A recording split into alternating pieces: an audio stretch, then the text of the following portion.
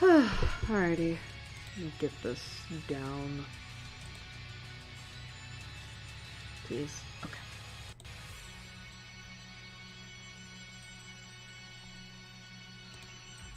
Alright, are we good? I hope so. We should be good. Alright. Yay! Things already are starting off a lot better than they were last week. It was funny. It was funny. It's like okay, I'm gonna get started just a couple minutes earlier than I usually do for the prep, and it's like by the time I got everything done, I had like 5 minutes left, and I was like, oh shit, what do I do? What do I do?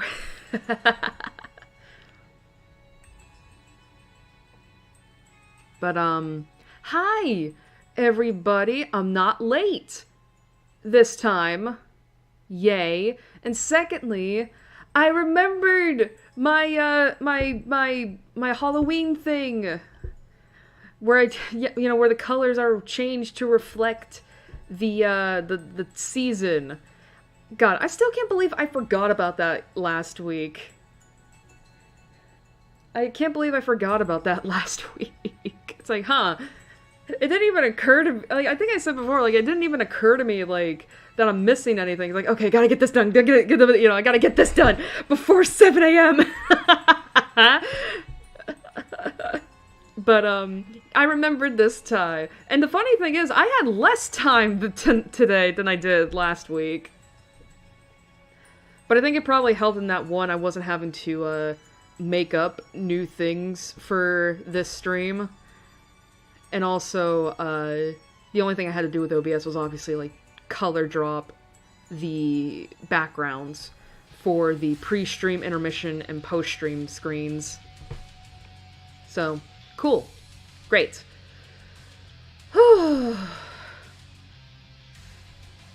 has everyone been? I know it's only been a week, but trust me, a lot can happen in a week. I mean, God knows it's been like that with me.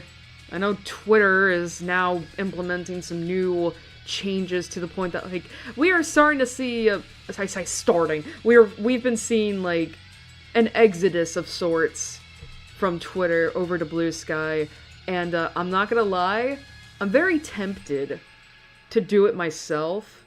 The only thing that's putting me off is the fact that, one, that was Discord, is the fact that, one, I can't go private, which I don't like, and two, how do I put this? Obviously, I think I've said before, I like to lurk on people's profiles. Like, I don't like to follow them because it's like, again, it takes me for fucking ever to decide to follow somebody on any social media. It doesn't matter. And so, but I like to lurk on there because it's like, I like to see your posts. I just don't know, if I should follow you. But, yeah.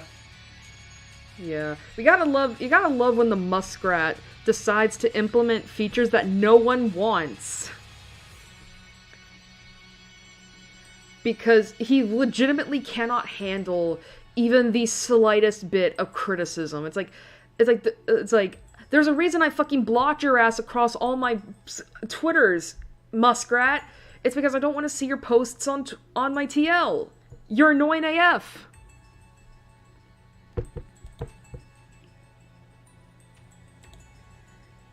But, yeah. I think I might talk a little bit more about that because it actually had me thinking about, like, because obviously, if you look down in the description below, there is a link to my main Twitter that I've mainly been using just for stream announcements and such for the last few years. And I might talk more about that during the break. I also know there's a big thing I gotta talk during the break. Because yes, if you know what I'm talking about, yes, I have seen it. I've been seeing it. And there's a lot of stuff I want to talk about in regards to that. And 3... Oh yeah, and 3, I still don't know when. I will say, I got lucky this week in that, like, oh, well, I didn't have to... and, because obviously, the reason I never put up, like, I never said when I was gonna stream next last week was because I wasn't sure, like, you know, because obviously, being a VTuber fan, you know, I have to watch, you know... I have to watch 3D debuts because, oh god, because, you know, people love to do it on the days in which I have to stream. But I got lucky in that, like, okay, one half of the 3D debut extravaganza is at 6 in the morning this week, and it's like, okay, I'm up at that time, I can deal with it. The others, I get at the same time as last week, which was tomorrow night at 8 p.m., and it's like, okay, next week, however, is gonna probably be bonkers. I have to wait for announcements for that. And obviously with me speaking, you know, yes, I did watch Sunny's 3D debut. That was fun. That was actually really funny. I was like, what the fuck is happening? But also, as a I was gonna say a true crime girly. Not necessarily true crime, but someone who used to watch a lot of cop drama. It's like, yeah, this helps.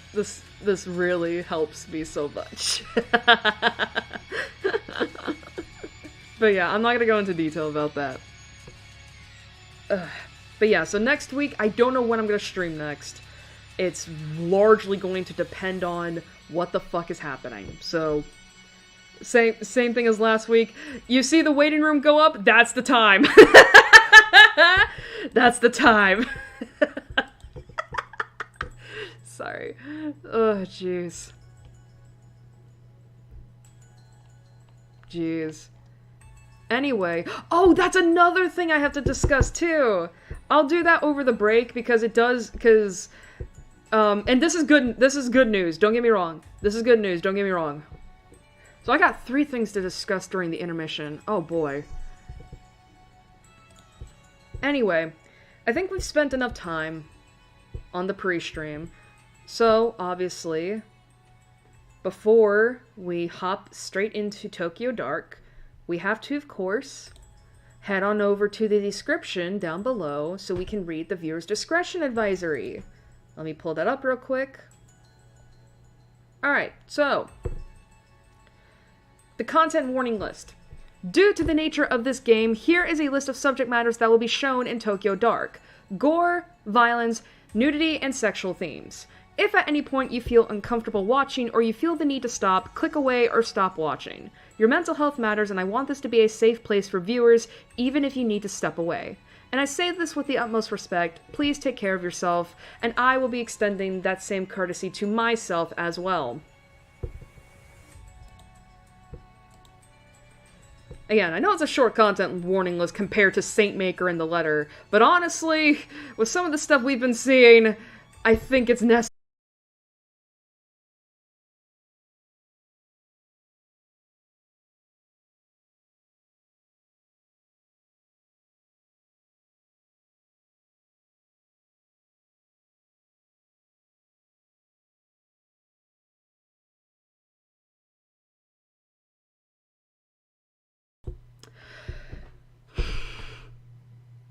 Am I good now?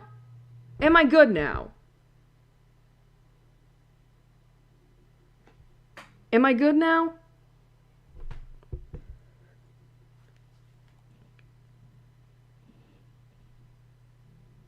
Okay.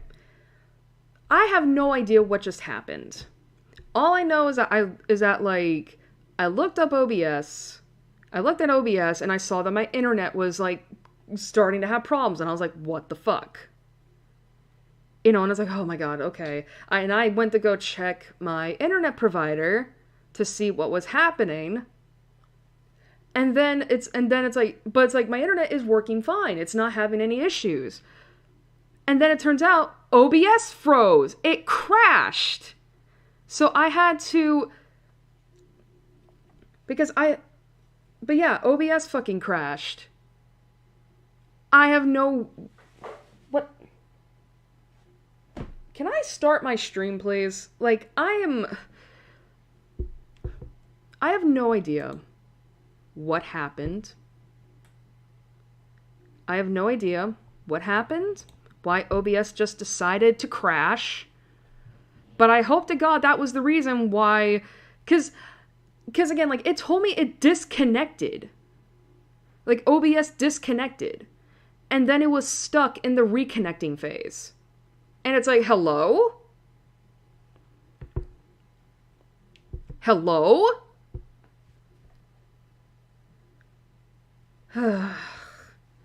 And now, unfortunately, it's set to auto stop, which I don't like because it's like, no, you don't know about the encoding stuff. Oh yeah, and by the way, my mic was muted when I was first, when the stream first came back up. I'm actually gonna check my mic real quick. My mic? My stream real quick. Because what the hell was that? So here, I'm gonna have the music back up.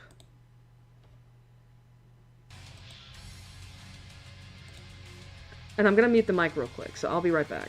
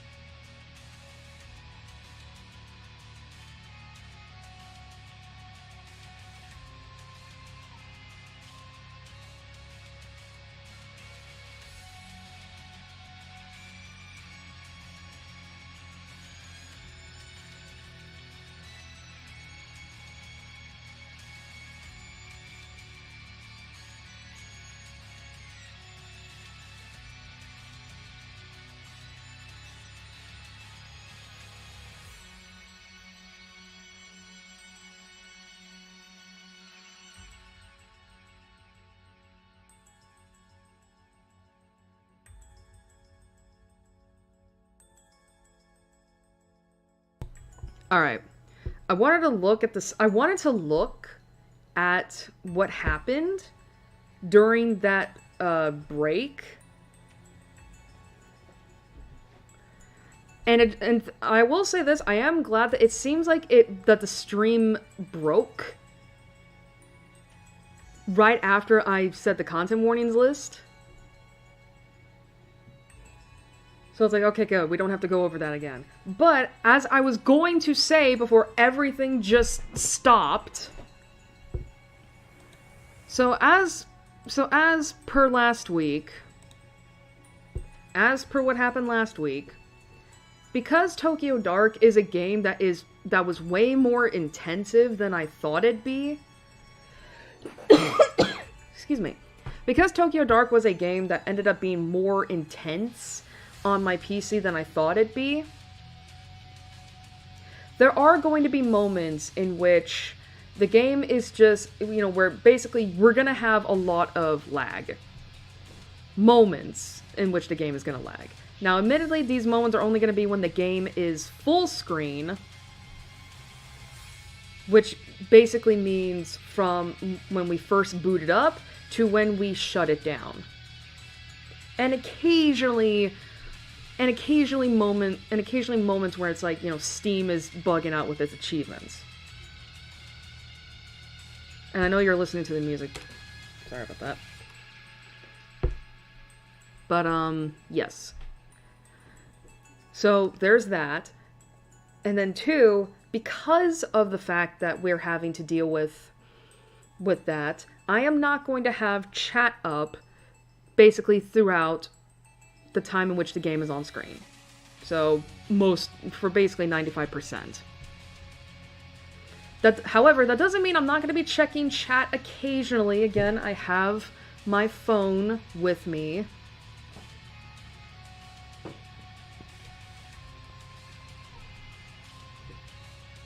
I do have my phone with me.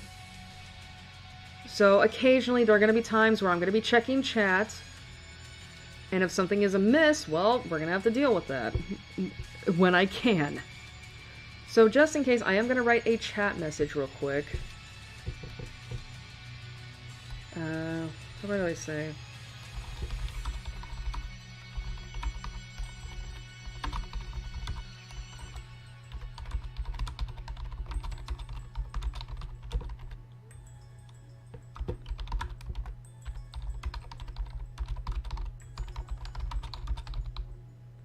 God, I can never remember to spell this word.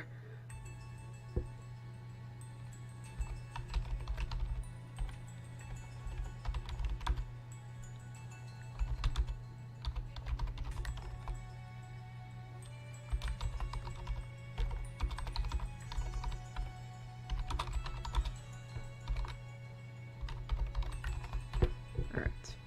There's that. I'm gonna check just to make sure. Seriously, I don't know why the hell... To be fair, though, I actually like that, like, okay, we can at least have it on... Like, if problems are gonna start arising in this stream again, I'd rather it be in the beginning than, you know, during the game. Alright, now we're gonna pin this. Alrighty. Alrighty. Christ. Alrighty, so... Say goodbye to Firefox for now. We are gonna... God. Alright, so as I said, say goodbye to Firefox. We'll be back at it, you know, when it's time for break. So...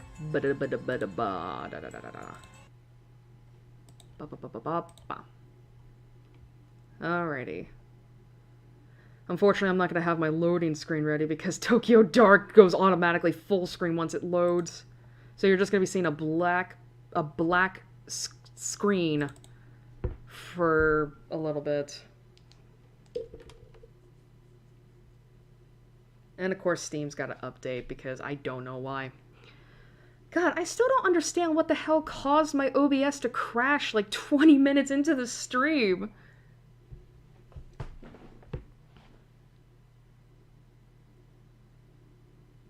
Like, that was just weird.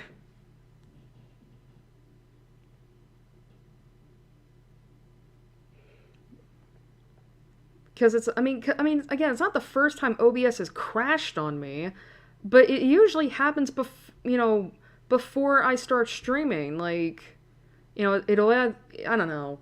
Maybe there was just too much going on or something that caused it to, like, just bug out or something. I don't know. It still freaked me out because, like, again, it was stuck.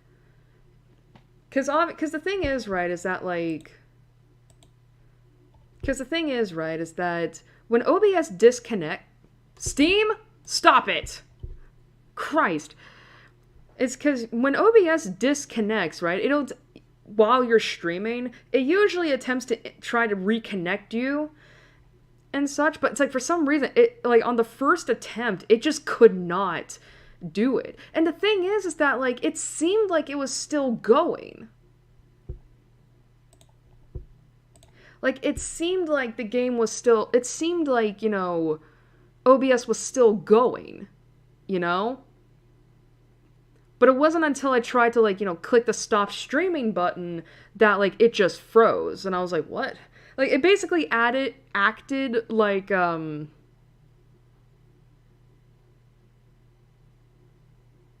I think, like... Oh my god. I thought OBS stopped again.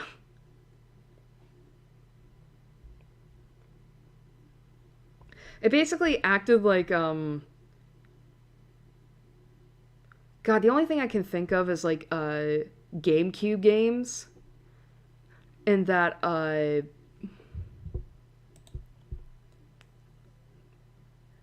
like, if it was scratched up and you try to play it, it's like, or so, like, basically, like, the game appeared to still be loading, but, you know, but it was actually frozen. Alright. Alright, we're gonna quickly... Okay. We're gonna have some lag here in a little bit. I'm sorry about it. This is the best I can do. So let's just wait until I can get to the menu.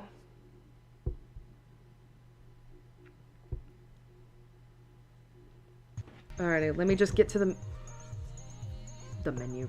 Excuse me. Alrighty. Alright. Let me shrink this down immediately. Whew. Sorry about that. Alrighty, let me get this. Alright. You're gonna have to give me a few moments because this game is, No. Oh, for fuck's sake. No, God, why is trying to resize this so fucking difficult, man? I swear, I feel like... Okay.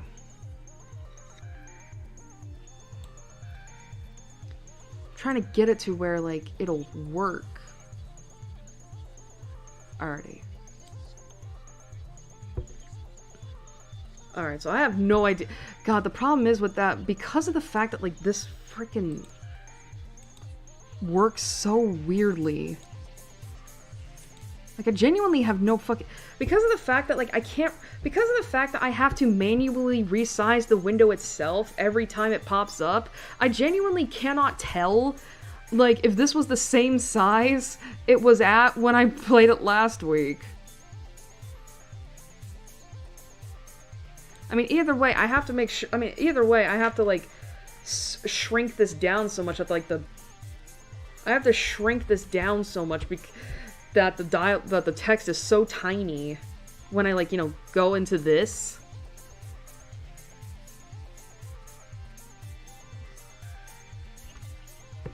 But unfortunately, it's the only way we can get it to work.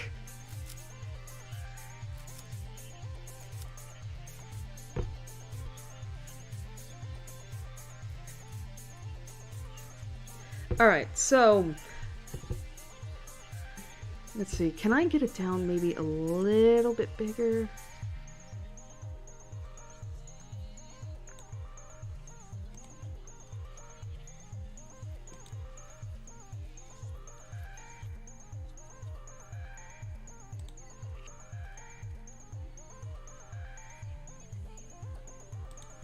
I don't know what the fuck that was. Anyway, alright, so I guess before we move on,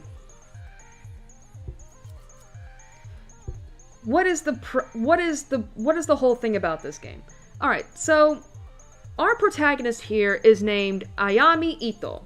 She is a detective with the Tokyo Metropolitan Police Department, and from where we started at, her partner slash her boyfriend, Kazuki, what was his fucking last name? What was his last name? I forgot. Basically, Ayami was looking for her partner slash boyfriend, Kazuki something or other, I don't remember his name, and, we quickly found him, but unfortunately, he was a hostage that turned up dead, and I still don't know whether or not that was meant to happen or not. However, the person that took him hostage and murdered him is a girl that we previously met 6 months prior to this, named Reina. And we initially thought that she was just a very pretty, you know, a pretty mentally ill girl and all that, who just kept mumbling stuff about, you know, the dark and all that. However, the problem with this is that Ayami, apparently under influence from a malevolent entity, shot and killed Reina. However, Reina has showed up again, and she was the one, as I said, she was the one who killed our partner. So now we're trying to figure out, like, what's the deal with Reina? Like, why did this have to happen?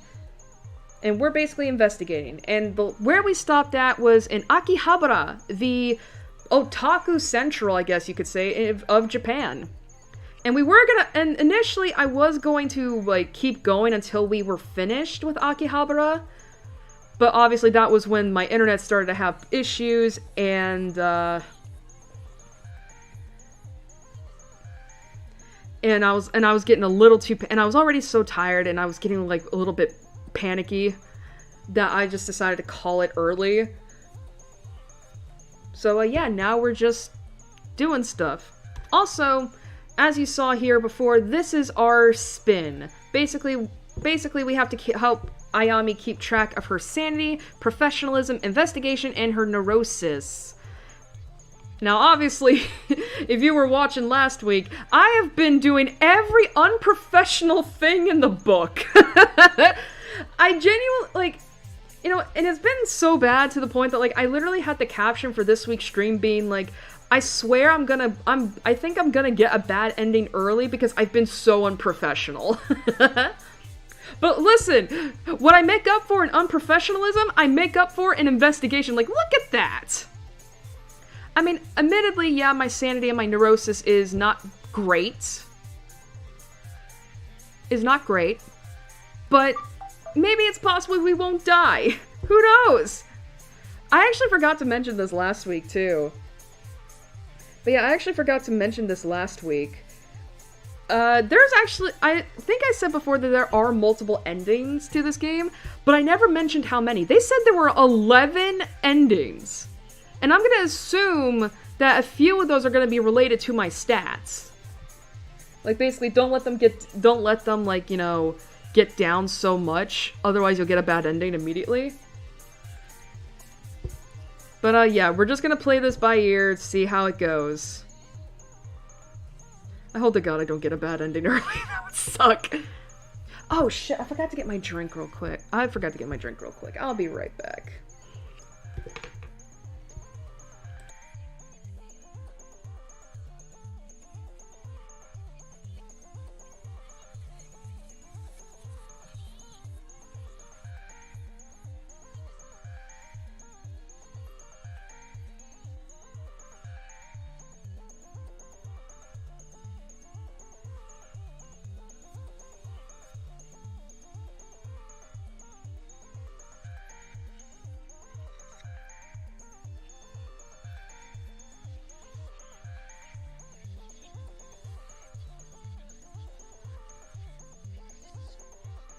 Alright, I'm back. I had to get my water.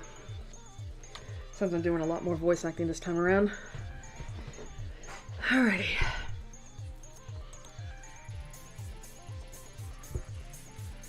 Alright, hopefully the text is alright to read still. Right.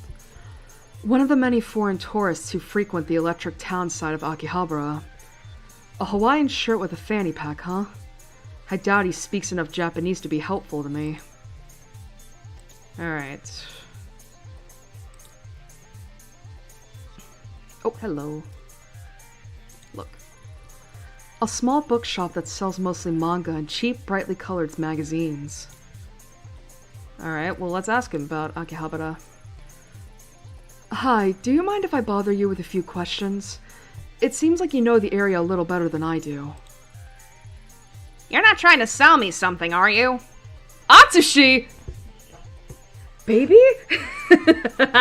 Sorry. The moment I see Atsushi, I have to get my Atsushi pape out. My baby. Nope. Don't want anything from you except a little bit of your time, if you can spare it. Good. I'm Atsushi. Nice to meet you. How can I help you? Nice to meet you too. I'm Ayami Ito. I'm looking for someone, but I feel a little out of my depth around here. Everything in Akihabara feels a little strange to me. Ha!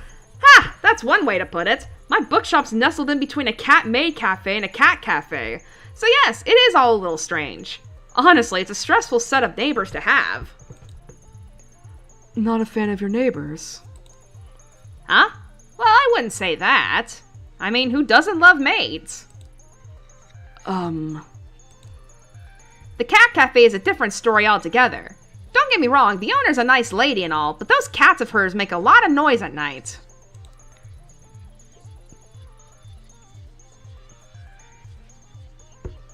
God, it does... God, I'm looking at the preview screen and it just looks like shit.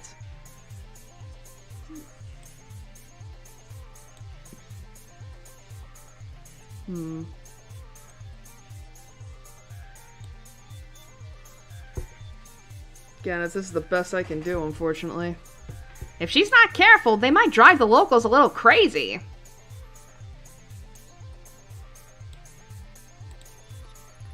Guess it's some consolation that the little buggers are so damn cute. Things have really changed around here. When my father owned this store, this area was nothing like it is now. It had more authenticity. Nowadays, everywhere I go feels like it's one big advertisement. Guess I'm not one to talk. I'm not any better. This bookstore used to be a real hidden gem. We sold original prints in rare volumes. My family were known as quite the collectors. Collectors, you say? Oh, that's right. We were in Akihabara and we got information about someone known as the Collector. And that could give us information about Reina, who turns out to have been an idol from the 90s. Which is strange because she looks pretty young. You know, for someone who might be like... I mean, what game is this set in? What era is this set in? 2010s? Collectors. Well, not me. The collection mostly belonged to my grandfather. He had a real eye for art and took pride in finding original works. I admired the hell out of him, but his devotion to the arts couldn't keep up with the times. Nowadays, I just sell weekly manga magazines, and I've done pretty well for myself. I can't complain. I never had the talent or the eye that my father and grandfather had. I guess you don't really know how much something means to you until it's gone, you know? I do. Thanks for your time, Atsushi. No worries. My normal customers aren't quite as chatty, so having to talk like this was a nice change of pace. Thanks, dude. Oh, so this is the cat cafe, huh? Oh, suppose I lucked out getting an apartment that allows animals. If I didn't, you'd probably find me in a cat cafe every other day. Well, let's enter it, see who's in. Hello! Oh, Christ, here we go again. Hello, miss. My name is Ito. Do you mind if I ask you a few questions? Sachiko. Huh? I'm the owner, Sachiko Akiyama. Say, you're not a health inspector or anything, right? We already had an inspection last week. Lucky for both of us, I'm not. I'm investigating something and I was wondering if you've seen the girl in this photo. Well, honestly, she kind of looks like all the other girls around here. You know, the maids and stuff. I don't know much about it.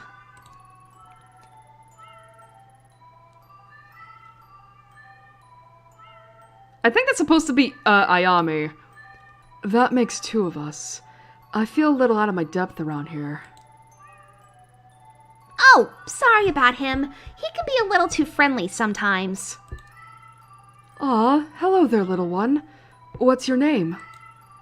That's Tomo. You might not want to touch him right now. He's a little sick. He's been making some, messes, if you know what I mean. Out of both ends. Guess you can see why I was a bit concerned earlier. I took him to the vet this morning, but they can't figure it out either and told me to wait it out. But I think it's getting worse. Sorry to hear that. Does this sort of thing happen often? No, of course not. My cats all get the best care. They're fed the best food, are on the best kitty cardio routines, and are pampered day and night. I even read the paper to them to make sure they're up to date on current events. But poor Tomo. Maybe I should go and ask the cat collector. Cat collector? Yeah, she's a breeder who lives around here who specializes in knowing everything feline. Sorry, I was like immediately thinking like, Gary? But I'm like, no way, they would hate being referred to as she, her. Oh, Tomo, not on the rug! And he threw up again. I'm sorry, can you excuse me for a second? No problem. I'll come back another time. Hope he feels better soon.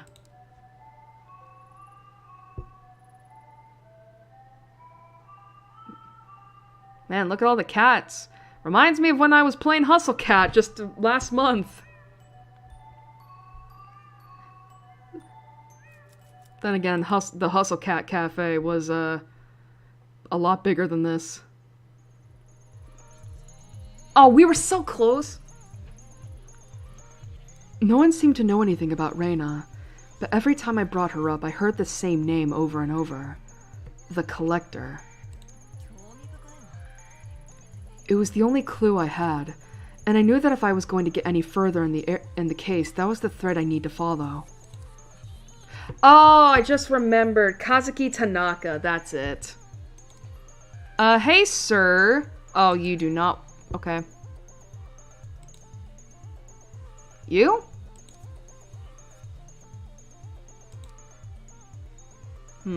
Okay. Why is she not running? Alright, I think if I remember right... Wait. Oh, I was like, wait. What was that place? I think if I remember right, I think we might have to go back into this area, because I think if I... No, wait, not this area. Not the cat cafe. Not the maid cat cafe. Blah, blah, blah. Which area was it? Was it... I know it was the arcade. That's ramen. Is this the arcade? Every time the automatic doors open from the pachinko parlor, blah, blah, blah. Is this the cat cafe? Not the cat... Damn it! The arcade. Yes, I was right. Alright, good. Good. I remembered. Hello again. This must be the friend I heard about. Akane, right? Yeah. But if you open your eyes for literally 2 seconds, you'd see we're a little busy right now. Go away! Oh, what's wrong, honey? Listen, I don't want to push for information if this girl is sobbing. Let's ask let's ask what's wrong. This music is really fucking loud. What's wrong? I don't know you. What do you care? If you tell me what happened, maybe I can help. She's fine. One of her customers is an asshole, that's all. Customer? Don't look at her like that! It's not what you think. I work at one of the JK cafes around here. They want high school girls in uniform to serve food and play games and stuff. Nothing weird. Usually the customers want to hold my hand or pretend to be my teacher. Sometimes they buy me things. It's harmless. I don't know about that, honey. It doesn't bother you that these customers who want to hold your hand are mostly middle-aged men? Yeah, that's fucking weird. Hey, you don't know her! Don't act all high and mighty just because you're older! It's better than working in some shitty restaurant or at a convenience store. Is it, though? Fine, you're right. I can't judge you, but obviously something isn't working out if she's crying like this. I already told you, one of her clients is an asshole. Akane, right? Why don't you tell me what happened? I don't get him. He was nice to me, but then I said I wouldn't go into this dirty sewer with him and he snapped. He threatened me and told me I was an ugly little girl. Oh, for fuck's sake. Is it that dude that, like, I had to flirt with last stream in order to get, like, rope? Wait, back up. Did you say he tried to get you to go into a sewer? He's just a fat, disgusting old pervert. I never want to see him again. He was so nice before and would hold my hand and say how pretty I was. Why would he say all those things? Because you said no to him. Men like that don't understand boundaries. You need to get out of that workplace, honey. Fat old pervert who goes into sewers. Yup, there's no doubt about it. This client of yours, I know him. You know him? Make him stay away from Akane. In fact, make him stay the hell out of Akihabara. Before you said you wanted to know about the collector, right? How about this? You make it so me and Akane never have to see his fat, four-eyed pervert face again, and we'll tell you everything you want to know. Well, do we have a deal? Yeah, we do. Yes! My professionalism is went up! Yes! Deal. listen, I don't care if this makes my professionalism go down. Nah, I don't stand for this. We do not harass teenage girls. If we're dealing with who I think we are, then I'll be more than happy to help out. Really? Thank you. I think I heard him say he was heading to a club in Shinjuku before he left for the train station. Okay, good. Hell yeah, professionalism +1. We love it here. Well, I know exactly where to go. Miho! How are we looking? Alright, we're still unprofessional, but hey look! We're stable, and we're meticulated! Meticulous, not meticulated, meticulous. Sorry about that. Alright, let's go teach an old pervert not to mess with teenage girls. Alright, we'll be, oh, I was like, hello? Alright, let's go back to Shinjuku! Hey, Miho!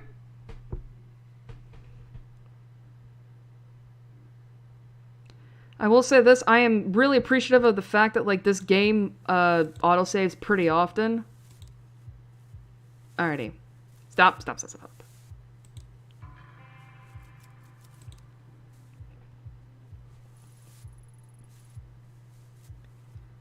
Oh, crap.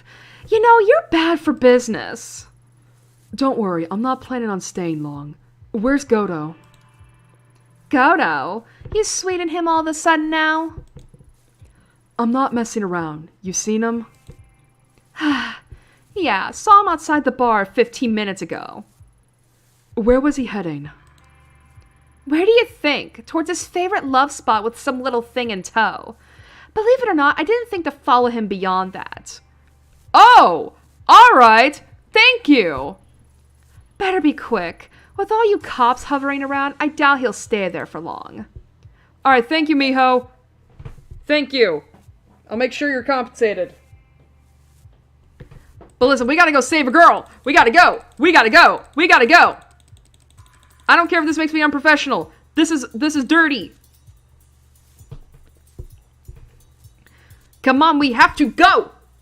We have to go stop an old disgusting pervert. I'm hesitant to call him a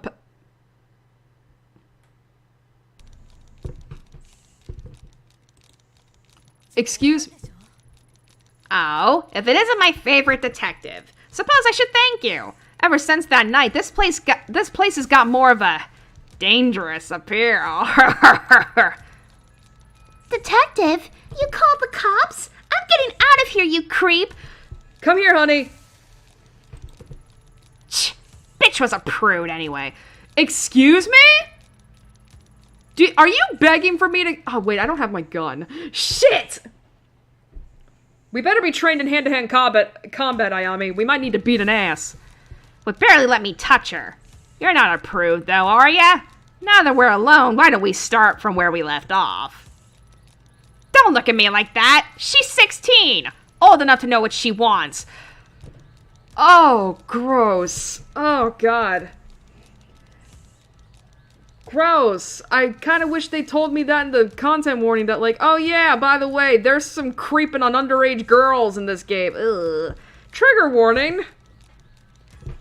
As advice, as adults, we can do whatever we want, right? The sewer. Another standoff. It feels so familiar. Yeah, you're breaking the fucking law. Guess I should be grateful that you haven't broken out the rope yet. First, I warn you about trespassing, then I find you here again after some girl in Akihabara says you've been harassing her. You've been following me, huh? Didn't realize you liked me that much. You need to get fucked. It's okay, detective. I know why you really came and found me. No one will disturb us down here. You're disgusting. How many students have you harassed and lured down here? Like I said, I like them young.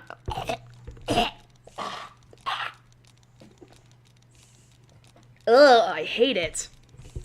I'm not sure why you're laughing. Harassment and stalking of a minor is a crime, and one that I'm sure your company wouldn't appreciate being public knowledge. Yeah, if there's one thing about Japan I know, they value image and reputation. Shit like this, you're gonna get canned faster than you would blink. If I catch you in this sewer again, or catch even a whiff of your stink around Akihabara, I'll bring you in myself and make sure everyone knows it. Got it? Settle down, let's just talk this through. Money! You cops aren't paid much, right? Fine, but your supervisor will hear about this. Even though he was an idiot, Goto probably knew that I didn't have a strong case against him. Nothing that would land him in jail anyway. Yeah, unfortunately. All I could have hoped for is that his need to maintain appearances compelled him to stay away from Akihabara long enough for me to get the information I needed. Hey, there we go. Yeah, because it's like, I don't have a gun, so I can't really threaten him with anything. Oh, an achievement that I can't see. The letter of the law. I'm gonna have to read that later. Alright, you better stay the fuck away from those. You better stay the fuck away from teenagers, alright? Because listen, Ayami may be a cop. Or a former cop. Whatever. But Airi isn't. And guess the fuck what? I can kick your ass.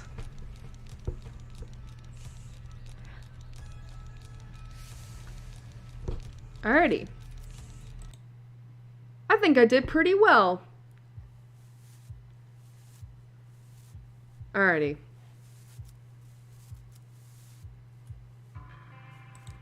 I wonder, is there any point to, like, you know, going into some places?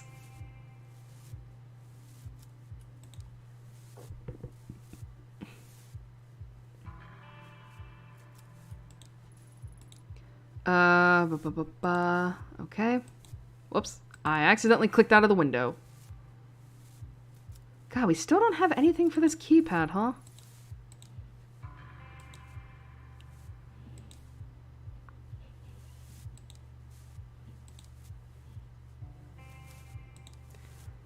I was gonna call this guy Does I? What the fuck?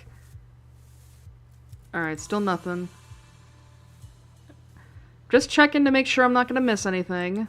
Sorry about that. Christ. Oh, I guess we don't need to talk to Mihol. Alright. Alright, well, let's get back to Akihabara. And hopefully what I did to Goto is enough to get those girls to talk to me.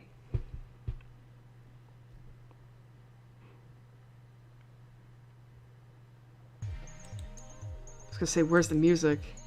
Can I fucking... I mean, I need you to fucking run. Alrighty. Why was the thing not lighting up? That scared me. Alright, hey girls.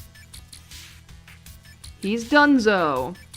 Oh, you're back. You don't look so good. I'm fine. Goto won't give you any more trouble. Seriously? How'd you convince him to stop? That doesn't matter. Forget him.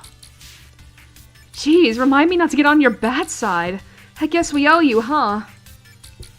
Not if you hold up your end of the deal. Tell me everything you know about this collector. He knows everything, so I've got this theory, right? I think he's some kind of hacker, shutting himself in his room day in and day out. Having all that kind of dirt must be great, though. Not to mention, he must be loaded. The collector isn't interested in money. If you didn't pay him, then how did you get the picture? Mawaika, you told her? I told you that was private! Well, since you know anyways. When that client started following me home, I was desperate, so I asked the collector for something that would make him stop bothering me. In exchange, he asked for only one thing. What did he ask for? I used to carry a photo of my dad on me all the time. He died when I was 7 years old, and I never told anyone I had it.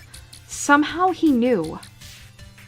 In exchange for that photo, he gave me the incriminating photo for free.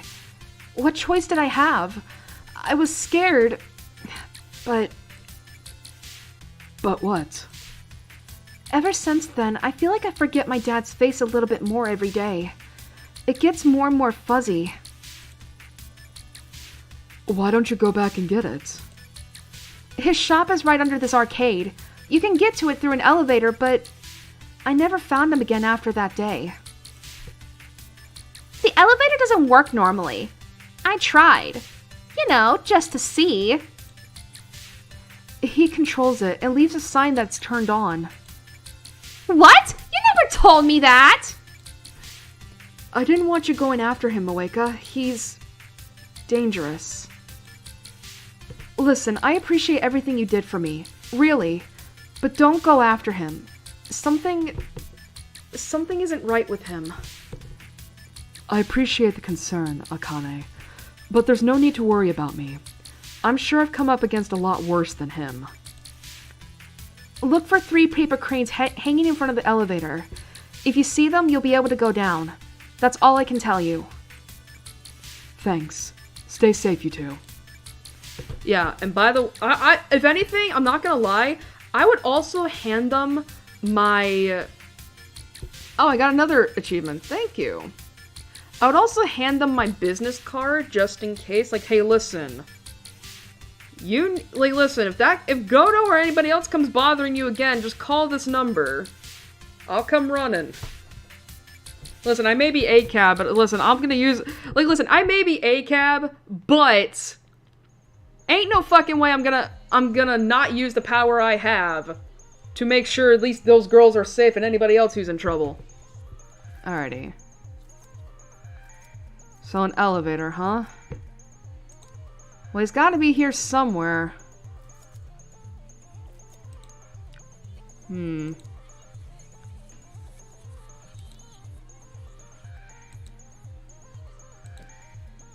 Okay. Sorry, I'm confused. I mean, they said that, like... okay, they said that, like...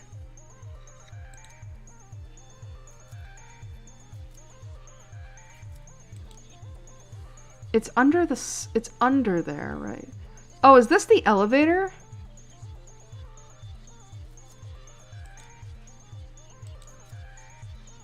They said it was under this place, right?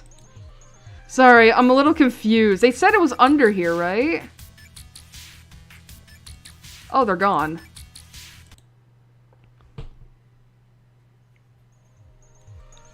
God, I will say this. The part that sucks about...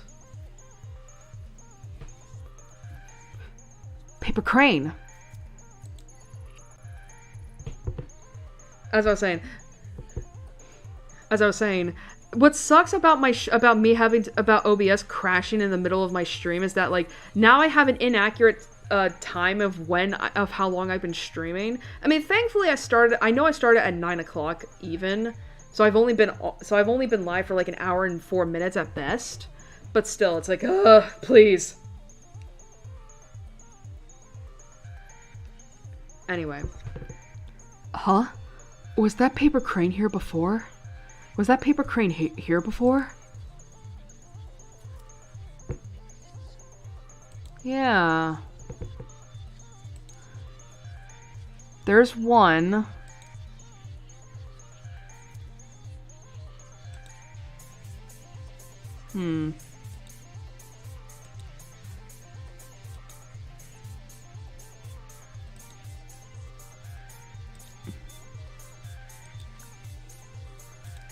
Sorry, I'm looking around to make sure, like, I'm not missing anything else.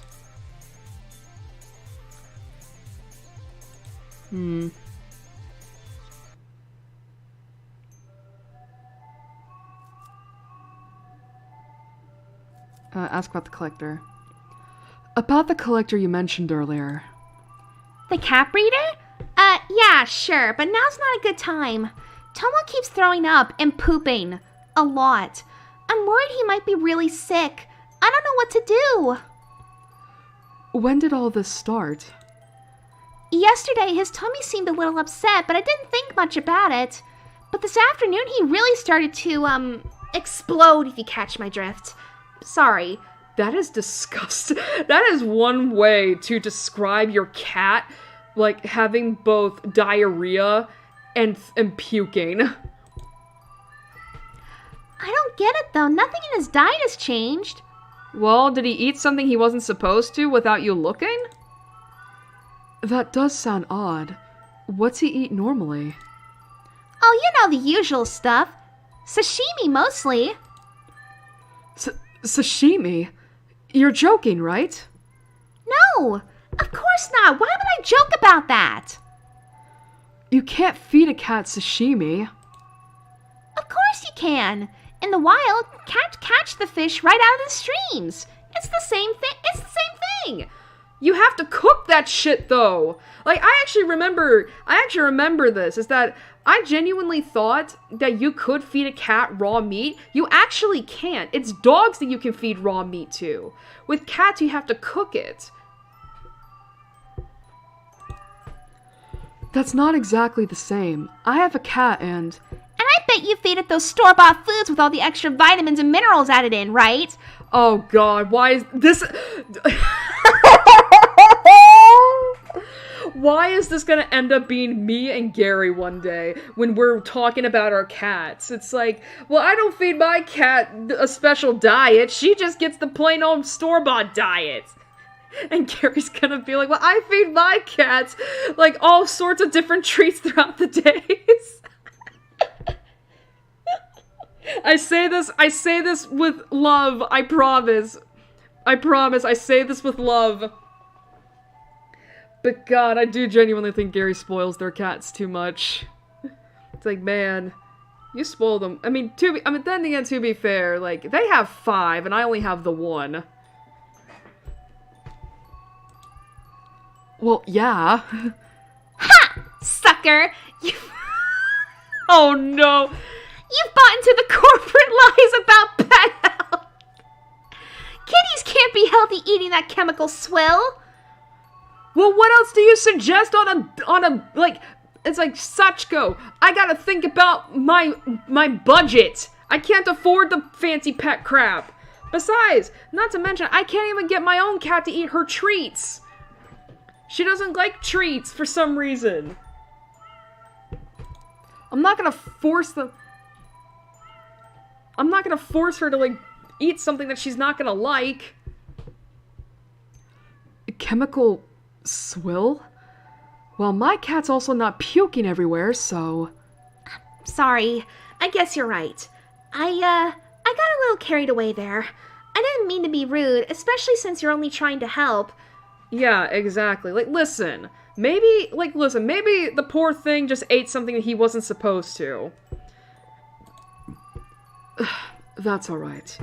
Your cats do seem pretty healthy. Was there anything different about today's lunch order? Now that you mention it, I usually only order 1 box from Soichi, the sushi vendor next door, but for the last few days I've received 2 boxes. I didn't really think anything of it until you mentioned it. Oh, what do I do? Say, you don't seem too busy. Yeah, I don't. I'm just looking for a collector. Why? Why don't I seem busy? I am busy. I am very busy. Do I have a face that says, please give me errands? Well, no, but you're a fellow cat lover and you seem so nice. It would only take a second to go talk to Soichi, honest. I would, but I can't leave the store.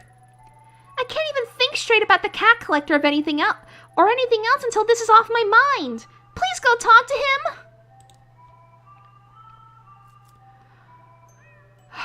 Fine, especially because this is your cat. Alright, I'll have a chat with this Soichi and see what he knows. Thanks, you're a lifesaver. Hey, professionalism is going up. Wow, is this stream just gonna be the one where I get to freaking have my professionalism up and up? We're professional again! Yes! Alright, I'm guessing you must be Soichi. Okay, what's wrong with the fish you've been giving? Hi, Soichi, right? I was wondering if you can set up recurring lunch orders? Maybe twice a week or something? Yup, that's no problem at all. We do that kind of thing for a lot of businesses around here. Why do you ask? I was just at the cat cafe next door, and saw one of your boxes, and work's moving me here in a few weeks, so I thought I'd see what my options were. You came from Sachiko's place, yeah, huh? Yeah, she's had a standing order with me for years. I'm surprised a woman so small can eat 2 whole boxes. 2 boxes? No, her order is only for 1.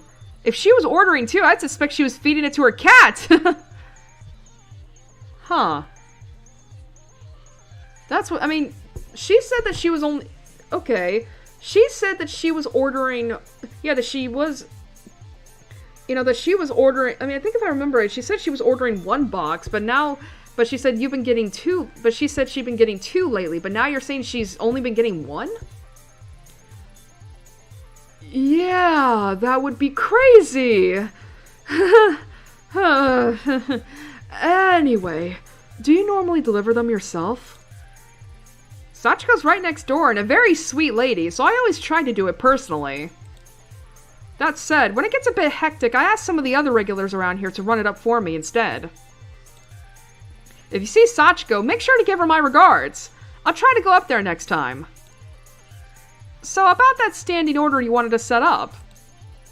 Oh, I need to think about it a little bit more. I'll get back to you later.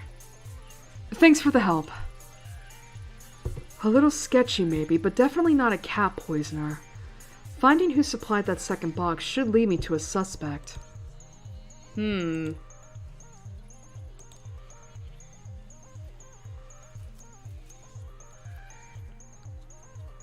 Accuse of poisoning cats, let's not do that.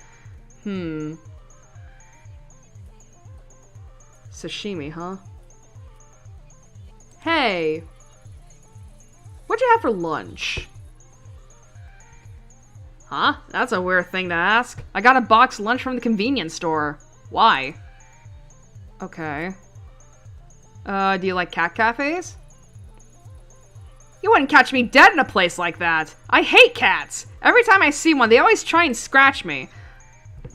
Alrighty. Good enough to know. Alrighty. I'm guessing I can't talk to him yet. Oh. Hey, what'd you have for lunch? Lunch? I'm not interested, thank you! Well, do you like cat cafes? Cats? No, I don't like cat. Have an allergy, understand? Okay. There's not many other people hanging about.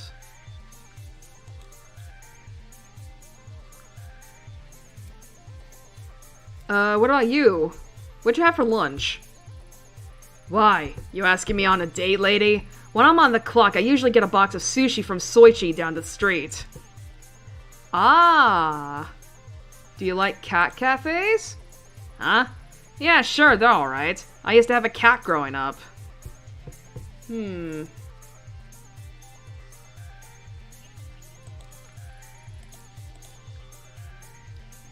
Okay.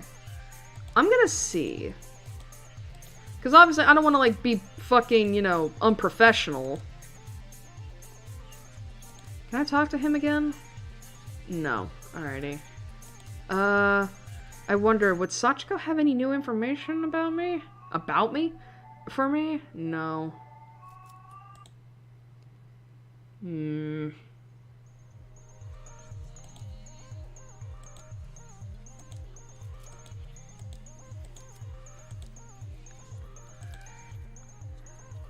The problem is, I don't want to accuse him.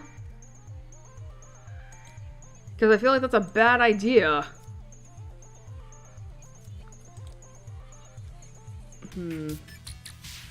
Okay. I was just checking to see if the girls were in there. What about this place? I mean, they also... I mean... Maybe they know something. I don't know. Hi! Oh, we can also ask about the collector. Ayami-nyan! Back so soon? Hi, is Minanyan back yet? I was hoping to ask her about that dressmaker you mentioned earlier. Oh, well, she's here, but... Well, the thing is, I don't think she'll be able to talk, Something awful has happened. It's really bad, How bad are we talking? absolutely horrifically terrible, Ayami-nyan! The perfect storm of soul-crushing existential dread! Can I help? Oh, Ayami-nyan is so kind-hearted! Maybe she'll talk to you. Wait here one moment, please. Mint? Maid Mint Phantom?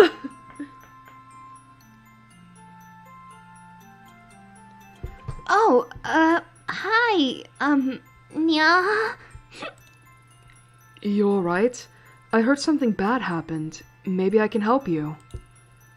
I don't think I can even talk about it. Every time I think about him, I just want to go into the back and cry. Try and relax. I'm a police officer. I'm sure I can figure out a way to make this better. Police? Well, it's Samuel. Samuel? Who's he?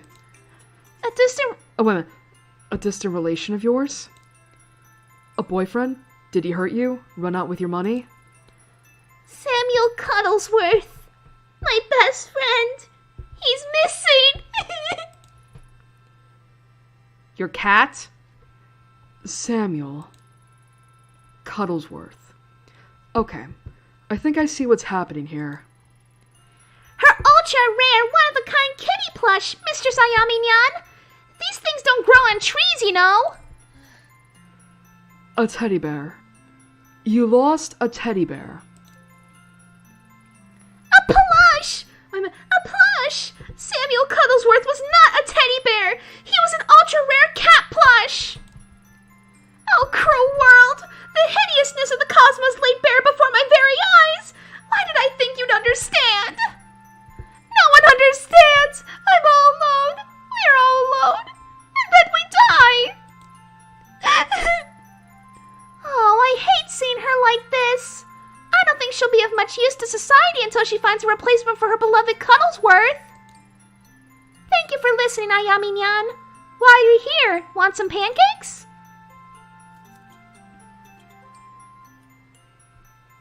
I can find you a plush!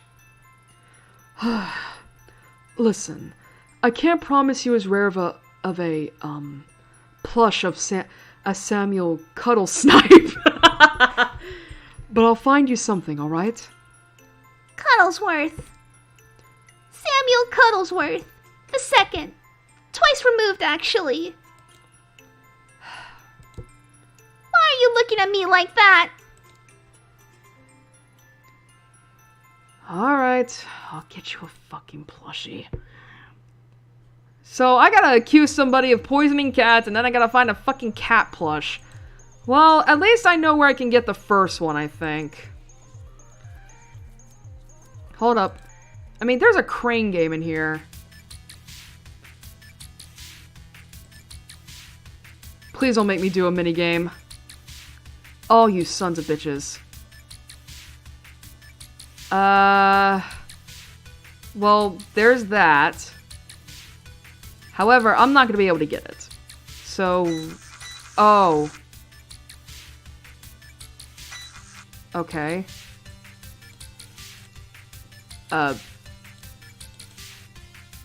Why is it? Oh, okay.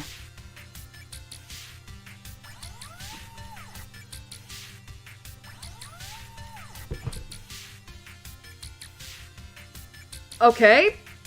I don't know if that was right, but alright. Alrighty.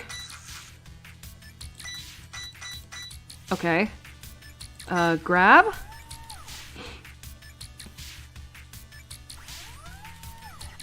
Please.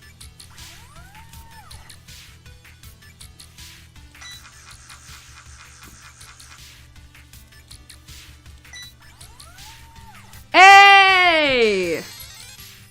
Cool! First try.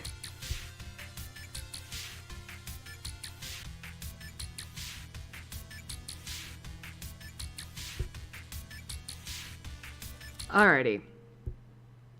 Got that done. Alright. God, I'm so used to it lighting up.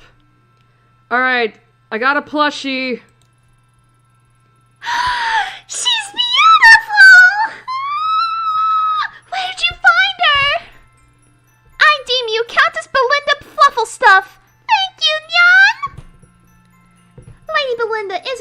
feel, but I suppose one must learn to move on from those things. Wow, that was quick. Anyway, since you're feeling better, can you tell me what you know about this collector now? Of course, Mistress Ayami-nyan. I heard she studied fashion design in France and then came to Japan. She knows everything there is to know about Akiba fashion. She designed the maid costume I have on right now. She didn't ask for money? Strange. How did you find her? Well, you probably won't believe me, but I spend a lot of time outside here promoting the cafe. Sometimes I notice the signs would flicker. The images on them would change. I can see from the mistress's expression that she does not believe me. It's true, I swear on my 9 lives. She shows you what you want on the sign, like an invitation to trade. Then, when there's 3 paper cranes outside her shop, you go down and she shows you what she has. Her taste is impeccable. She's never wrong. Listen, I get that maids are supposed to play along with fantasies and all that, but this is kind of hard to swallow. But it's true, Ayami-nyan. Supposedly she got some local computer hacker type to give her access to some of the signs in the area remotely. I think the other shop owners here don't mind because it only happens occasionally, and the stories probably bring in more business than the signs themselves. Am I missing something here? How does she know what you want? Ayami-nyan, you're supposed to be the detective, not me. I bet she's got webcams everywhere so she can see what the girls are wearing and try to bait them in. That's creepy if that's the case! It's a small group of people who know that rumor to begin with, anyway. It's like subliminal advertising, Nyan. Mina-nyan, what's wrong? Doshita no? No, it's not like that. It's not like what? This dress, the one she made for me, it was exactly what I wanted. The bells, the stitching, everything, down to the last detail. Everyone always assumed I had a commission, but I never told anyone the truth because I was scared. Somehow she knew exactly what I wanted, and all she asked for in return was the old handmade dress my mother and I made together. Okay, so the collector basically is like, I'll give you what you want, but you have to give me something that holds immense sentimental value for you in return. An amazing deal, right? But something wasn't right about her or her shop. I mean, who has a shop that's 4 levels deep in the basement in a room with no other customers? I felt like some sort of criminal, even though all I was doing was getting a dress. And you know, that dress, the one I gave up, it was cheap, the stitching was subpar, and there were patches all over it from all the times I had to repair it.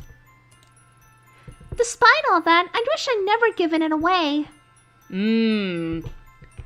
Interesting. So not only what I said beforehand, but then once you get what you want from the collector, you end up regretting the exchange because you gave up something of immense sentimental value to you to get something that you probably, I don't know, like it basically wasn't worth it.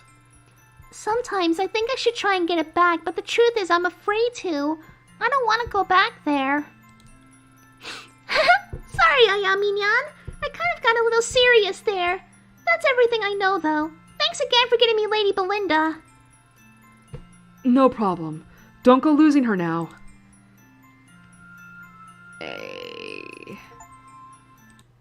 And another achievement. Made new friends! Help the maids.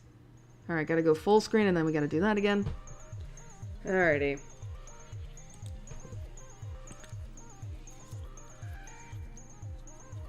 Oh, 2 paper cranes. Oh, so we're helping the shop owners by getting... So basically the way to get the paper cranes is to help the shop owners.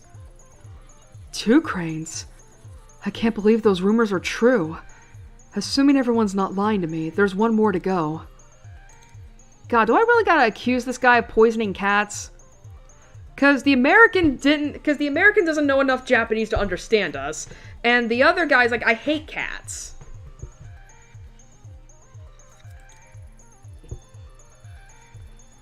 Huh? How'd you...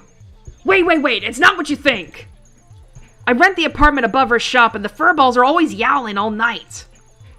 The nut job owner gives them sashimi at lunch, so I just added some laxatives to it is all. I wouldn't seriously hurt them or nothing. My guy, what? You are drugging those lunches with laxatives? Bro. She is feeding human-sized laxatives to these cats. That is extremely fucking dangerous. I wouldn't seriously hurt them, my ass. Like, bro, these are cats. Like, I don't know what the regular dosage is for a regular-sized laxative, but keep in mind, those are meant for humans. Like, the dosage for a laxative, human laxatives is obviously something that us humans can take. Cats are way smaller! A little cleanup is fair payback for her cats keeping me up day after day. That woman's ruining my damn life and doesn't care. How about you... I'm gonna lose my mind. What the fuck? I know I'm not the only one who thinks that either. She should be glad it was me who taught her a lesson and not someone else. By trying to kill her... Like, I'm sorry. This sounds like someone trying to kill your cats, right? Like, I'm not crazy, am I? Alright. Fine. I get it. You were at the end of your rope.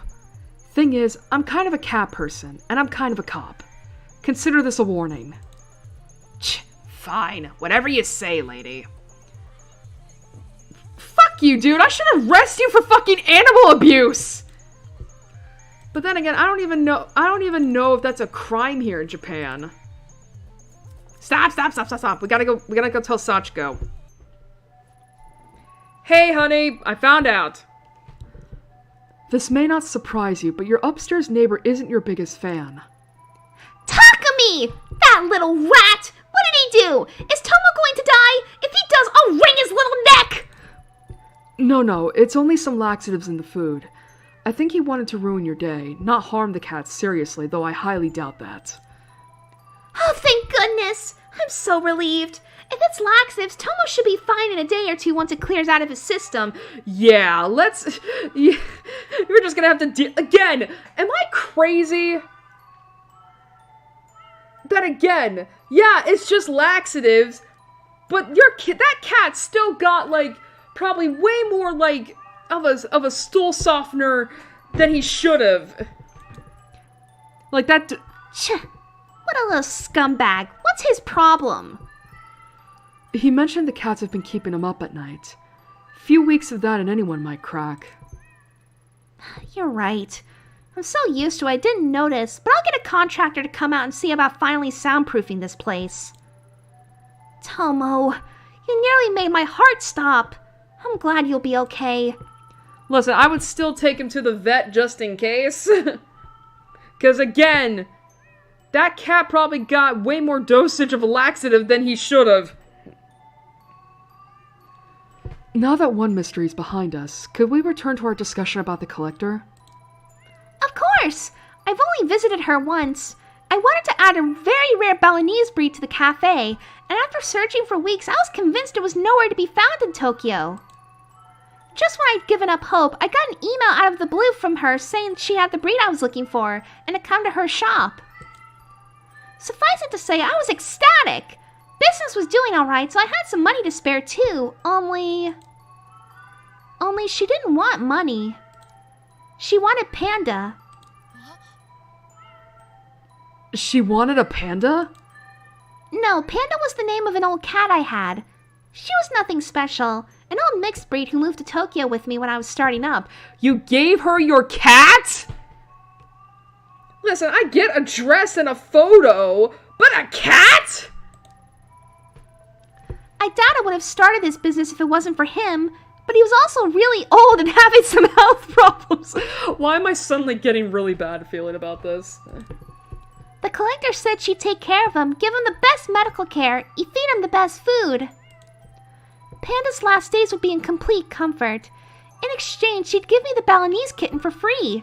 I thought it was the right thing to do. But Panda was family. What kind of person am I? I gave him away. I miss him so much. I tried to go back and give the kitten back for Panda, but the 3 cranes outside of her shop were gone and I never saw her or Panda again.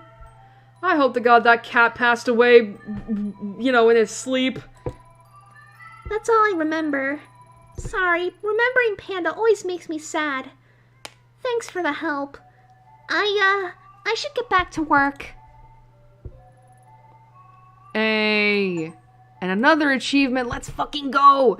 Discover what happened to the cat food. Don't eat the fish. I still, like, that is really fucking funny that it's like, oh yeah, I'm gonna give you, it's like, okay, I'll give you a photo of, I'll give you an old photo of my dad who died when I was 7 in exchange for a photo that is illegal. I'll give you a dress that me and my mom that my mom had made in exchange for a maid dress, but I'll give you a cat! I'll give you an old cat for a kitten!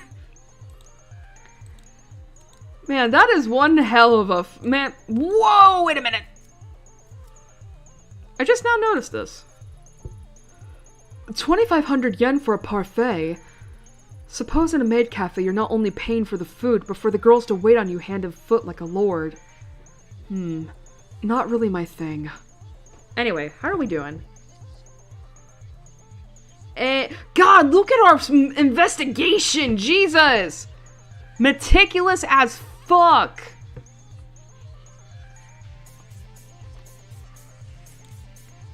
Oh, 3 paper cranes.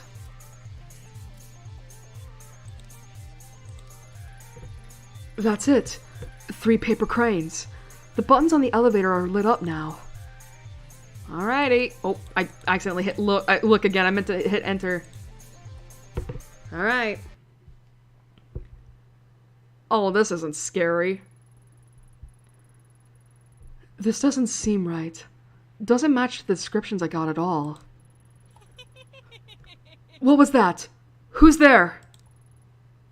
Reina? Is that you? Interesting that you thought it was Reina. Huh? Who's there? Look around you. Interesting, isn't it? It said the cranes can grant a wish. Oh yeah, I've heard of that before. Except it's usually you gotta fold 1,000 paper cranes in order to gain a wish. Ugh, couldn't speak. What is it you wish for? Humph. I've never been one to believe in wishes. Are you him? The collector? Collector, Crow. One of many names given to me over the years. Ah, but we've no time to waste on such boring, trivial things as introductions. Don't you want to know who I am? Oh, I know who you are, Detective Ito.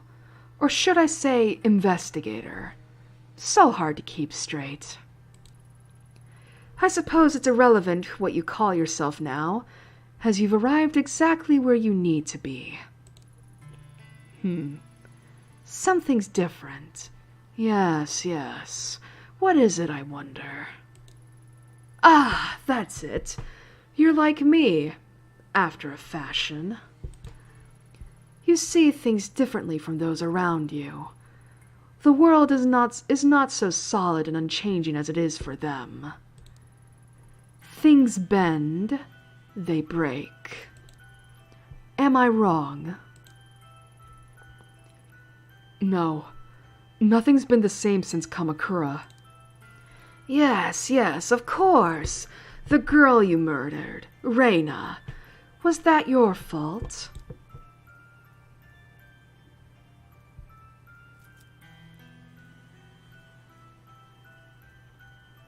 Something made me. Then you are a puppet, dancing at the end of your strings to a tune you cannot hear. No, that's not what I said. I'm no one's puppet. Are you so sure, Detective? Do you really feel like everything you've done is under your control? When faced with the impossible, you're so certain that every choice you make is your own. I don't know. Sometimes I feel like they're made for me. Which is easier, I wonder? The knowledge that the cause of all your suffering and your joy is of your own doing or someone else's. I don't have time for this. Ah, of course, of course. Our conversation is tilted towards the philosophical, but you are not here for philosophy. You want something more tangible. I want information. Facts.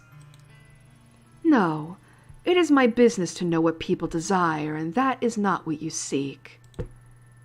What is it you want? Truly. Tanaka. I want to know what really happened to him. No, it's not only that. I want to know what's happening to me too. Nothing makes sense anymore. I'm tired of chasing after clues that lead to dead ends. Perhaps I can be of some help to you. But first, please indulge me. I have a few questions.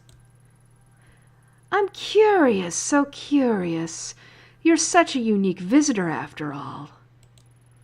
Yes, nothing like the others. Fine. What do you want to know? I find it interesting that someone like you would drink on the job. Oh, fuck me! Alright, I need to get a drink real quick, speaking of which.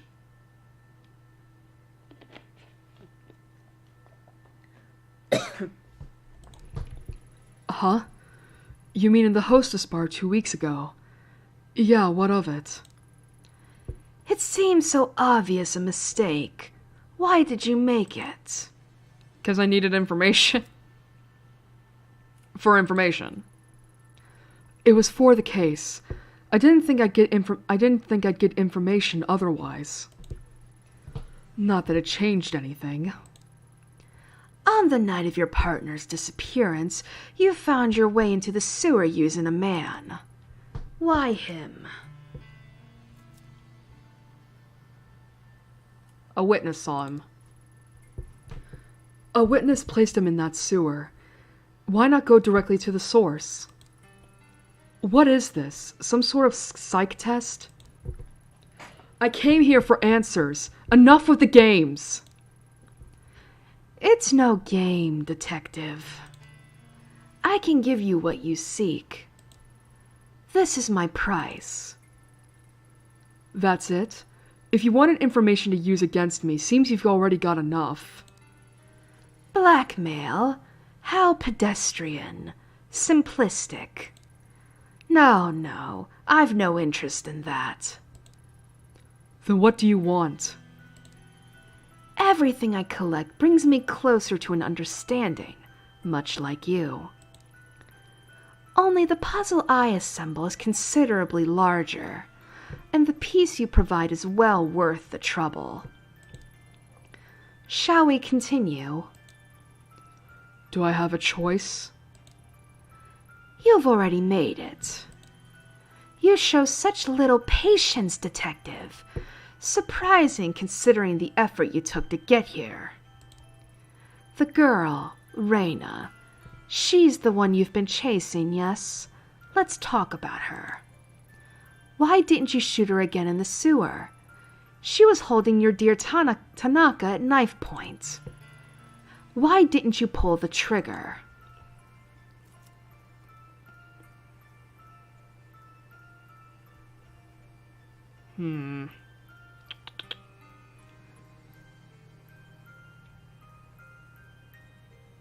To be fair, I mean, I didn't pull the trigger mainly because, like, I mean, again, I didn't know the business about her, and I was like, well, I don't want to shoot anyone unless I have to, you know? That's why I struggled so much when it came to the 6 months ago shooting, is because I didn't want to do it, you know? I mean, because, again, it's very possible that she was just very mentally ill, and it's like, well, I don't think it's right for me to try and shoot a mentally ill person unless absolutely necessary, like as a last resort.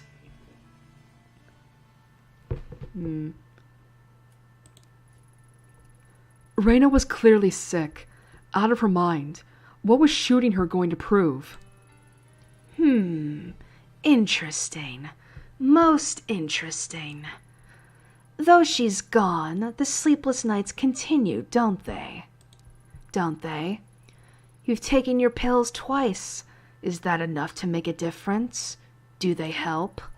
Does it not make you question the futility of it all? Most interesting. Perhaps you've told me enough. Yes, yes. This is most useful. I accept this trade. In return you want... What was it? Ah, yes, that's right. A path, a way forward. I suppose it's your turn to ask the questions now. What about the mask? I don't know why, but I get the hunch that you'll know what this is.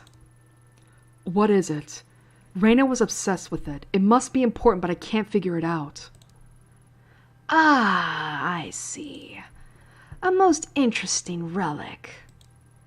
It makes people do the most fascinating things. Why did Reina want it so badly? It is a tool. Instead of living in fear of it, why not use it? It may be the key that will help you find your precious Tanaka. They keep saying this as if he's alive, and it's like, well, we saw the body. And I'm going with the assumption that he is dead. Though as powerful as it is, one cannot expect to use it knowing nothing about it. You said it yourself. It all started in Kamakura. The Kawanas have quite a history with that mask. The Kawanas? Mai? The Shrine Maiden girl? Her grandmother was the one who gave it to me. The very same.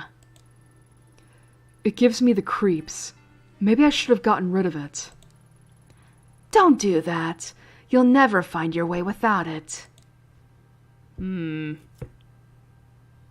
What are you? A dressmaker. A dressmaker, a cat breeder, a blackmailer. Seems that no one in this town can agree on anything about you, except your name. There's no way anyone could know what you do. It's impossible. So what are you? Take a look around you. Is it not familiar? Can you not smell it? The stench of corruption. I've been here for so long, longer than you can imagine. Feeling the desires, the loves, the hatred of mankind flow through this place. For you, detective, I am exactly who you need me to be. Now, shall we return our attention to the matter at hand? Our trade, after all, was not for the knowledge of how I fit into your story. It was for a way to clear the... How did you put it? Ah, yes, to clear the dead ends you run up against. Let us reconsider your problem. Alright, well, where is Tanaka? Is he alive? In the dark. Sorry, I'm checking my phone real quick.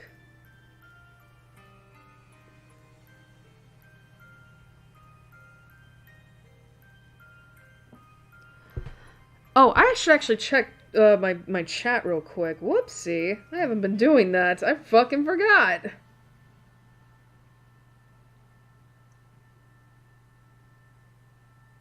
I am like an hour and a half out of it.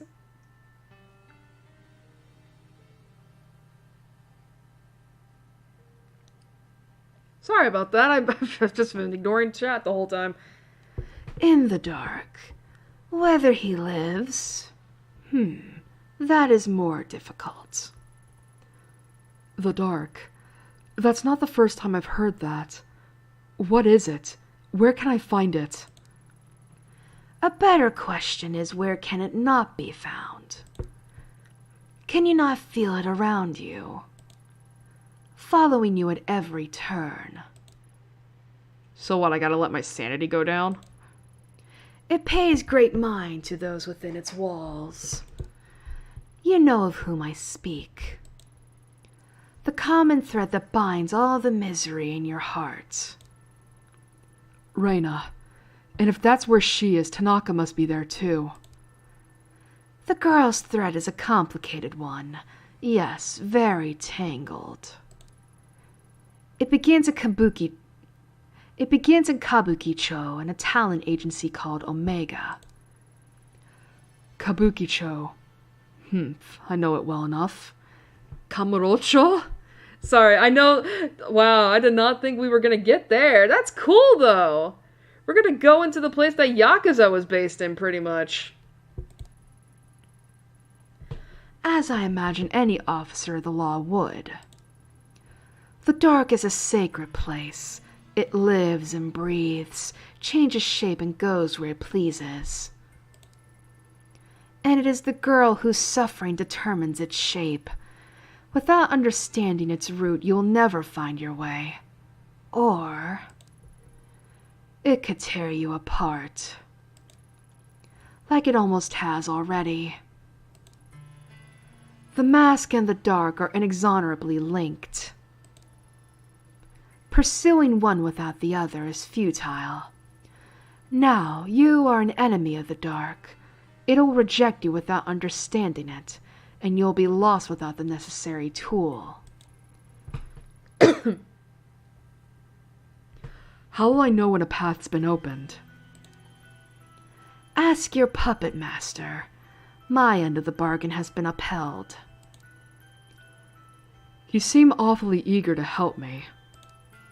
What's the catch?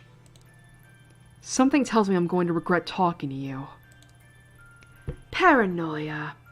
An unnecessary feeling. As I said, people fascinate me, especially ones as unique as yourself. You are a detective. I've only given you the tools you need to finish the job. From there, now that is the interesting part. I look forward to seeing your progress. Consider your debt to me partially repaid.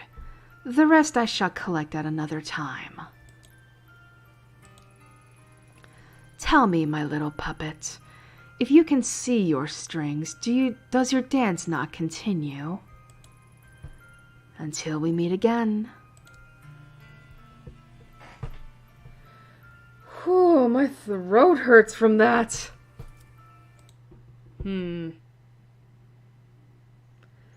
Gotta get down to Kamurocho. Alrighty.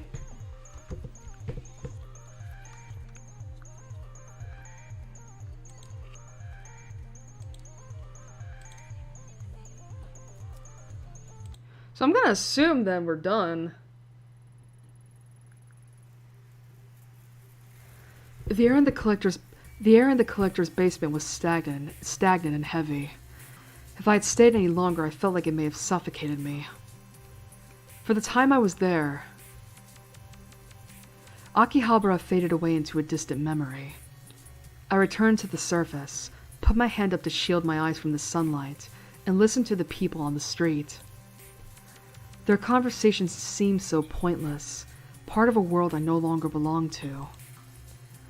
The busy sounds of the streets swept the cobwebs from my mind, forcing me to remember everything I told the collector and everything he impossibly knew. I told him so much, but did I have a choice? Maybe he was right and I was a puppet after all. Of my strings! At that moment, it didn't matter. The dark and the mask both belonged to a world I was now a part of.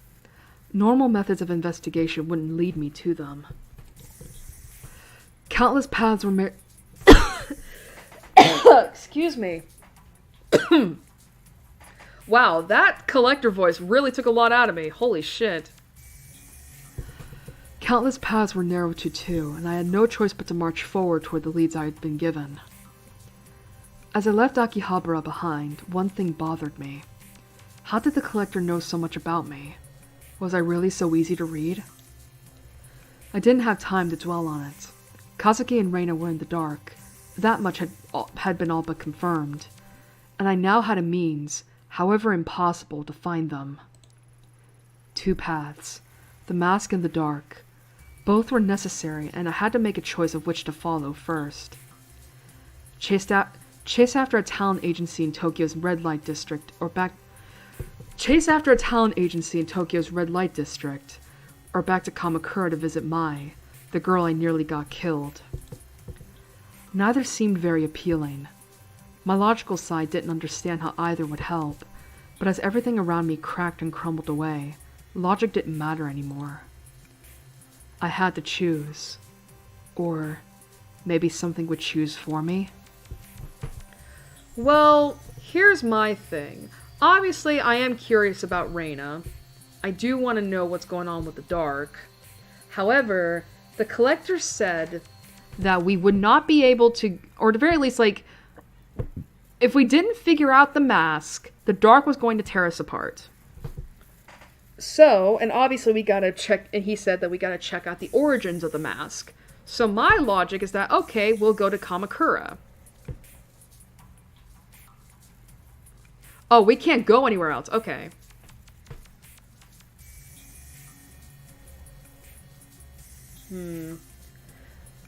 Alright. To people who played this game before, please don't give me shit.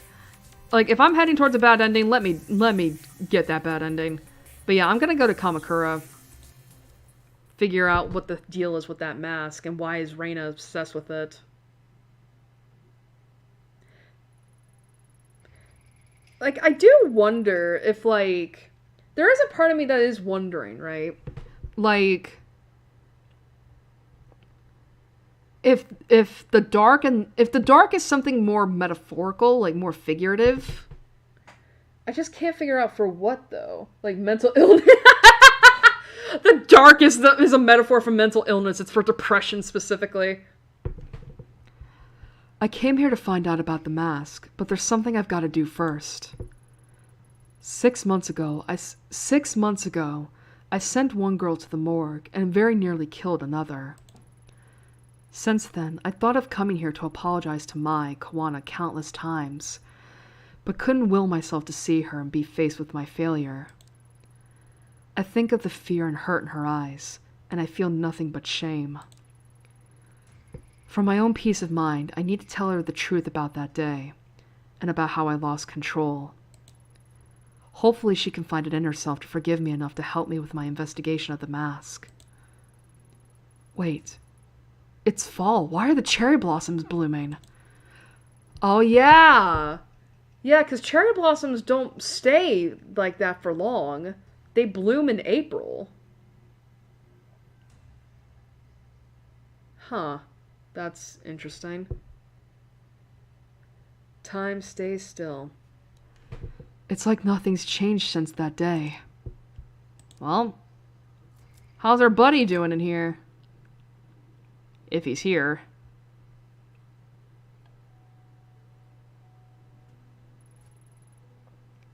Oh, it's, you! I was reading the papers and I, saw your picture. And then I saw that picture on the TV news. And maybe the 7chan message boards. The 7chan message boards? Bro, why did you tell me that? I hate 8chan. After I looked you up.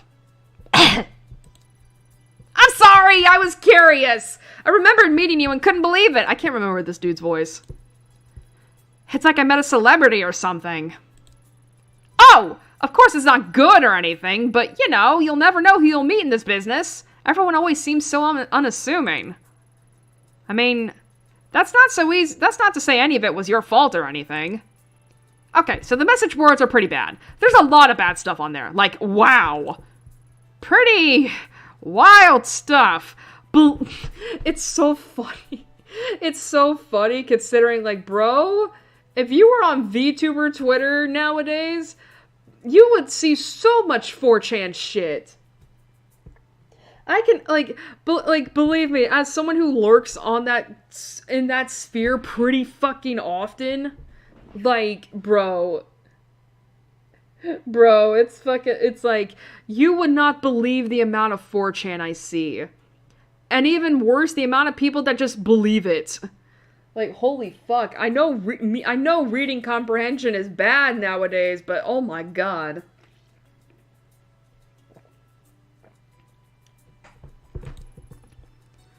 Are you done? Oh, right. Sorry. Yes. Hello! Again. Uh-huh. So what's going on with the cherry blossoms? What's going on with the weather here? It's fall. Why are the cherry blossoms out? It's beautiful, isn't it? There's a species of cherry tree, the Prunus... What the fuck? The Prunus subhertilla autumnalis that sometimes blooms twice a year. At least, that's what it says online. Who'd have thought we'd have them here in Kamakura? Well, I say Kamakura, but they only seem to be in this part of town. Lucky, huh? A cherry blossom tree that blooms in fall? I've never seen it. Are you sure you've got your facts straight? It seems impossible. Impossible? Do you doubt my botany expertise? Impossible would be if the seasons started reversing themselves, don't you think? I mean, I know climate change is a thing. Yeah, it certainly feels that way. Huh? You say something? Why the glum face?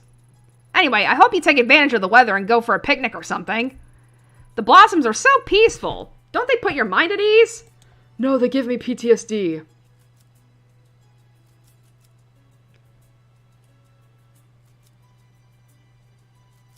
What does that mean, leave Kamakura? Where's Mai? I'm looking for Mai Kawana. Have you seen her? Oh, you're looking for Mai again, huh? Are you sure that's such a good idea? She was pretty upset about the, happenings the last time you were here. I mean, I've barely seen her leave Kamakura since then. Maybe it's best you leave her alone. It's important I talk to her. I suppose she'd be at the shrine that's down this street, like usual. Mai's very important to this town. Please don't upset her too much. We all want everything to go back to normal. Is Mai's grandmother still at that house near here? You want to see her? Well, she is still around, I suppose. I see the comings and goings of all the people around here. I don't see her getting out much, though. Oh yes, that reminds me. When you were last here in April, did she, I don't know, give you something? I'm not accusing you, of course. I heard that there was an important artifact that went missing last spring. Kawana is old and losing her faculties a bit. Maybe she gave it to you by mistake. Can you remember anything like that?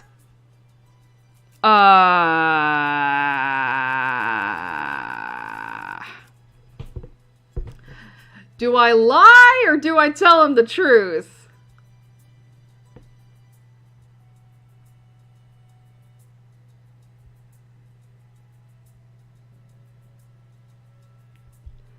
Oh, crap.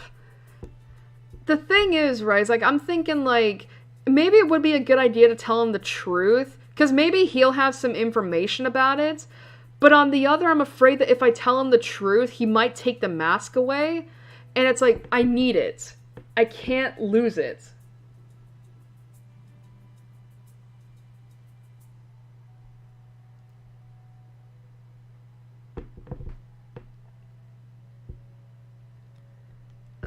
I don't. No, I don't. Oh, I see. I'm sure it'll turn up. What does this mean, leave Kamakura? It's a little early to think about leaving. I need to speak with Mai first. Okay, so that's just an option. I was like, what do you mean by leave Kamakura? Like, we were barely here, miss. Alrighty.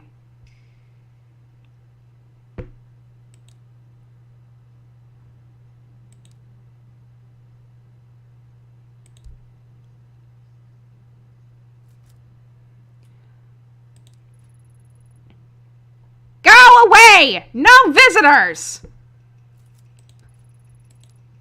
But I need to talk to you. Okay. Red marking is still there.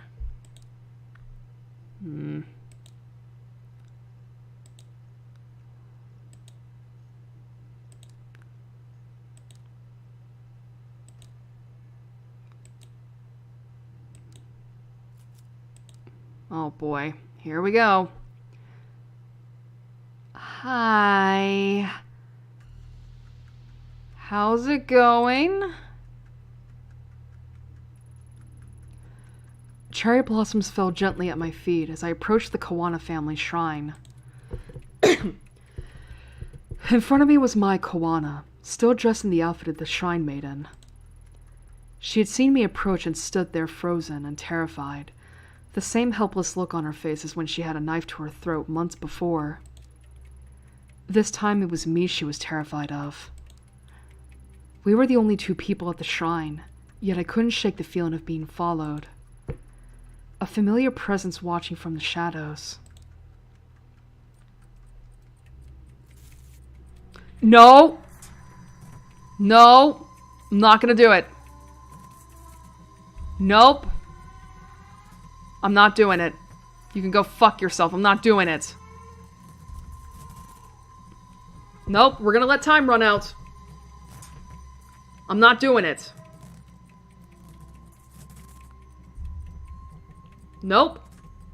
You can't make me. And then I die.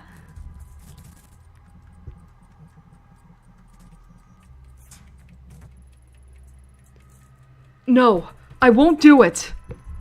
Why now? Why her? I don't have to do what you say. I'm not a puppet. I can choose. Oh, thank God. Whew. You, the detective from before? Why are you just standing there? Is it over? I'm fine. Sorry to scare you. I'm here to talk to you. See, I've never been good at apologies.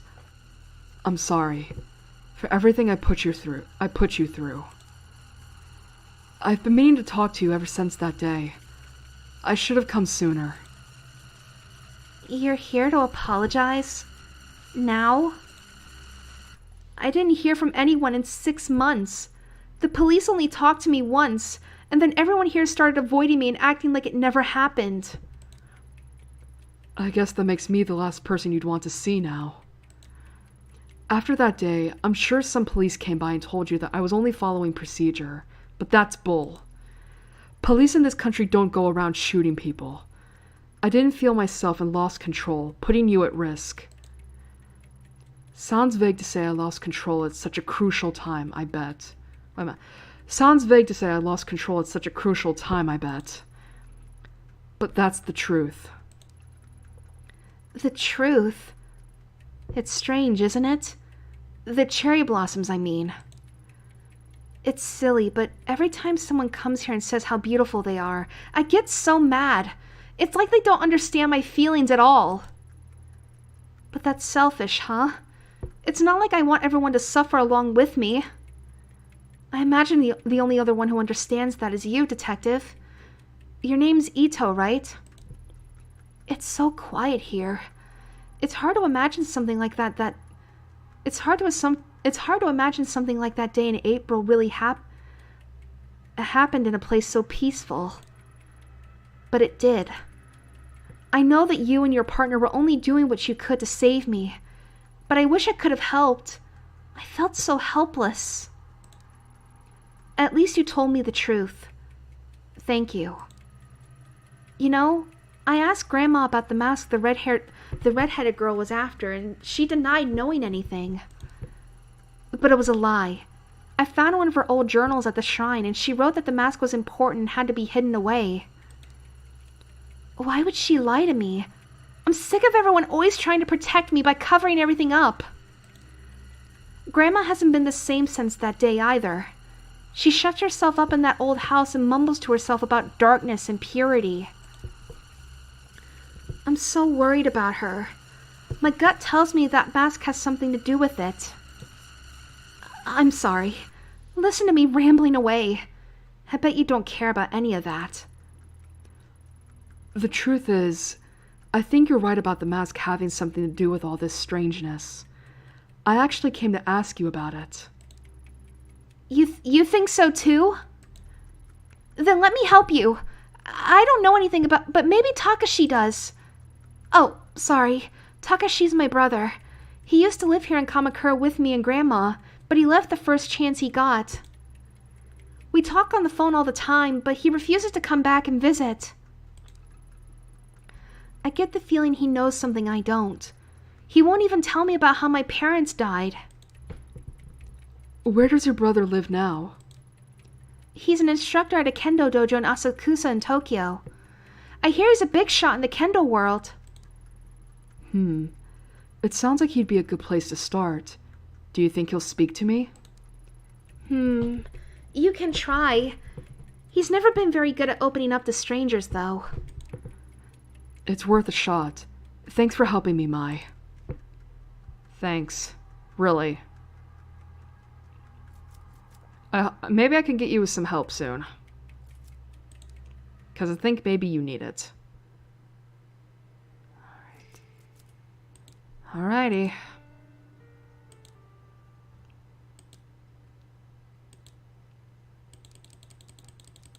Wait! Oh.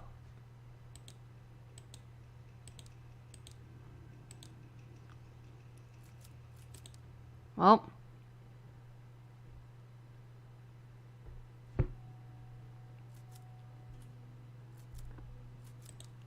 I think it's time to go. Alright, Asakusa. What about this place?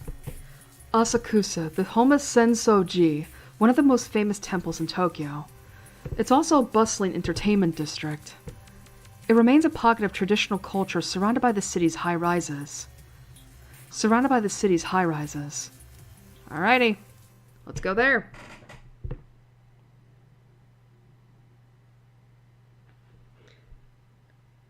Alright, let me check the chat real quick.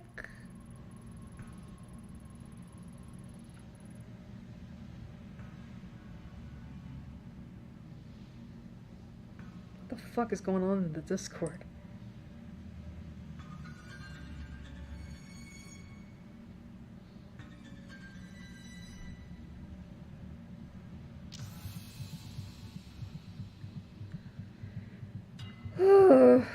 My fucking voice hurts. Alright. Still nothing in chat. Just making sure. Alright. My investigation up to that point led me to believe that finding Takashi Kawana would be difficult and convoluted. But that couldn't be further from the truth. Turns out his kendo dojo was well regarded as a popular training spot for a few national champions and several of the city's police officers. The latter made me nervous. The information I was asking for was sensitive, and I didn't want word of my investigation finding its way back to HQ. A few misfired questions could end up with officers knocking on my door, or worse, Yukimura himself calling me up. I had to be cautious. Alrighty. I don't like the fucking music of this place. Is this it? Inside is the interior of a tradition. God, I cannot enunciate today. Inside is the interior of a traditional tea shop, but it doesn't look like anyone's been there recently. Okay. Takoyaki? Hi. Ooh, I can do that. Hello there! Would you be interested in buying some of the finest takoyaki in Tokyo? This isn't the cheap stuff you buy at a food stand at a festival. They will make you question everything you knew about octopus in ball form. Haruto. Who can say no to that sales pitch? Sure, I'll take some.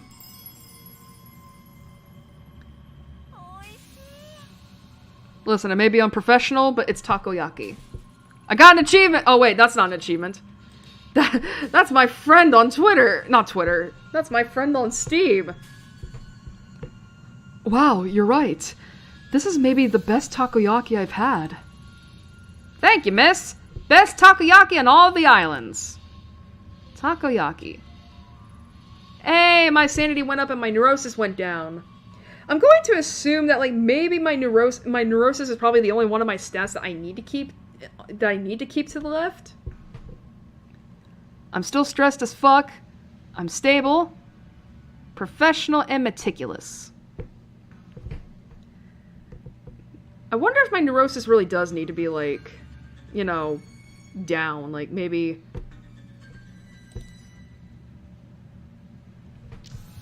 I don't know. Look. Tourists, likely. I can hear them speak in English. Ugh, my English isn't so great, so I doubt they'll be of much help, but I wonder what they're talking about. Let's listen. Gary! That is really fucking funny. It's like, Gary! Hello there! Is there something we can help you with? Huh? I don't speak Wait, Japanese? Your Japanese is perfect. As a college professor, if it wasn't, I'd probably be out of a job.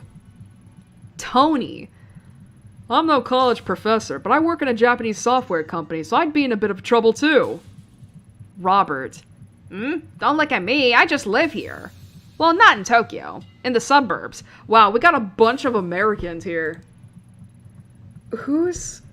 Whoa. Sorry. Whoa. I think you guys might speak Japanese better than I do. I mean, sorry. I never would have thought. Would you prefer to speak in English instead? No! No! I mean, no. Please. Excuse me. Japanese is fine. Sorry, I wasn't meaning to be nosy. I guess I don't see people wearing yukata this late in the year. Is there a festival or something? Heh, no. We come to Asakusa every year and the yukata became part of the tradition after a while. Guess it makes us stand out more than we already do, huh? Yeah, I mean, 2 white guys and a black guy. Don't knock tradition, Tony. Admittedly, my legs are a little cold, though.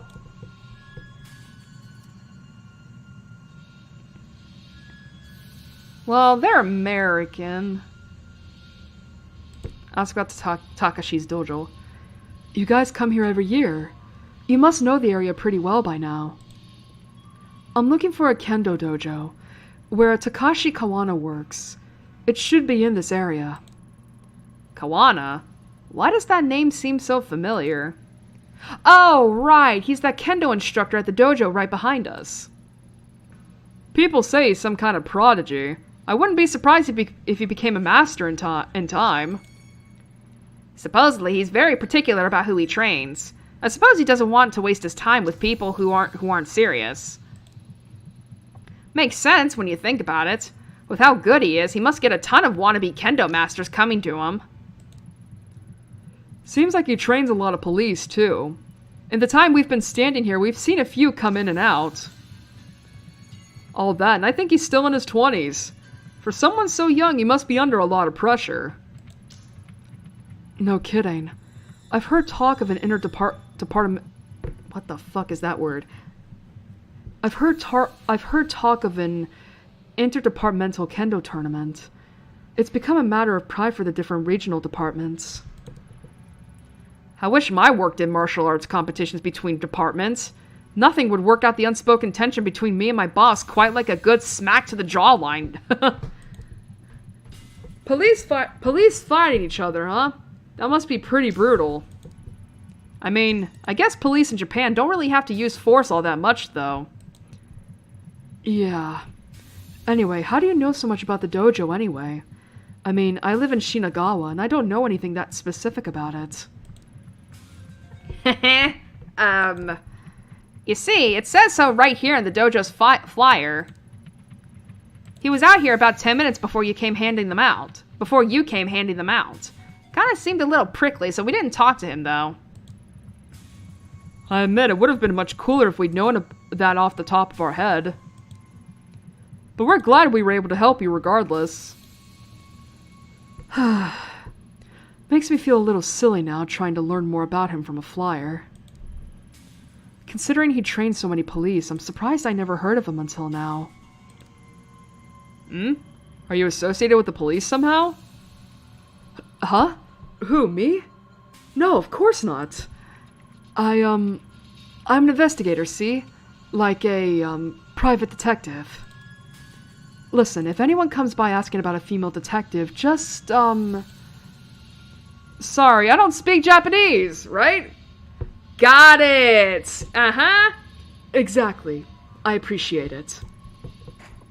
Anyway, I should get going. Sorry to bother you. Thanks for the information, guys. Our pleasure. Good luck at the dojo. Let us know if you learn any kendo tricks. The men of the department always puffed out their chests when they talked about the kendo competitions like it was going to impress me or something. Never paid it much attention. Still, it's strange that someone related, however faintly, to the mask has yet another tie to my old life. Takashi Kawana seems like an interesting guy, but very serious and not keen on strangers. At least I didn't have to use any English. That would have been a disaster. Yippity-doo-dah-day. Alrighty. Gonna keep going. I guess this is it. This looks like the dojo I was looking for. It has a very traditional aesthetic. Alright, well before that, is there anything else? Anything at all? Oh wait! Hold up! Stop! Well, I already bought takoyaki. I will say, though, I did look at this, right? Ah, okay.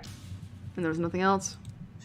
I will say, though, I do want to try takoyaki one day. I mean, I hear it's such a good treat. I've never had octopus, though. If anything, I tend to stay away from most seafood in general.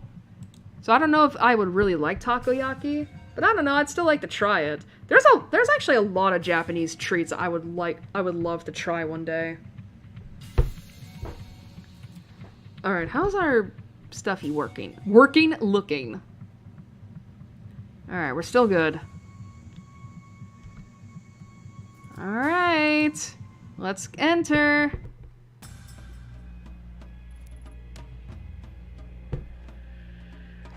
Alrighty. I'm actually gonna take a sip of water real quick. My throat is killing me.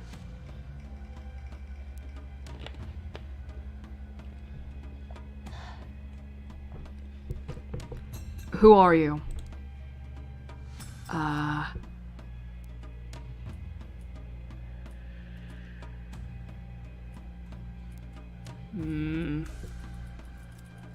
friend of mine's. Fuck off! I gotta lie. Cause I don't want him to think I'm a detective. You're a friend of my sister's. You expect me to believe that? A little old, don't you think? Gee, thanks. Really, you think I wouldn't recognize you? You're the officer who was at the shrine in April who almost got her killed. Aw, fuck. You know what? I should have thought about that. And now you're lying about it, pretending to be her friend to no doubt get something from me. Don't look so shocked. Your little deception was easy to read, is all. After your idiocy in Kamakura, I heard Mai crying over the phone every night for a month. Don't bother her anymore. Now get out of here, before myself or one of your fellow officers has to throw you out. Well, shit. Maybe I shouldn't have lied. Well, that didn't go well. Maybe Mai will know how to soften her brother up. Well, shit. And the guys are no longer here. I probably should have just told the truth.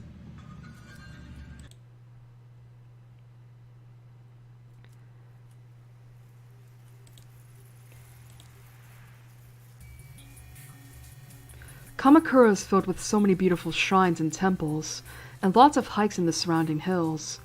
Kazuki and I liked coming here on our time off. It's also the place where my Kawana was... I keep saying Kuwana, and it's Kawana. Kawana was held at knife point last spring, and the place where I received the mask from her grandmother. Alright, let's go back. God damn it. I fucked up. What can I say?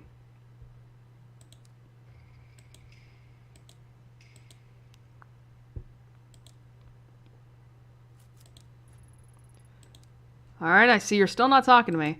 Alright, let's go visit Mai. Hope to God she's not dead. Otherwise, that's gonna suck.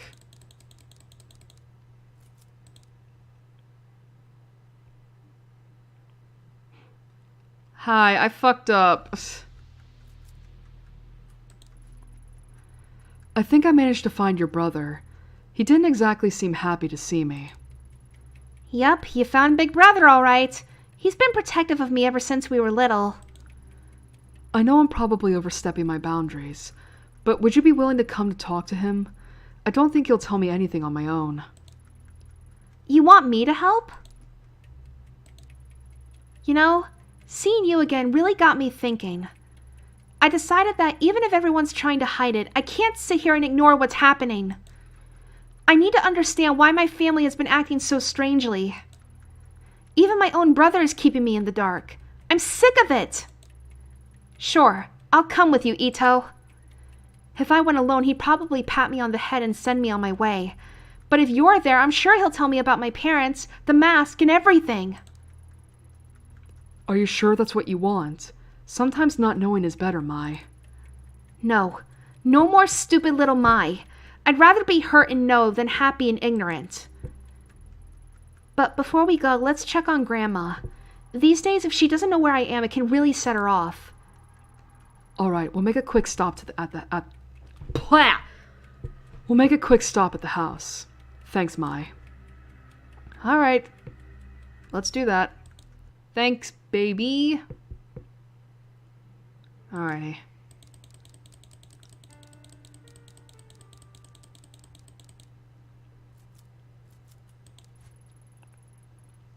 I said no visitors! Leave me alone! Grandma, it's me. Please open the door.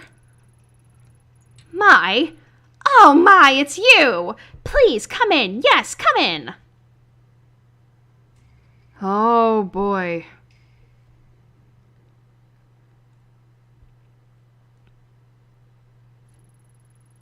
Wait, what is she doing here? It's okay, Grandma. She's here to help. Help? Ha! Don't make me laugh. You were supposed to help me, remember? I felt something, and you were going to free me from the past. Free you? Are you talking about the mask? Do not discuss that horrid thing here. Bitch, you're the one who gave it to me! No matter how far you go, I can still feel it. Like needles in my skin dragging me to it. In my dreams, I could still see that place. Sorry.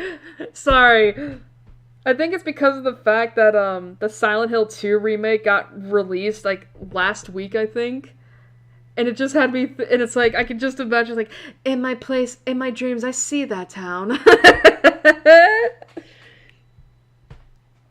Oh, wait a minute. In my restless dreams, I see that town. Have you seen it too, Detective?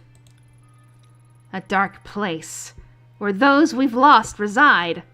Oh my god, it's Fatal Frame 3 all over again. I'm so...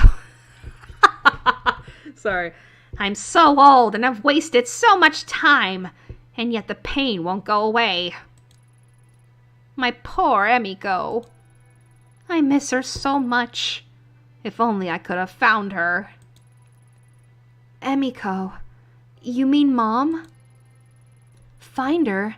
What are you talking about? She's gone. Takashi told me she died after I was born. Yes, of course. You shouldn't be asking about such things, Mai. If it weren't for this woman, you'd be safe at the shrine. No, Grandma! You're wrong! I'm not safe while everyone lies to me! I'm going to see Takashi. If you don't tell me the truth, he will. Mai, listen to yourself! You must stop! Opening the door to the past will solve nothing! Ever since you were little, I've done what I could to protect you and your brother. Please don't go down this path. You look so much like her, you know? Your mother. And you, detective. Perhaps my granddaughter is too naive to see it, but you can't hide it from me. I know what you've seen, what you think you're able to do. But keep my family out of it. We've suffered enough. You don't know anything about me. And besides, I'm not the one hiding things from my family and giving masks to strangers when they walk into their house. Tell me, do you know the story of Izanagi and Izanami? I believe so? I mean, I know they're two Japanese gods. And I think if I remember right, Izanagi died and Izanami became the goddess of... Not the goddess of death. Right? No. Grandma, this again? I'm sure Ito's not interested in hearing some old myth. Really, we should get going. Stay right there. Though I've told you this story so many times, you don't seem to grasp its importance. I think it would be of use to this woman to hear it. Hey, Japanese folklore, let's go! Alright. Izanagi and Izanami were the first of the gods, known to us as the kami. In legend, it was the drops of ocean water that fell from Izanagi's jeweled spear that created the islands of Japan. Yeah, so that's Izanagi and that's Izanami. When they descended to our lands, they brought their love and devotion with them to the realms of mortals. Izanagi and Izanami had many children, the deities of nature that inhabit the natural world all around us. God, I'm trying to remember my Japanese mythology. So, are they the ones responsible for Amaterasu, Ame no Uzume? I don't... No, Susanoo? That's a god, right? I can't remember. For a time, life was peaceful. However, as Izanami gave birth to Kagutsuchi, the kami of fire, she was horribly burnt and suffered mortal wounds. As she lay dying and faced with her mortality, new kami were born from her suffering. Kami that hid away from the light. When Izanami passed, Izanagi was inconsolable, and in his rage he struck down the child that killed his love. Kagutsuchi? Unable to accept her death, he ventured deep underground to Yomi no Kuni, the land of the dead. Half blind and distraught with grief, he wandered in the darkness until he finally heard the voice of his beloved. Yeah, I remember, because, yeah, Izanami was fucked up.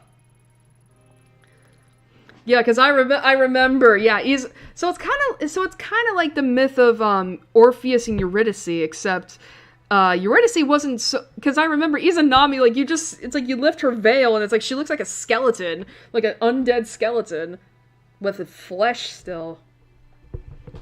Though unable to see her face, Izanagi begged Izanami to return with him. Izanami replied that she would try and ask the gods of Yomi no Kuni permission to return to the land of the living. Incapable of restraining his desire to see his love, Izanagi set his comb alight in order to look upon his lost love. Oh, this was a mistake. Yeah, she looked horrible. What greeted him was the sight of her decaying, worm-eaten face. In horror, Izanagi attempted to flee Yomi no Kuni. Izanami, enraged, sent dark spirits to pursue him and drag him back to her. After narrowly escaping, Izanagi sealed the entrance to Yomi no Kuni with a great boulder. So you see, it is our mortality that brings suffering into the world. Yet resisting it is a perversion of the natural order. Yeah, so it is kind of like Orpheus and Eurydice, except, you know, Izanagi was just like, oh, I don't want to fuck that bitch. I actually, okay, I shouldn't make jokes about this because this is a real myth. This is real folklore from Japan's, you know, from Japan's deities and such. But yeah, it's like basically, you know, But yeah, why was I thinking that Izanami was the goddess of death? That's not right. Why did I get that idea? Is it because I'm thinking of Noragami? Because I remember in Noragami that, because, you know, spoilers for, I mean, it's somewhat in the beginning. I don't know. But yeah, for spoilers, like, I remember that, like, Yato went down into the cave with Ebisu to do something. I don't know what. And Izanami was there, because Ebisu was like, you mustn't look at her, you mustn't be tempted. And Yato saw her as, like, and Izanami appeared to Yato as Hiyori, because he, you know, he has a thing for her.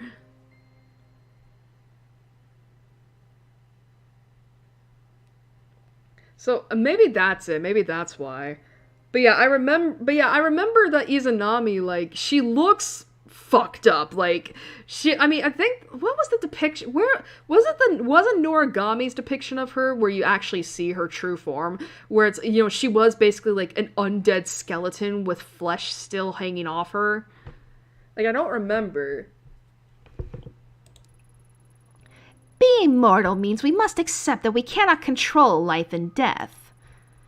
Detective, some things cannot be changed, and some doors should never be opened. You must stop. Grandma, you're talking about stories and myths. We're talking about real things. This story may be a myth, but there is truth within it. Can't you see that? The things you pursue, they're unnatural, unclean. Listen, I don't know what the hell Ayami's thinking, but I know for a fucking fact not to mess with the dead. I'm not gonna bring Tanaka back if I have to. Like, I'm sorry, Ayami, but I'm not doing that. Heed my warning and stop this foolishness. I won't let you involve my family any further. First those bastards take my Emiko and then you show up. Perhaps I'm being punished for my sins. Come here. Come here, my sweet child. We must keep you away from her. No, Grandma, I told you already. I'm going to see Takashi. I'm an adult now. You can't tell me what to do anymore. No, you can't. You can't go. We must protect our family from outsiders, Mai. You're reopening old wounds. Leave us alone. Let us heal. Heal? You think I want to heal? Can't you see how much these lies have hurt me already? You're the one wounding me, Grandma, not Ito. You're delusional. You tell us stories about kami and spirits. Takashi might hide things from me too, but at least he makes sense.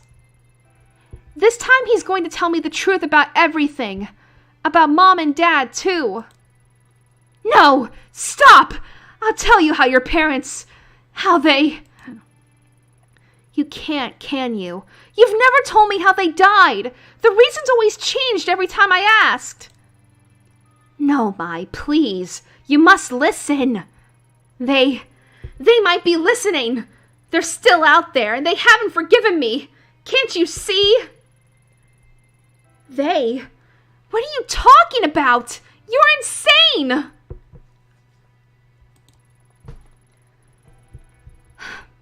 I'm sorry I spoke to you that way. I'll be back to check on you soon. Don't go. Please. Goodbye, Grandma.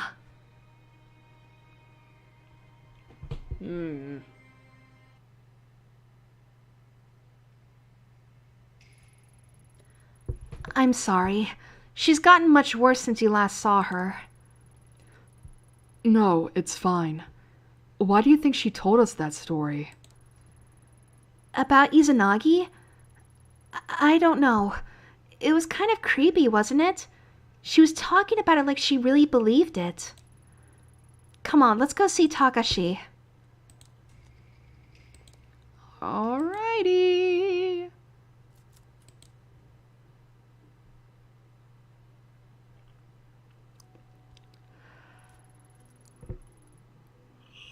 Excuse me. Whoa, where do you think you're going? Mai and I are leaving. What of it?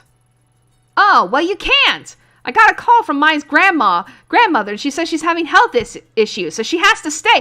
When did that happen? Immediately after we leave, she's like, hello. Listen, this is clearly a tactic. Like, this is clearly a fucking tactic to get her to, like, you know, not leave. I didn't ask what they were. Wouldn't want to be caught fainting on my shift again, but it must be pretty bad if she called. Mai's an adult. Her grandmother can't keep her here.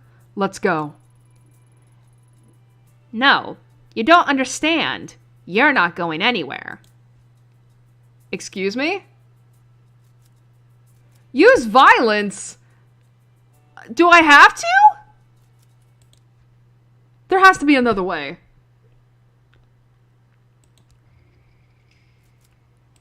Like, there has to be another way, surely.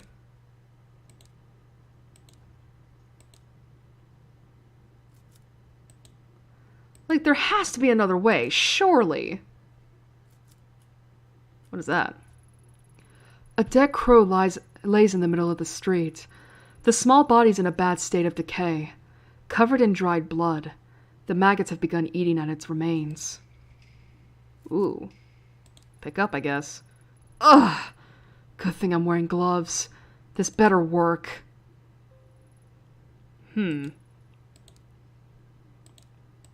What reason do I have for that? And I can't go back.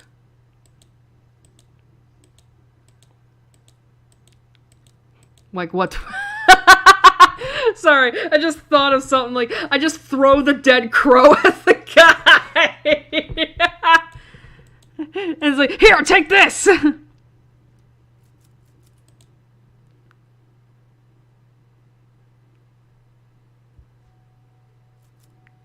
Show the dead bird. Oh my god. Oh, right, he has a blood phobia. Listen, this is better than me giving you violence. About how I don't like... about the blood, and... blood's not really my thing, you see. The germs, and... Ooh, okay, I'm dizzy. I'm a little dizzy. Just going, so... Sorry, my guy. You'll be fine, though. Yes. Oh dear. Did he just faint? Sure looks like it. He'll be fine. Let's get a move on.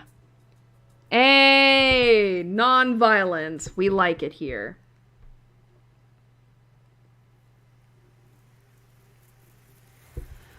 Alrighty, back to Asakusa.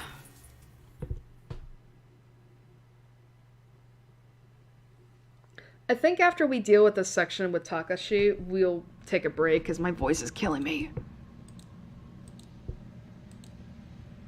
Why am I moving so slow? Can I buy octopus balls again?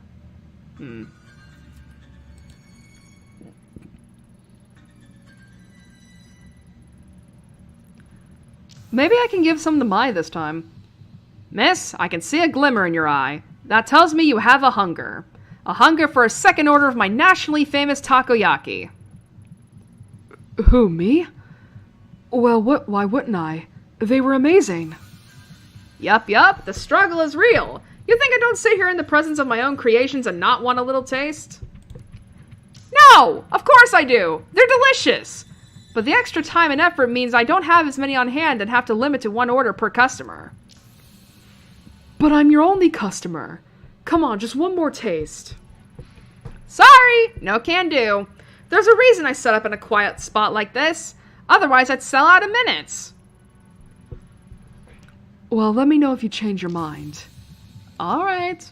I just figured, you know, since Mai's with us, I would give her some takoyaki.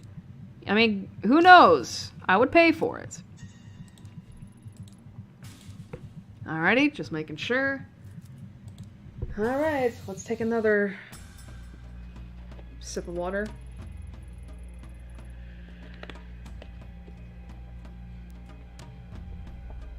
Alright. Mai? What are you doing here? Did she make you come? It's not like that, Takashi. It was my idea. I asked her to come talk with you, but you sent her away. This woman almost got you killed. You expect me to cooperate with her? Surely if you need to talk to me, you can come yourself. My sister doesn't need to be involved. You sent me away! If you need to talk to me, blah, blah, blah. You sent me away! How was I gonna talk to you? No! If I came alone, you'd just evade all my questions like you always do. Besides, there's something I need you to see. See what? What are you talking about? Where did you get that? Put it away! So you do know what it is. I knew you were hiding something from me. Wait a minute. I knew you were hiding something from me. That's not true! I wasn't hiding it! It's not something you ever needed to know about. Besides, why is she carrying it in the first place? Wait, don't change the subject. This isn't about Ito. Mai, I understand that you're upset with me, but we should talk about this another time. Furthermore, that mask has nothing to do with you. You're wrong. Back in April, when Mai was held at knife point by another girl, it was this mask she was after. A mask your family is connected to. Looking for it. I suppose I've been a fool to think I could keep the truth of our family's past away from you. The past? Does this have to do with Mom and Dad? Yes, and so much more. I first saw that mask when I was a child, before you were born. The truth is, it belonged to a cult called the Kamenkai, of which our parents were members. Okay. A cult? You're kidding! How'd your parents get mixed up in that? I know how it sounds. I find it hard to believe myself. They were a group led by a guru named Tokimasa, who promised a simpler life away from the hypocrisy and falseness of city life. Our parents both had master's degrees, and my mother was on her way to earning her PhD.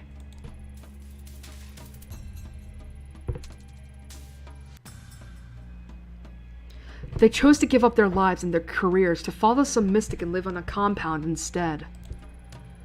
The Kamenkai were one of many such groups back then. I was a child and didn't understand, but thinking about how our parents were deceived and what they put me and Mai through, it's unforgivable. The mask was in the compound, but for what purpose or what they believed it could do, I don't know. Do you think there are any members of the Kamenkai left who'd know? No. You see, there are no surviving members. They died. All of them. Including our parents. I'm sorry, I don't remember much about it. One night, Grandma came into the room where we were sleeping, saying we had to go. The compound was in the woods, so it was dark and I could barely see, but she kept charging forward with Mai in her arms and me dragging behind. When we were back in Tokyo several days later, Grandma told me that our parents were dead. She didn't seem sad. It was as if she expected it. The government censored much of what happened, so I was never able to learn how they died. Me and Grandma didn't speak of it, ignoring it as if my childhood and everything that happened in those woods was all a bad dream. If it weren't for her, we'd probably be dead with our parents. But ignoring it couldn't erase the anger I felt towards them. I wonder if they even cared about what might happen to us. As a high schooler, I spent more time trying to find out about the Kamenkai than I did studying. I thought that if I could understand why my parents so willingly gave up their lives and abandoned us, I'd stop feeling so betrayed. But I was wrong. Nothing I found gave me any peace. Mom and Dad died as part of some cult? I don't believe it. It's true. I'm sorry I didn't tell you sooner. I guess that in hiding it from you, I was able to hide away my feelings as well. I think for Grandma it was too painful to talk about. I believe she took possession of the shrine in order to live a simpler life. We had to keep it secret. There's no way we could live a normal life with the stigma of the Kamenkai attached to us. I suppose keeping that secret hurt us both dearly. For me, pursuing kendo gave me some measure of control over my life again. But Grandma, who made a choice to leave her only daughter behind, she always seemed to carry the guilt of it with her. She started going out at night, babbling about how she was looking for Mom. When she'd come home, she would have a rotten stink on her clothes. I was too scared to confront her, so I tipped off the police. They found her wandering in the sewers holding nothing but the mask. The same one from the cult compound all those years before, and the one you hold now. I was shocked when they gave it to me. I hadn't seen it for so long, and all the unpleasant memories from my past came flooding back. That was when I decided to leave Kamakura. It was the only way I could move on with my life. That doesn't account for how the mask ended up with your grandmother in the first place. I don't know how she got it. It seemingly appeared out of thin air. Or maybe someone gave it to her. She never said. I left the mask with her. It always made me uneasy. It had a strange aura about it. Wait, Grandma was looking for Mom? In the sewers? I don't remember any of this. You were in the dorms at your school at the time. Grandma's strange behavior was part of why I insisted on you going to those private schools away from Kamakura. I couldn't drag you into the madness of our past. We parted ways without ever speaking of it, and she was much better by the time we returned to Kamakura. Detective, what exactly is it that you're looking for? Surely our family's history isn't of use to you. I assume you've heard about what happened to my partner. This mask was there again when he died. It's more than an ornament. I need to know where it came from. If that's true, then I want to help. Your partner, he seemed like a nice person. No, Mai. You've helped plenty, but I have to do this on my own. Ito is right. I apologize for not telling you all this sooner, but you can't be involved in something so dangerous. I already thought I'd lost you that day at the shrine. I wouldn't forgive myself if something happened to you now. Yeah, it's probably better you stay out of this. Like, listen, you're a nice girl. You're already traumatized as it is. I don't want to, drag you down into that further. Alright. Thank you for finally telling me the truth, Takashi. I'll head back for now. I hope you remember that I'm your sister. I may not remember the same things you do, but we're still family. I'll see you guys later. Thank you for your help, Mai. You're right, Mai. I'll come visit you soon. It looks like she's gone.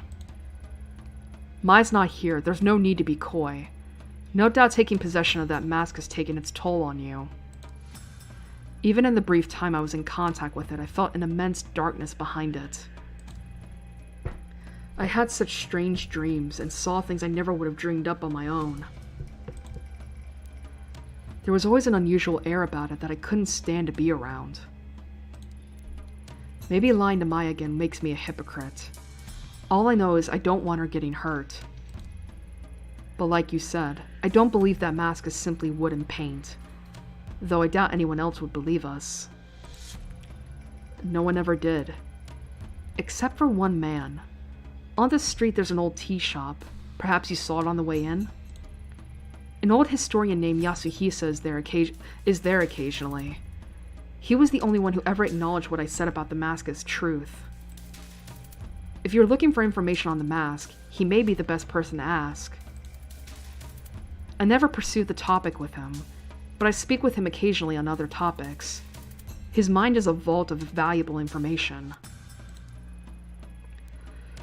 Hopefully he can shed some light on what it really is. I hope so, but please, Detective, be careful. Thanks, Takashi. And thank you for the warning.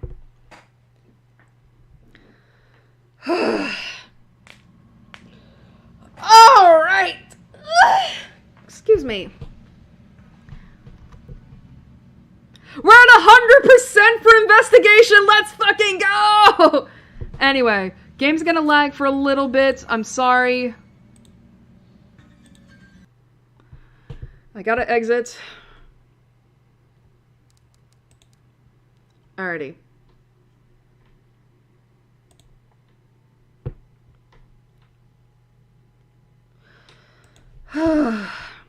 Alright, I've been live for almost 3 hours and my throat is aching.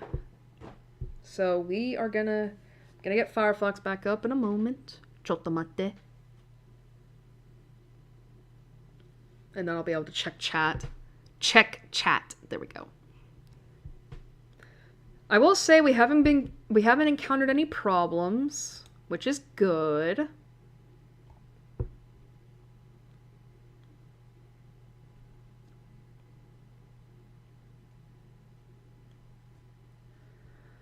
Hopefully, my internet will hold out tonight. Like I will say, I had a little bit of a problem last Saturday. Was it? I think it was.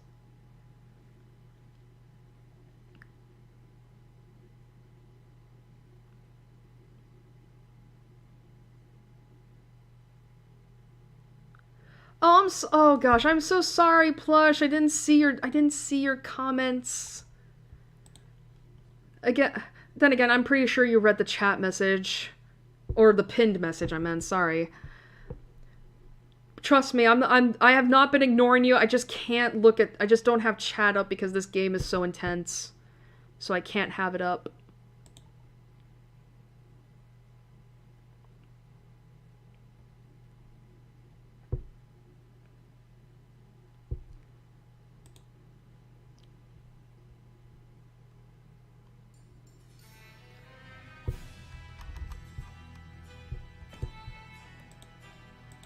Alright, let me turn the volume up a little bit. You know, I need to get an extension to be able to, like, turn the volume of the video up without necessarily clicking on the video.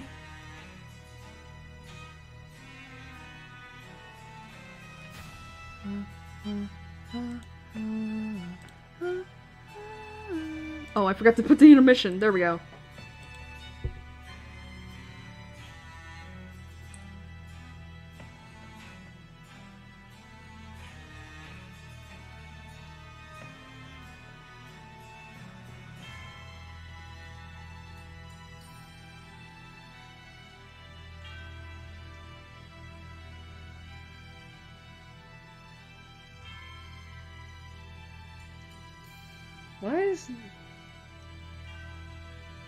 What the fuck? Why did my chat not make me see your messages? That's weird. I'm so sorry. Again, I swear to you I wasn't ignoring you. I'm sorry. Anyway. Anyway, we are taking our break now. And basically that means we're gonna be taking a break for maybe 30 minutes, 40 minutes, who knows. That means you can go get something to eat, something to drink, go to the bathroom, basically do whatever it is you want because we're gonna be taking our break. Woohoo! Speaking of which, I'm gonna go get something to eat myself, so I'll be right back.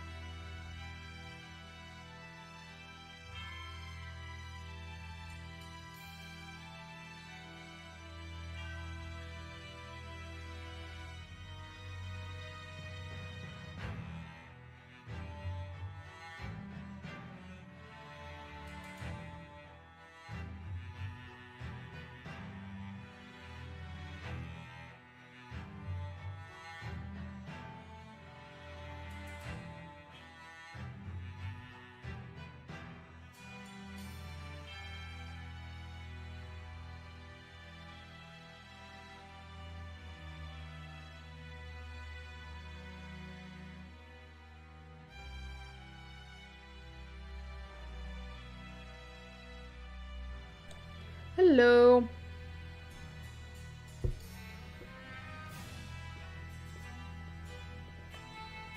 Had myself a cherry Pop-Tart. And... oh, right, shit. I forgot I can't do that. But yeah, sorry, I'm checking stuff right now.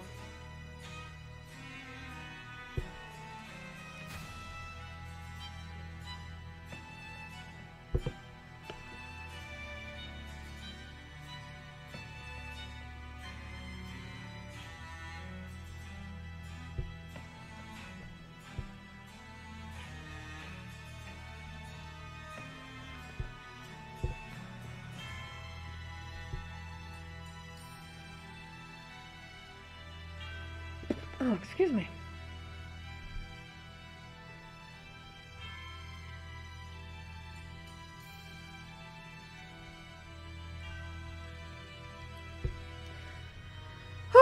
Alright, I'm good. Alright, so, 3 things I wanted to talk about during the break. Obviously, as I said in the beginning, the Twitter blue sky thing. Again, as I said before, I am really considering getting a blue sky. I say a blue sky one. It's like, no, you're gonna get 3. You have to get 3. You know, because you have 3 Twitter accounts. It's like, okay, well, you need to get 1 for your main, 1 for your private, and 1 for your writing. And it's like, okay, well, I'm not gonna get into the matters of my private and my writing, because like, I think that's pretty easy enough. But for my main, though, here's the thing. The thing with getting a blue sky for my main Twitter, which is the one that you see in the description, I have been thinking about it, and honestly, I am really thinking, like, considering the fact that I mentioned before that, like, you know, I'm gonna be hopefully getting a PNG of myself, you know, becoming a PNG tuber in the future. I don't know when yet, obviously, but in the future. That, like, you know, I was thinking that, you know, that, because the funny thing is, I don't know if I mentioned this before, but I have been thinking about sort of, like, it feels weird to say a rebranding of sorts, when it's like, I mean, I never really had a brand to begin with, but obviously, you know, I feel like when you become a VTuber / PNG tuber, you know, it does feel like you have to kind of, like, push out this character.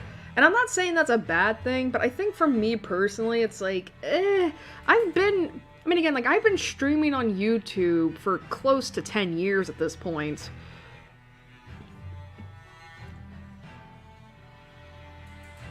You know, like, I've been, you know, and I haven't really played a character, I've just been playing myself. I mean, the only thing I think you can argue as a character is, like, the way that my opinions have changed over the years, but that's also just human nature. Like, that's human, that, yeah, your opinions and such are obviously going to change the older you get and the more information you acquire. But anyway, but as I said, like, I have been thinking about doing, like, a rebranding of sorts. Maybe it's more so to kind of, like, jump into the, you know, VTubing sphere and such. And I know it's funny considering, like, how often I've said, like, God, I fucking hate it! I know it's ironic considering it's like, why would you want to join a community that that I feel like you've said nothing but shit about, like, for the last year and a half? And it's like, listen, just because I talk negatively, just because I talk so much so much negative stuff about something, doesn't mean I hate it.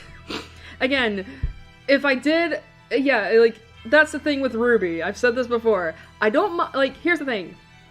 I like Ruby, but only for its concepts and what could have been.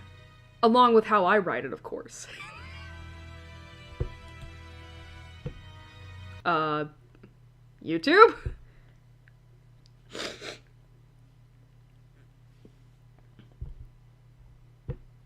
Hello? Okay, that was weird.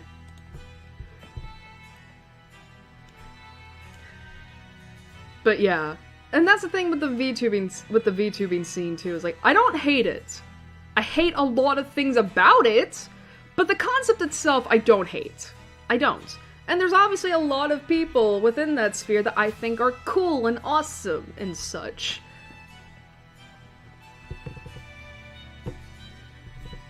You know, and it's funny because I do remember saying to myself, like, there's no way it's like, I like being a part of this, I like being a fan of the community, but I don't think I'm ever gonna jump into it, and it's like, yeah, but, but obviously, like, I've changed my view on that. It's like, I think it honestly would be more fun and all that to be a part of that space and such.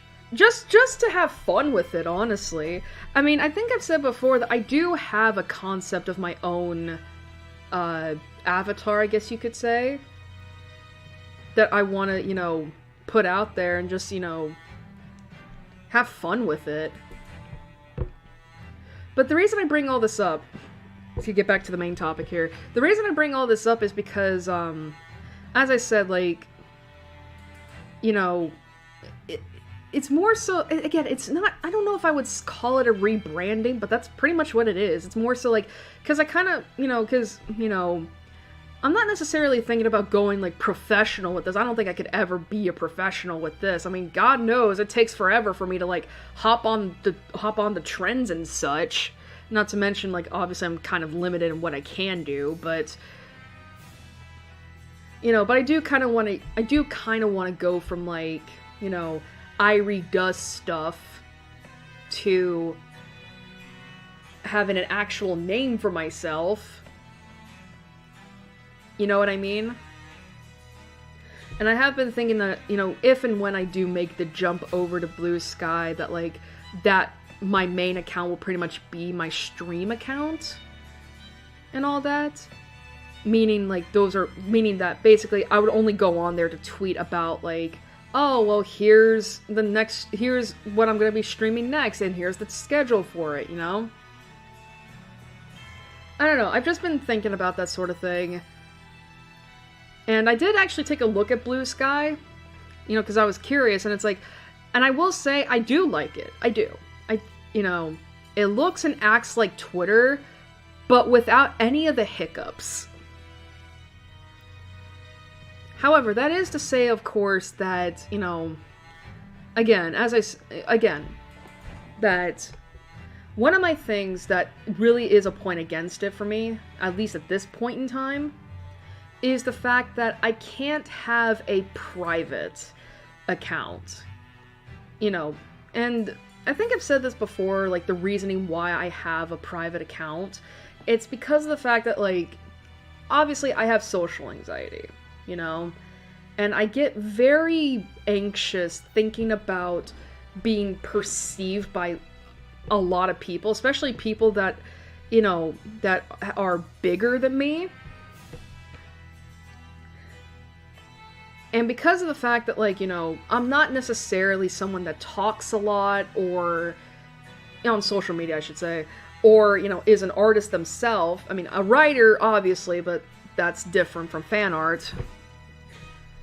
There's always, and because of the fact that I have a system in place where, I like to stagger my posts across several days in regards to what's in my likes, and then I constantly, like, unlike and like stuff all the time. I'm always afraid that someone might think of that as being, like, weird, because, I mean, I guess the term to use here is spam-like, or spam post, or whatnot. And some artists, and some people don't like that. They kind of find it just clogging up their notice/mentions, and, and that usually ends up with you getting blocked, and it's like, I don't, and I don't want that. I don't want to be perceived. That's why I tend to go on private and retweet lots of shit over there. And the fact that Blue Sky doesn't have that option, at least as of now, it just makes me very hesitant to switch over to that. I mean, when it comes to my public Twitters, I'm perfectly fine with that. It's just my private that I have an issue with. But considering the fact that Blue Sky is still a work, I don't know if it's right to call it a work in progress when it's like, it's a fully functioning website. Like, again, it looks and acts like Twitter, just without all the hiccups. I think, you know, there's still a lot of things that it doesn't have that Twitter does, you know? And I'm hoping, but I will say that I know that, you know, it is work, you know, that, like, I think they are still accepting, like, you know, feedback and such. And maybe it's possible that at some point in the future, you know, maybe in one of the major updates, they'll be like, you know, oh yeah, and now we introduced, you know, locked features. You can lock your account, and at some point, if that happens, and I say if that happens, I think it's going to be more of when that happens. You know, that'll probably be my time to jump ship, because God, I would love that. I would love that. You know, but for now, obviously, I'm still gonna be on Twitter unless something just fucking happens to where it's like, okay, there's no point anymore. But yeah, I know that happened. So yeah, that's the end of topic 1. I know the second one is big, so I'm gonna push it to the end. So the third one. So, I have some good news. Tuesday, I received an email from Steam, and it told me that there were a few games on my wish list that were on sale. And this is something I want to clear up. I thought the Steam Autumn sale was later this month. It's not, it's next month. I got my months mixed up. I thought it was October 27th. It's not. It's November 27th. Just to clear that up. Again, what is with me just spreading misinformation out so readily? At least I'm not like Twitter, where I can actually own up to it and be like, oh, my bad, I apologize. And even then, the misinformation I spread is not harmful. It's just a fucking up of dates. Anyway, so Wednesday, I finally got to buy 3 of these games off of my wish list. And you want to know what they are? They are Steins Gate, Chaos Head Noah, and Chaos Child. So yeah, 3 games on my wish list, and it all came out to $33. I'm so happy about that, especially because I love Steins Gate. Steins Gate is one of my favorite visual novels of all time, and now I finally have it within my grasp. And I will express, it's not Steins Gate Elite, it was Steins Gate the original. I did look at Elite, though, because I was like, what is the difference between that and the original? And it just looks like, oh, it just gives you basically the anime stuff. And I'm like, well, I didn't watch the anime. Not to mention, I don't necessarily have as much nostalgia for the art style of the anime as I do to the original game, so I'm just gonna buy the original. So yeah, I now have those 3 games in my library, and now it's just a matter of getting around to playing them. Definitely not this year, though, because, as I said, we got Beyond the Bet coming out next month, and then I've got, Clannad to play, which I'm excited for. It's like, yes, I want to know about the dongles.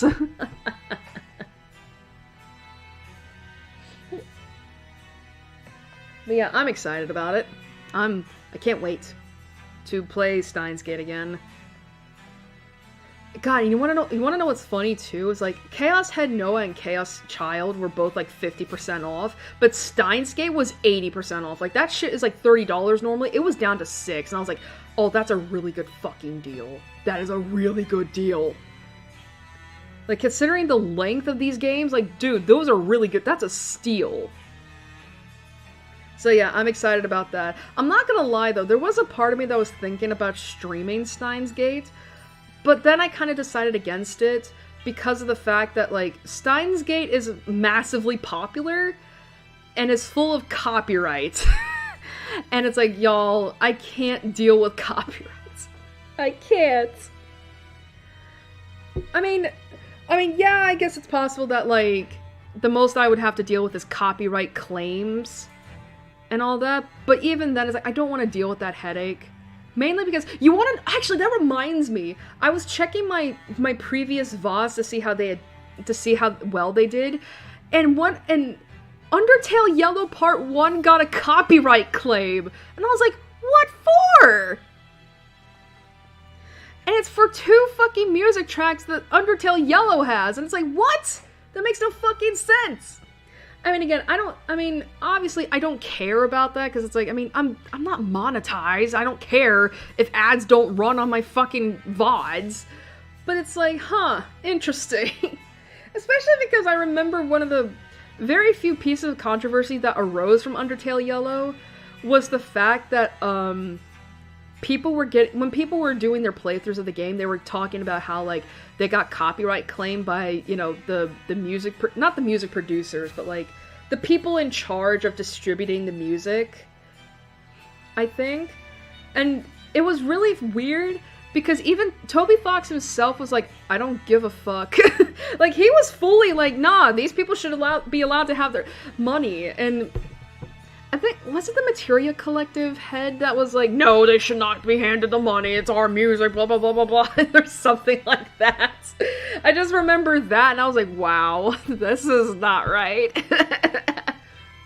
But anyway, yeah, regardless, I don't want to deal with that with Steins Gate, especially because, like, you know, Steins Gate is really good.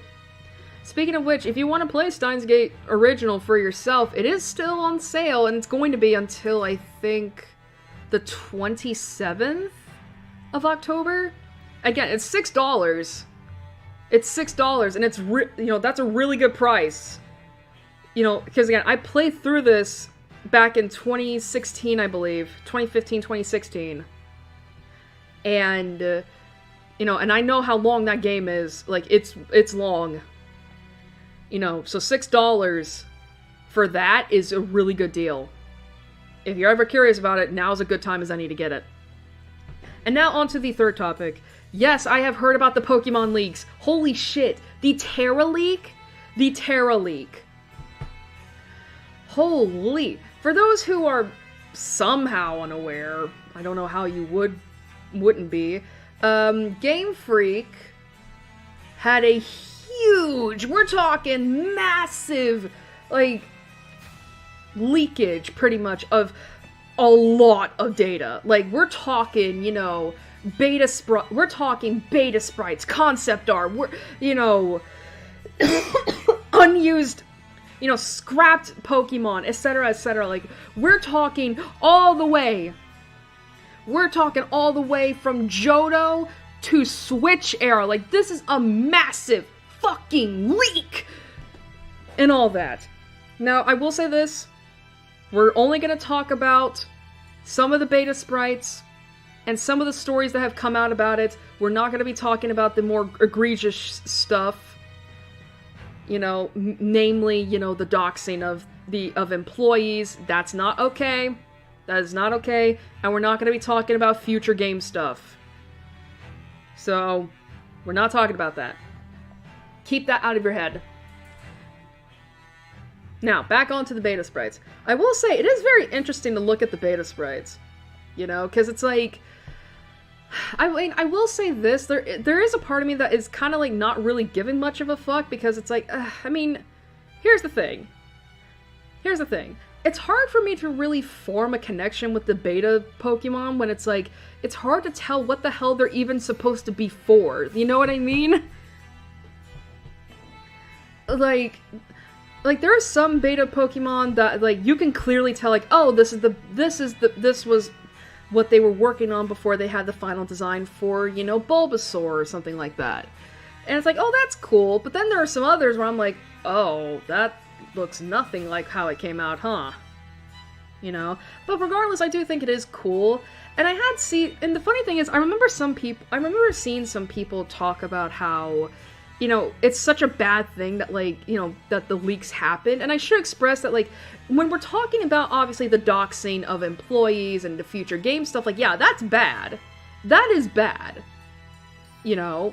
But when it comes to, you know, to scrapped concepts, concept art, beta sprites, etc., like, you know, stuff that is from games past, that I don't think is necessarily a bad thing. And considering just how, like,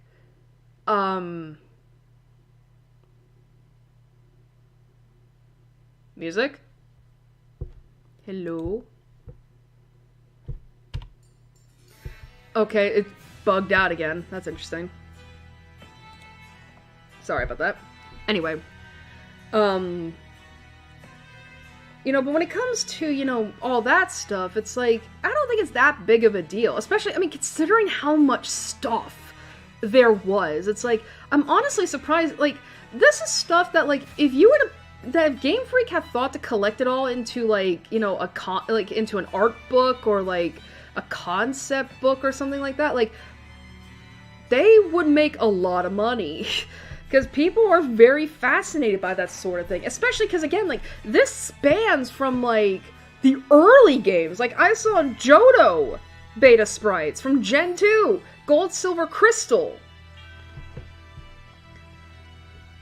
You know, like, and that, so that, you know that stuff is, like, over 20-something years old.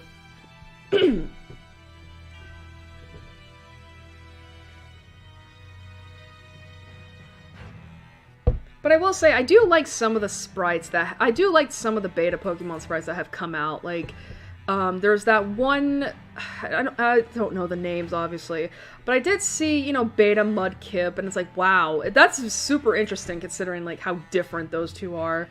I saw, beta Florges line just yesterday, and I was like, wow, that actually looks really neat, and I like it a lot.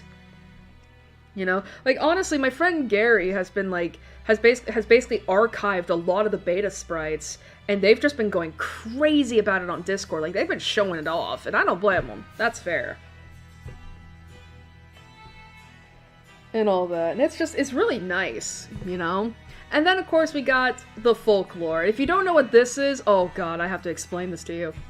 So, obviously, along with the, you know, the concept art and beta sprite stuff, there's also been, we'll call it stories, about certain Pokemon. You know, basically, if you've been on Twitter and you've been seeing, like, you know, it's Typhlosion trending, or Slackoth, Octillery, and, you know, other Pokemon trending, those are what I'm talking about. Those are stories. And basically, for those unaware who didn't want to look it up, within the leaks, there were stories, let's just say, that are pretty triggering, let's just say. Namely, in terms of, you know, of Pokemon-human relationships, half Pokemon children, etc. You know? And, I mean, the biggest one was Typhlosion, where apparently where basically this was a story, this was a story that a Game Freak employee had written however many years ago about a Typhlosion that ended up, you know, as one Twitter user put it, gaslighting, abducting, and then grooming a child into having a kid. It's not funny, but regardless, it's supposed to basically be like an explanation for why Typhlosions are the way they are.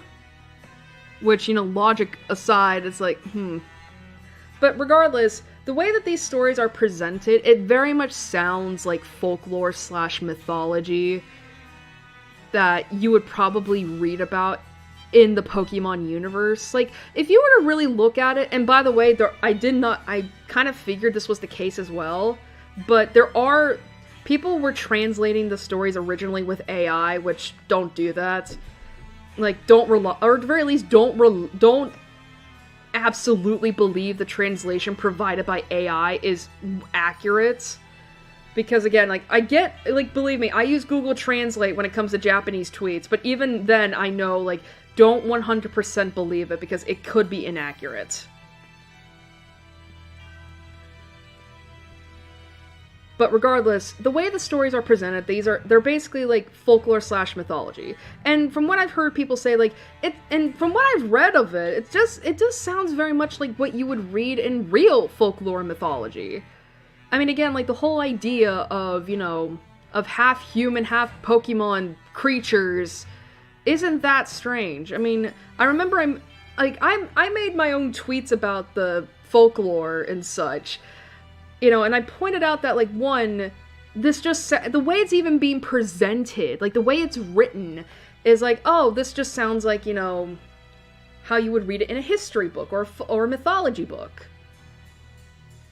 For one. And two, it just sounds like, again, like, I mean, I compared it to Greek mythology.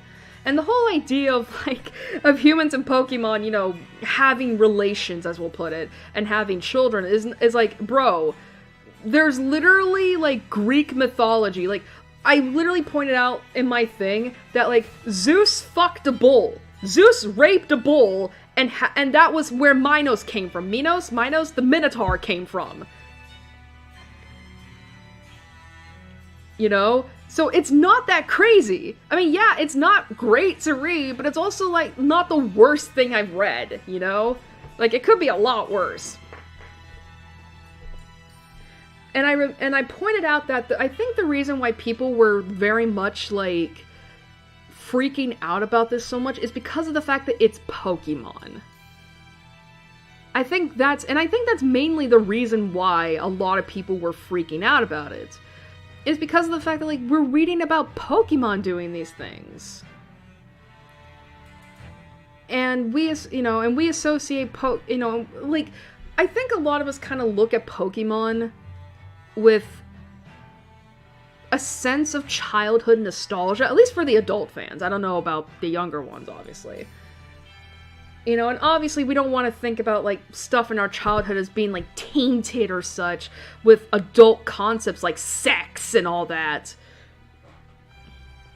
You know, and I think that's kind of, even now it's hard for me to see Pokemon engaging in that sort of thing.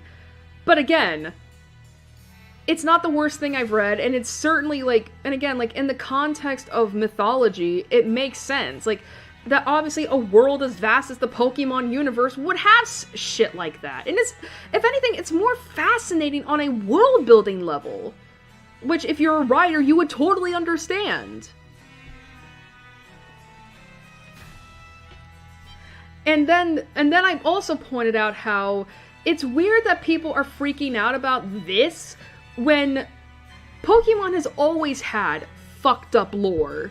I mean, look at any ghost-type Pokemon's Pokedex entries and tell me that some of that shit is not dark. I mean, Drifloon kidnaps kids. Mimikyu's whole existence is a fucked up eldritch horror. Baynet, whole existence, eldritch horror.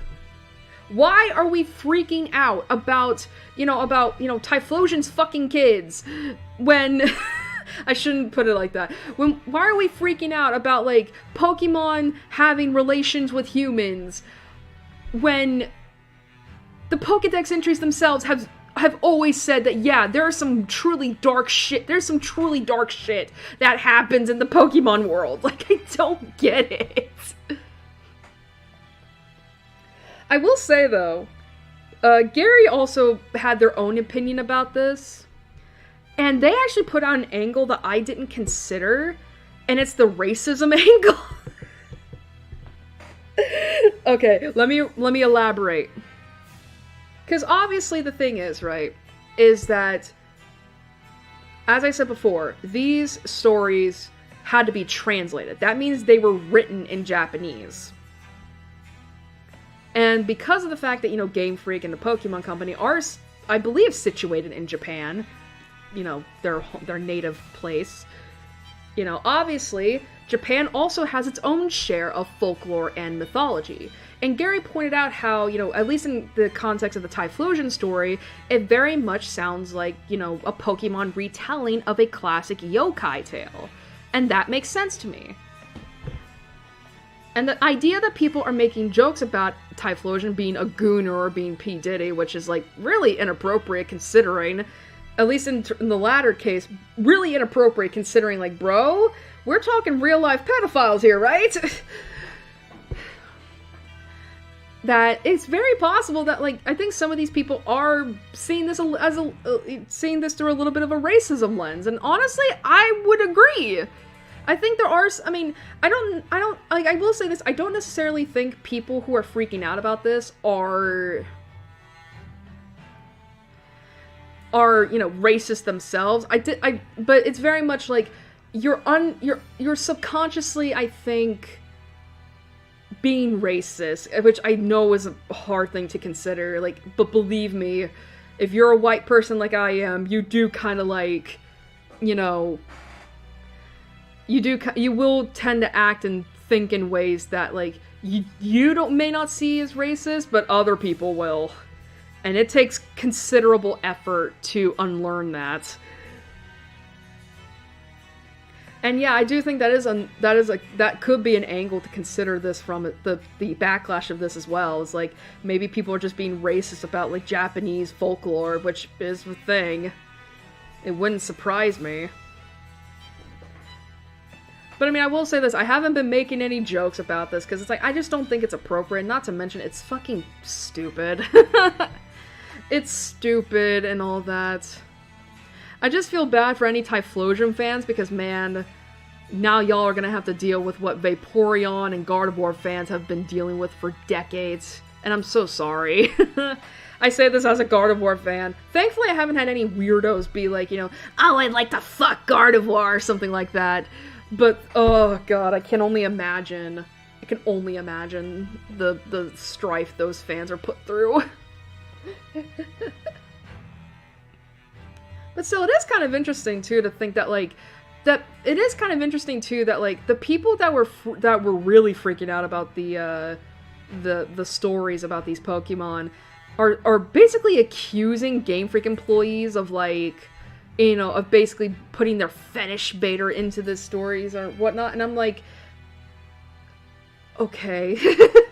like the funny thing, I've been seeing a lot of tweets talking about how, like, you know, that you can really gauge whether or not these people have good media literacy skills or not by the way they react to these fucking folklore tales. And honestly, I have to agree.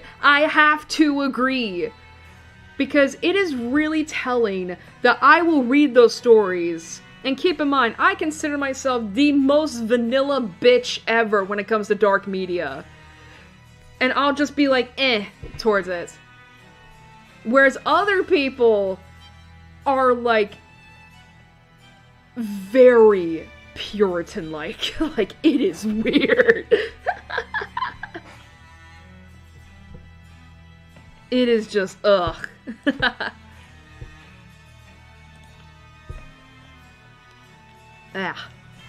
But yeah, it's just...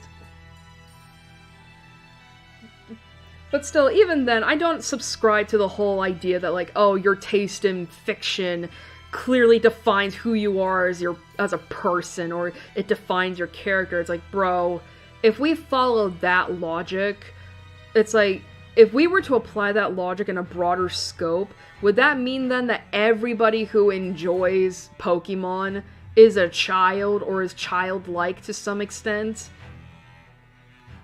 That's, like, listen, you know, it's like, I don't want to get into that whole debate because I feel like I've had enough discussion about that debate to last me at least the rest of this year. But again, as I said, you know, but all you need to know is, like, I don't subscribe to that theory and all that. Like, I think it's perfectly fine to like stuff in fiction that you clearly wouldn't condone in real life. And again, if we are to apply that logic of your taste in fiction defines who you are as a person and it defines your character, then we may as well apply that logic on a broader scope and basically use that as a way of defining anybody, you know, again, the whole Pokemon example. And because clearly, we wouldn't do that to every piece of media, to every person who enjoys a media, right? So why is it only dark media that it happens with? I mean, for God's sakes, if that has to apply, then you may as well, you know, consider me, like, you know, a freak, because I enjoy Fatal Frame, I enjoy, you know, You know, I enjoy reading about, or like, someone accuses me of condoning necrophilia because, God forbid, I like vampire love stories. I like, like, stories featuring the undead.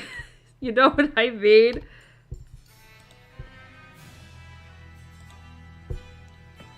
But yeah, I don't subscribe to that whole theory. I don't.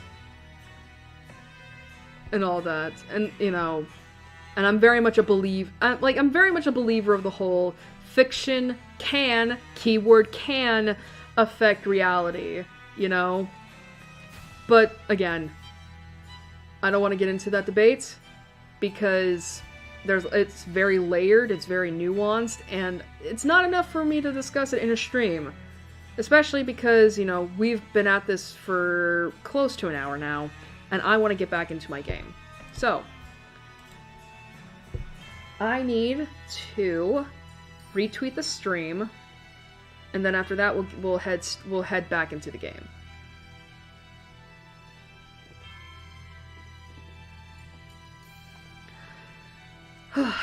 Excuse me. Not to mention, too, I feel like I'm just not articulate enough. I feel like even if I were to engage in that conversation, I wouldn't be able to really articulate it. I wouldn't really be able to articulate myself enough for it to be cohesive and such, so...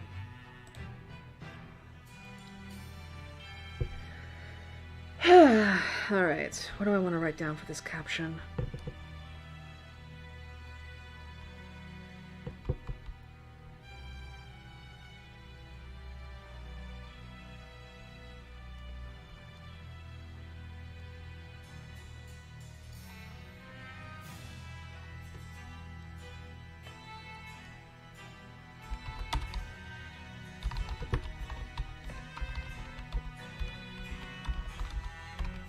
Oh my god, I can't type today.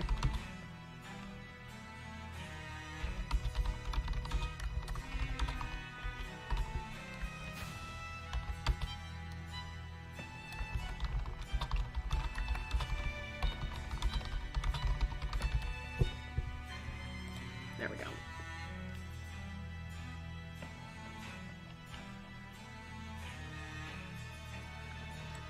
Alrighty. Alright, we're gonna say goodbye to Firefox for now. And then we'll come back to it.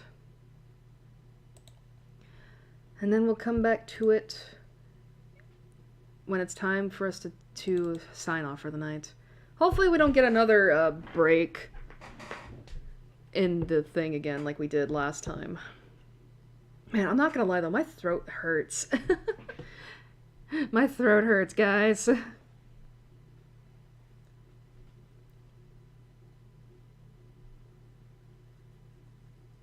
Because I've just been talking. God, I might need to go to the bathroom soon.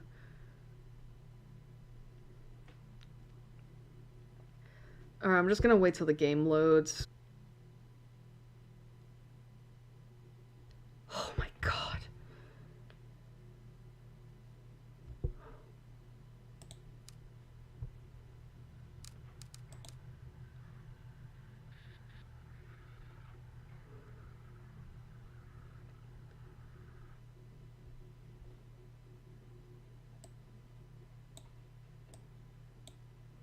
Oh my god. Sorry, I looked. Oh, sorry. So I am so. Good lord, I need to check my stream right the fuck now. That scared the fuck out of me.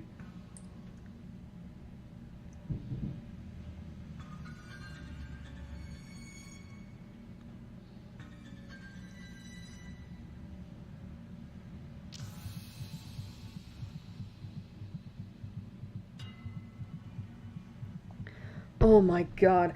The game was loading, and then I noticed my OBS had froze, and I was like, no, don't be doing this to me again. Don't you dare fucking do this to me again.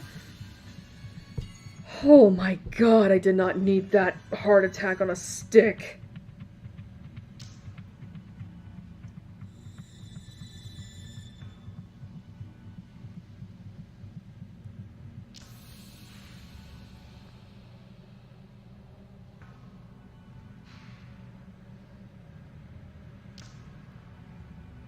Why the fuck is it not...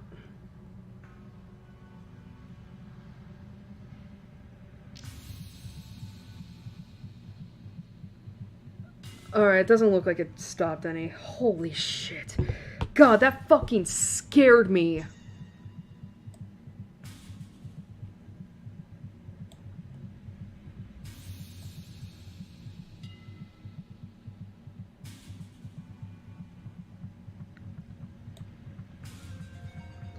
God, that fucking scared the shit out of me.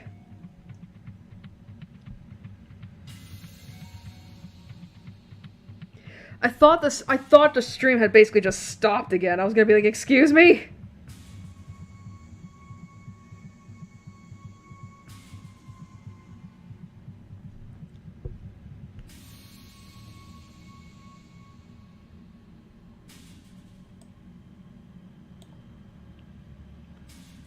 Sorry, I'm currently trying to resize the window.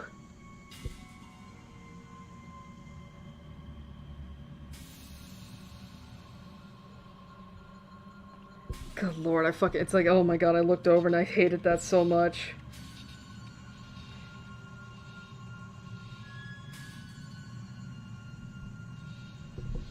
Alright.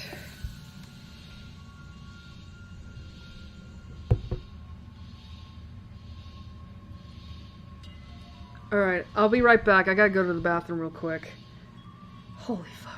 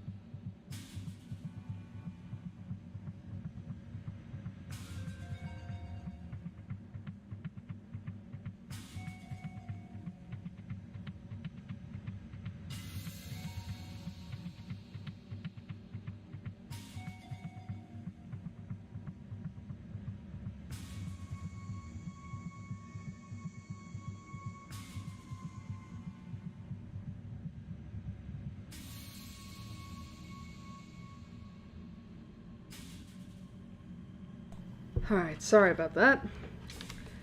Oh my god, that still scared the fuck out of me. Alrighty.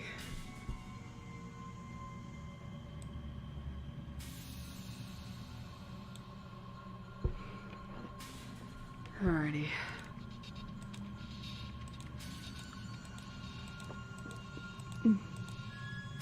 Oh right, I need to go here. Alright, I should probably turn this down a little bit.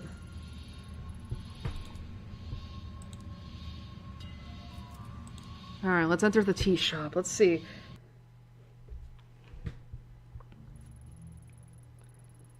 Yasuhisa. Alright. Welcome, come in. Do sit down. No need to be so formal and stand there like a statue. How can I help you? Are you Yasuhisa? Takashi told me to come speak with you. Oh? And how is Mr. Kawana? Still prickly as ever, I suppose. I've always found him to be wise beyond his years, though perhaps not by choice. I digress. My apologies, it's the quirks that come with old age, you know? What does Mr. Kawana think I can help you with? I'm looking into a few things related to the Kamenkai, the group his family got mixed up in. Ah, a more difficult answer than you might expect. You see, there are two groups that share that name. The first, as you know, is the religious group formed by the guru Tokimasa. The second is an ancient order, over 1,000 years old. What's that you're holding? I was told it's related to the Kamenkai, or the newer one, and that you could tell me about it. Ah, that explains many things, child. The far-off look in your eyes, for one. I imagine you have many, many questions. Masks are interesting, are they not? They are meant to be a disguise, and yet a mask cannot lie or contort itself to hide the truth. In that sense, it is the mask that is more truthful than the human faces we hide underneath them. I wonder how you came to be in possession of an object with such a dark history. I think it might be related to a missing person, but I don't know anything about it beyond that. Ah, but that itself is the essence of history. Layers upon layers of personal connections that are continuously peeled back to their root. Relics like the one you hold often take unusual routes to where they end up. Relic? If it's from the Kamenkai cult from the 90s, then I'd hardly call it a relic. Misguided and deceptive as he was, Tokimasa was no fool. In order to gain new followers, he needed to give his cult historical legitimacy. He collected obscure objects and gave them new meanings that he could control in order to manipulate his followers. The mask was what he chose, along with the name of the group that created it. Interesting, isn't it? Yeah, I guess so. Only, I guess I was hoping you could tell me some other things about it. For instance? Like why? Now that I'm about to say it out loud, it sounds silly. I'm sorry I bothered you. Don't be silly. You wonder, for example, why holding the mask seems to take you to another place? Or perhaps why you can see visions that don't seem real? Why you feel a strong will exerting itself on you? Oh yes, I know all about those things too. How could you know about that? When Tokimasa was in possession of it, he believed it showed him a path to the realm of the gods. He wrote extensively on the subject. Though, unlike most, I don't discount such phenomena as the ravings of a madman when the phenomena repeats itself. Do you too look into the inky blackness and see familiar shapes in the shadows? Not shadows. I see and hear people who are supposed to be dead. I find things I couldn't possibly have found otherwise. Most interesting. Tell me, detective. Oh, apologies. Do you mind if I call you that? I don't remember telling you I was a detective. Ha! My mistake. You must forgive me. A slip of the tongue. Oh, that's sus. That is so sus. What the fuck? I believe it was the way you carried yourself.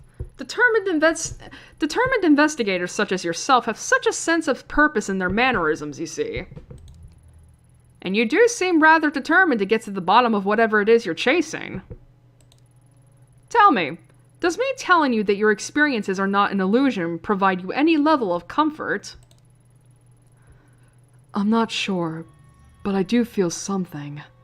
Maybe hope? It's like I finally got a foothold on solid ground.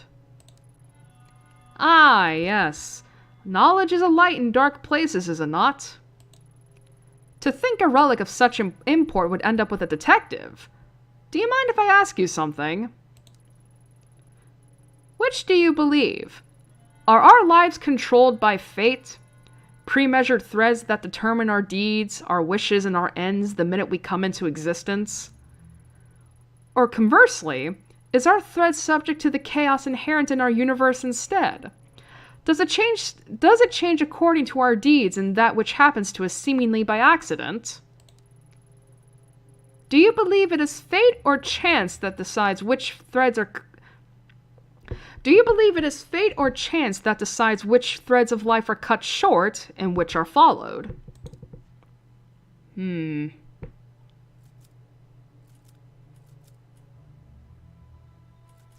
I would say chance. Yes, of course. Maybe you feel your life has been somewhat out of your control as of late. Control, huh? To be honest, I don't feel like I've had much of that since the mask came to me. You said that the mask was made by the old common guy. Why? Confusing me can't be the purpose it was made for. Ah, yes, a more complicated answer than you might have wished for. Indeed, it should come as no surprise that the creation of such a mysterious object is equally enigmatic. Perhaps you could do me a favor. Don't worry, it is in relation to this very topic. An important book has gone missing from my shop. If you could retrieve it for me, I feel it could shine a great deal of light on the subject. What kind of book? A book of the missing variety. I'm sorry, It concerns the mask bearer. Mask bearer? Huh? That's me, right? Although you carry it, that does not make you its bearer. All will become clear when the book is returned to me. Sounds easy enough. Where can I start looking? Oh, you needn't go far. The man who has it is right outside this building, in fact. As I said, it's not much of an errand, but I, of course, cannot leave my shop. He's right outside. This won't take long. I'll be right back. So, the takoyaki guy?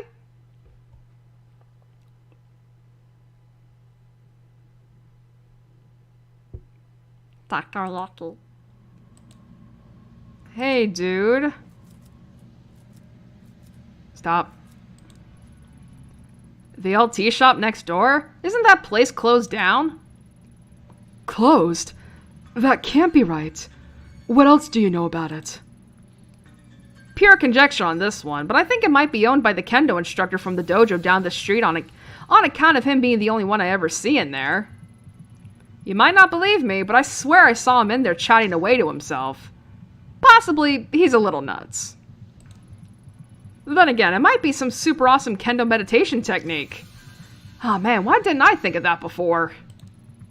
Next time I ought to ask him for some pointers instead of spying on him, eh? Word through the grapevine is that he's a regional champion or something and has trained some of the best. Lots of cops train with him too, so he must be good. Maybe he's not so crazy after all.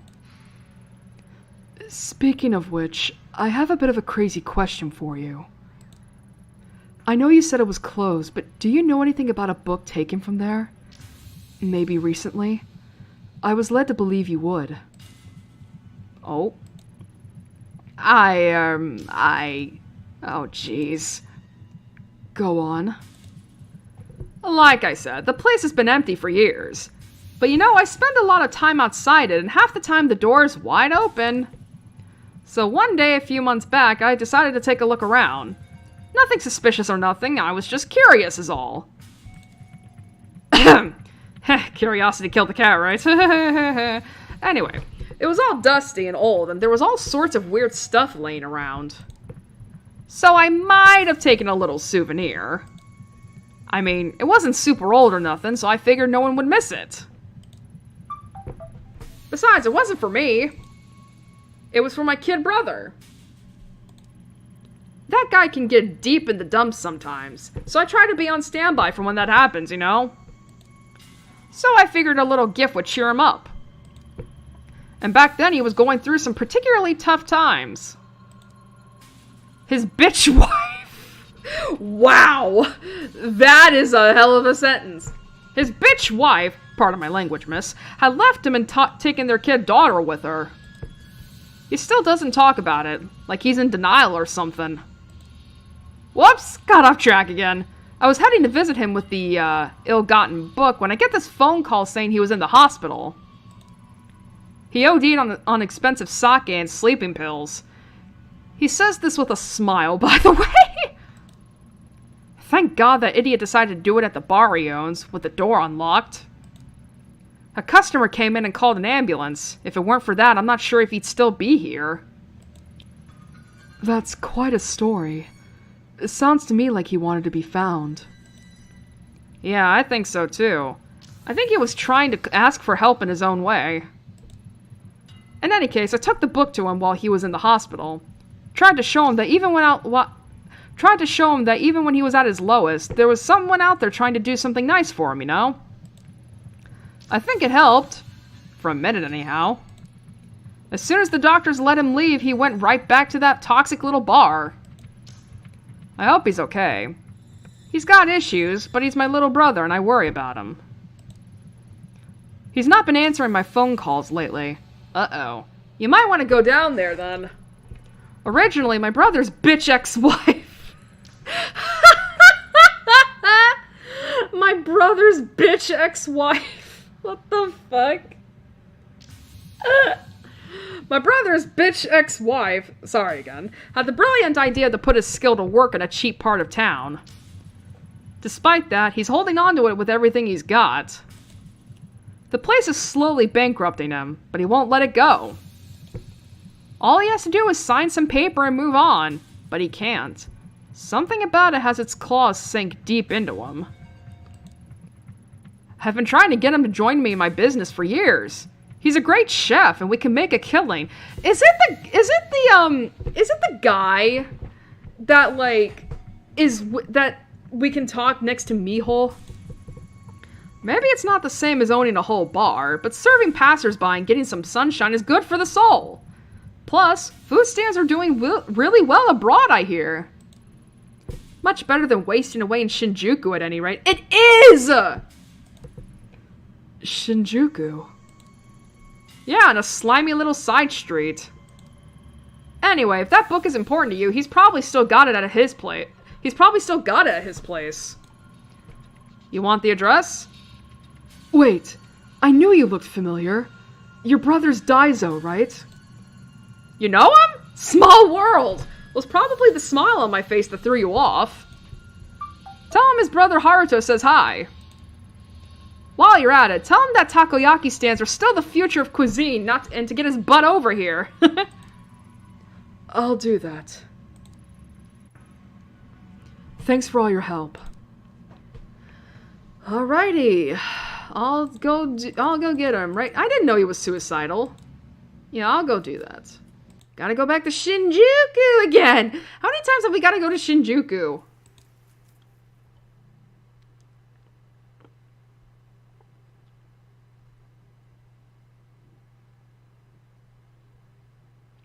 Can we check on Miho? I guess not. I don't imagine... I forget, is this the place? No. Wait, is it? It is. Stop! Hey, dude! Hi, Ami, how can I help you today? Hey, Daiso, how are things? Oh, you know, same old. Funny thing, I met your brother while I was in Asakusa today. Haruto? You met Haruto? What are the chances? Who knows? It was pretty random. Huh, who'd have thought? So, is he still selling takoyaki at his stand? Did he say anything? He is. He said to remind you that takoyaki stands are the future of cuisine, and that you should go and help him. Yeah, you talked to Haruto, alright. Always the optimist, that guy. I actually have a favor to ask you. Do you still have the book your brother gave you a few months ago? The only thing that guy gives me is headaches. Not sure if I can help you, Ayami. He said he gave it to you when you were in the hospital. Oh. What makes you think I was in the hospital? I don't even go to the hospital for checkups. Bro, you tried to kill yourself, it's fine. Besides, that dolt's bringing me stuff all the time. Always trying to drag me kicking and screaming over to where the grass is greener. This would have been more recently. After a rough patch. Maybe it was stupid to come and ask. Oh, no, it's fine. That idiot. Always running his mouth. Friggin' traitor. Those were just some, hard times. Nothing serious. I just drank too much is all. Bro, I get it. You were depressed as fuck. I get it. You don't need to, I don't know. Then again, this could be his method of coping with it. I mean, I do it. I'm sorry, detective, but I don't want to talk about it. That's fair. You don't have to disclose that to me. Alright. Understood. I'm not here to dig up bad memories, Daizo. Thanks. You said you were looking for a book, right? Truth is, I don't remember a book. I do remember Haruto giving me an old magazine, though, back in the hospital. It was one of the ones I used to read when I was younger, when things weren't quite so complicated.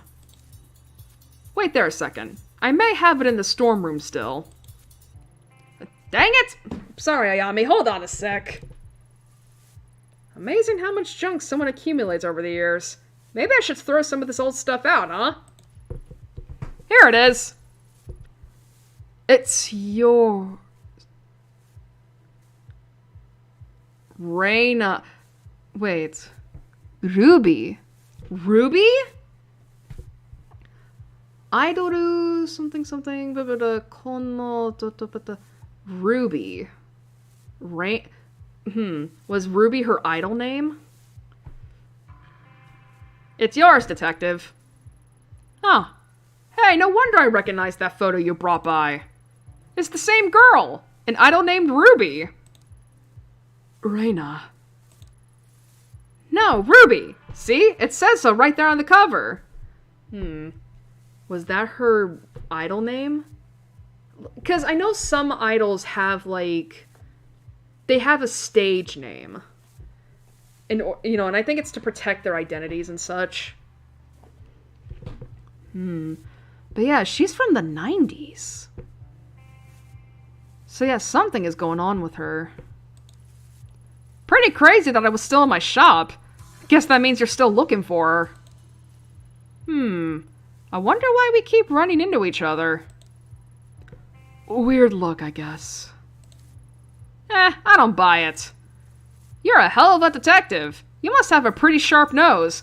Well, it does say, according to my spin record, that I'm pretty meticulous, so yes. Huh. If you say so, Daizo.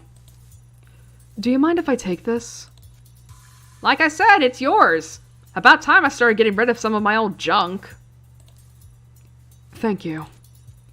See you around, Ayami. Take care, Daizo. Listen, go talk to your brother. He's worried about you.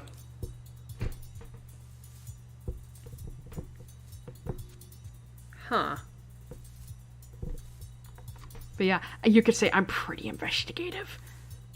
God, the only thing that's doing well is my investigation. That's just because I'm a curious bitch.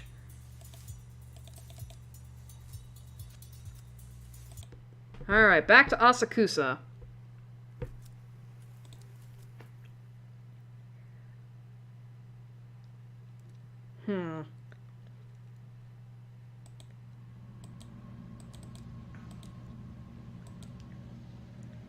Can I talk to him?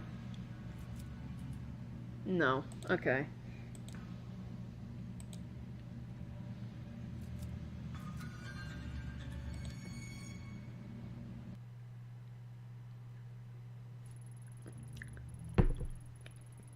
Excuse me. Alright. Ah, welcome back, detective. And is that my book I see in your hands?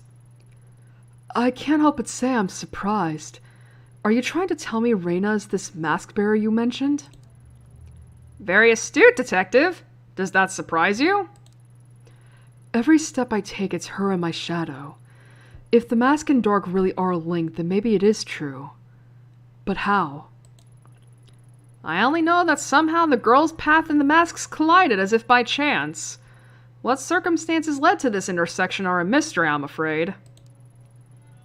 People always see history as something in the distant past, involving old men and black and white pictures. That book and that girl are as much a part of history as the rest. The threads that connect the past to the present and people to each other are not always apparent. But peel back the layers of connection and the randomness of our universe comes into a neat order. How exactly does Reina relate to an ancient group? Something doesn't add up.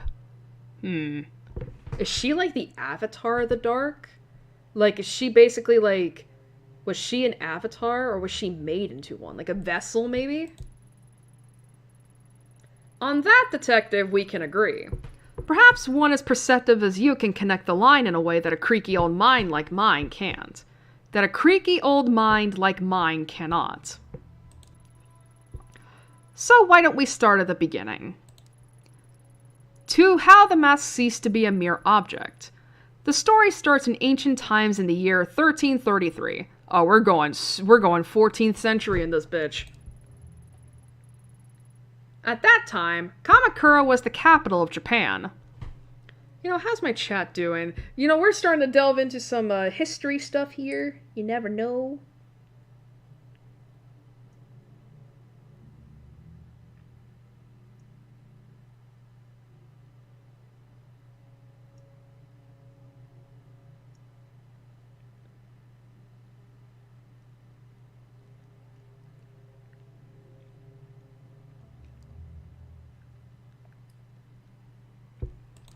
Alright.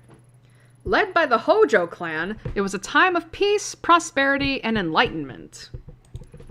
Peace among men is cyclical, and like so many before them and after, their time of peace came to an end.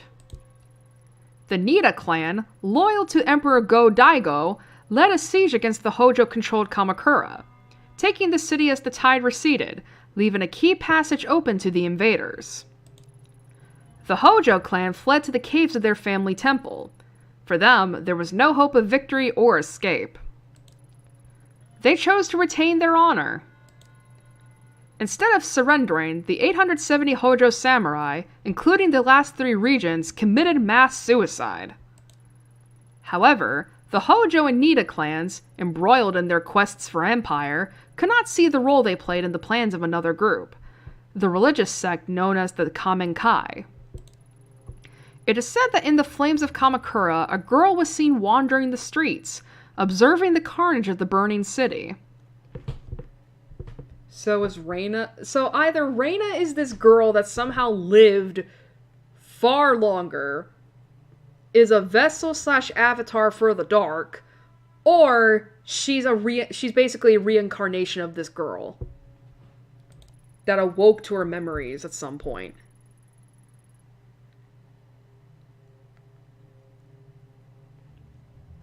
A girl lost to the histories by the name of Chikako Shichijo, the last survivor of the Kamenkai. They all died? Surely that means whatever the Kamenkai were trying to do, they failed. No, they did not fail. Everything went exactly as planned. Chikako Shichijo did not survive by chance. She was chosen. That is really fucking creepy. What the fuck? Chosen for what? To receive the blessing of all the spiritual energy that so much death afforded. To become the first mask bearer. Mask bearer? The old Kamenkai used the deaths of all those people to create this? Why? Legend has it the Kamenkai sought to contain the door, a rift leading to the spiritual realm, where our consciousness ceases to be and time holds no meaning. A place where cause and effect could be altered. Door? Reina referred to something like that too. But if it really exists, why is it so dangerous? Imagine being able to see the world as a god, so that the flow of time and the rules which govern our world are of no consequence. Even the dead could be risen up. Oh yeah, that's bad. The danger was not the door itself, but men. To a mortal mind, obsessed with the finality of death and meaningless accomplishment, such power would corrupt absolutely. So a dark place was created to obscure the door and hide it from mortal eyes, along with the tool that could control it. Impossible as it is, this explains so much of what I've seen. If it's true, then finding the door, it's how I could bring him back. Some doors, no matter how strong they call to us, are not meant to be opened, and the Kamen Kai willingly gave their lives to keep it that way. The mask opens the mind to all who come in contact with it, but it is intended for its bearer. Using it to find the door may destroy you. Maybe you're right, but I could at least use it to find my way in the dark, just like the collector said. The only thing I don't get is how Reina is connected. That is the mystery. As Mr. Kawana told you, the last known location of the mask was the Kamen Kai cult only a few decades ago. Much was suppressed about the Kamen Kai under Tokimasa. They existed, and then one day they met their end. A blink of the eye as far as history is concerned. There were many theories, that the police killed them during their raid of the compound, that someone within the cult had snapped and murdered the others. You think Reina was involved with these people? I wonder if there's anything about it left in police headquarters. That is certainly where I would start. Finding out about the last days of the Kamen Kai may help light your path to the truth. Though I wonder if such an object, bred from suffering, can truly put an end to it. Is it you who can finally break this terrible cycle? I've spent a long time here. I'm tired. So tired. Farewell, detective. And then he dies.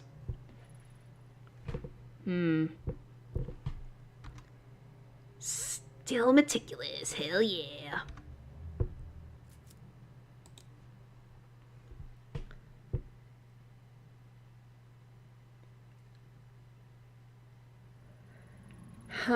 Okay.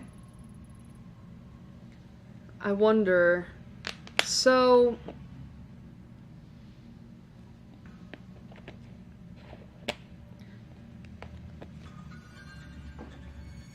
I wonder... Outside of the other things, considering that they said that, like, Chikako was considered to be the mask bearer after the Kamen Kai basically committed mass suicide, is it possible then that Reina's the mask bearer? Like, basically, this is that like that's what happened with the Kamen Kai this time, and Reina was the sole survivor, so that she could become the mask bearer. Sitting there comfortably, the historian Yasuhisa casually laid out everything that I've experienced, like he was reading it out of a book. A mass suicide, ancient groups, and a door to the spiritual realm. It sounds like a myth, an interesting story told to travelers in a bygone era. It's hard to believe it relates to Kazuki and Reina. I can't see it.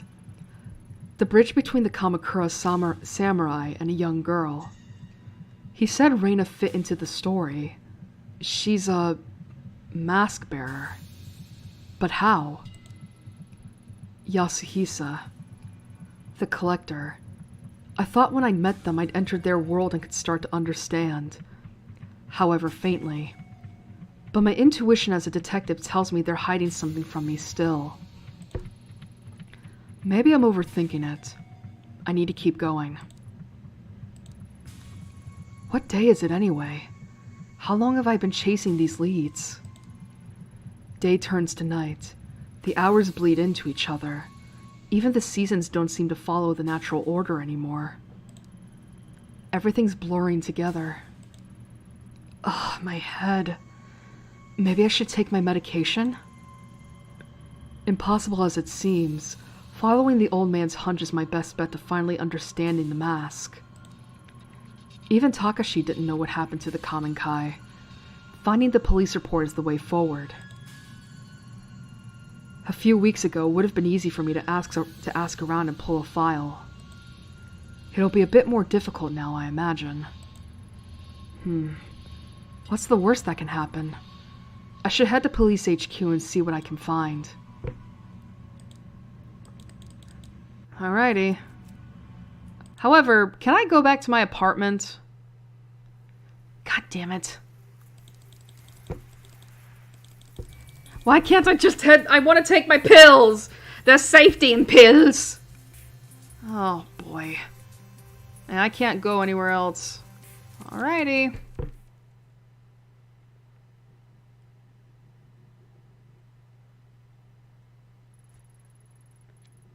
Oh, shit. You've got to be kidding me. Funny, me and some of the other guys were just talking about you after practice the other day. Specifically, we were taking bets as to how long it would be before you showed your face again.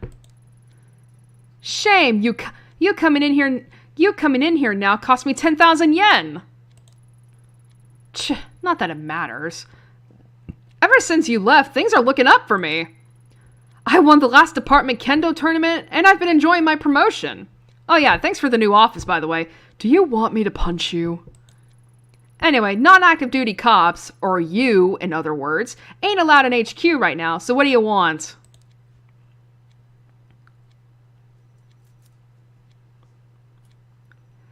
What I wouldn't do to fuck him up. I need a favor. Oh man, this just gets better and better. Begging me for a favor, huh? Kinda figured you might someday. So, what do you want me to do, Ito? Sneak into the evidence locker? Steal your gun back for ya? Like I'd do anything for you.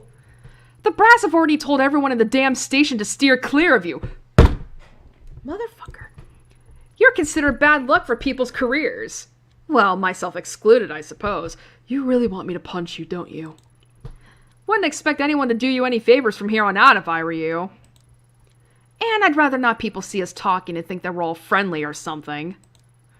Now get out before I have to call someone down here.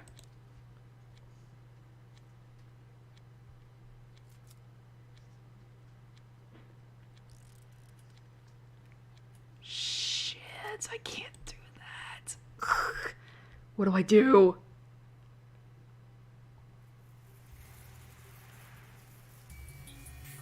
Come on, I don't want to do this. I just got my professional level back up. Oh, I can go back to Asakusa. Okay. I was like, hello? What can I do? Oh, Takashi. Maybe we can ask him.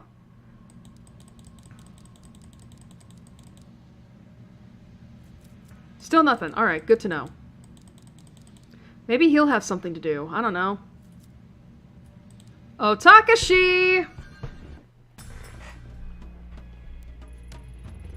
I'm surprised to see you back. How can I help you, detective?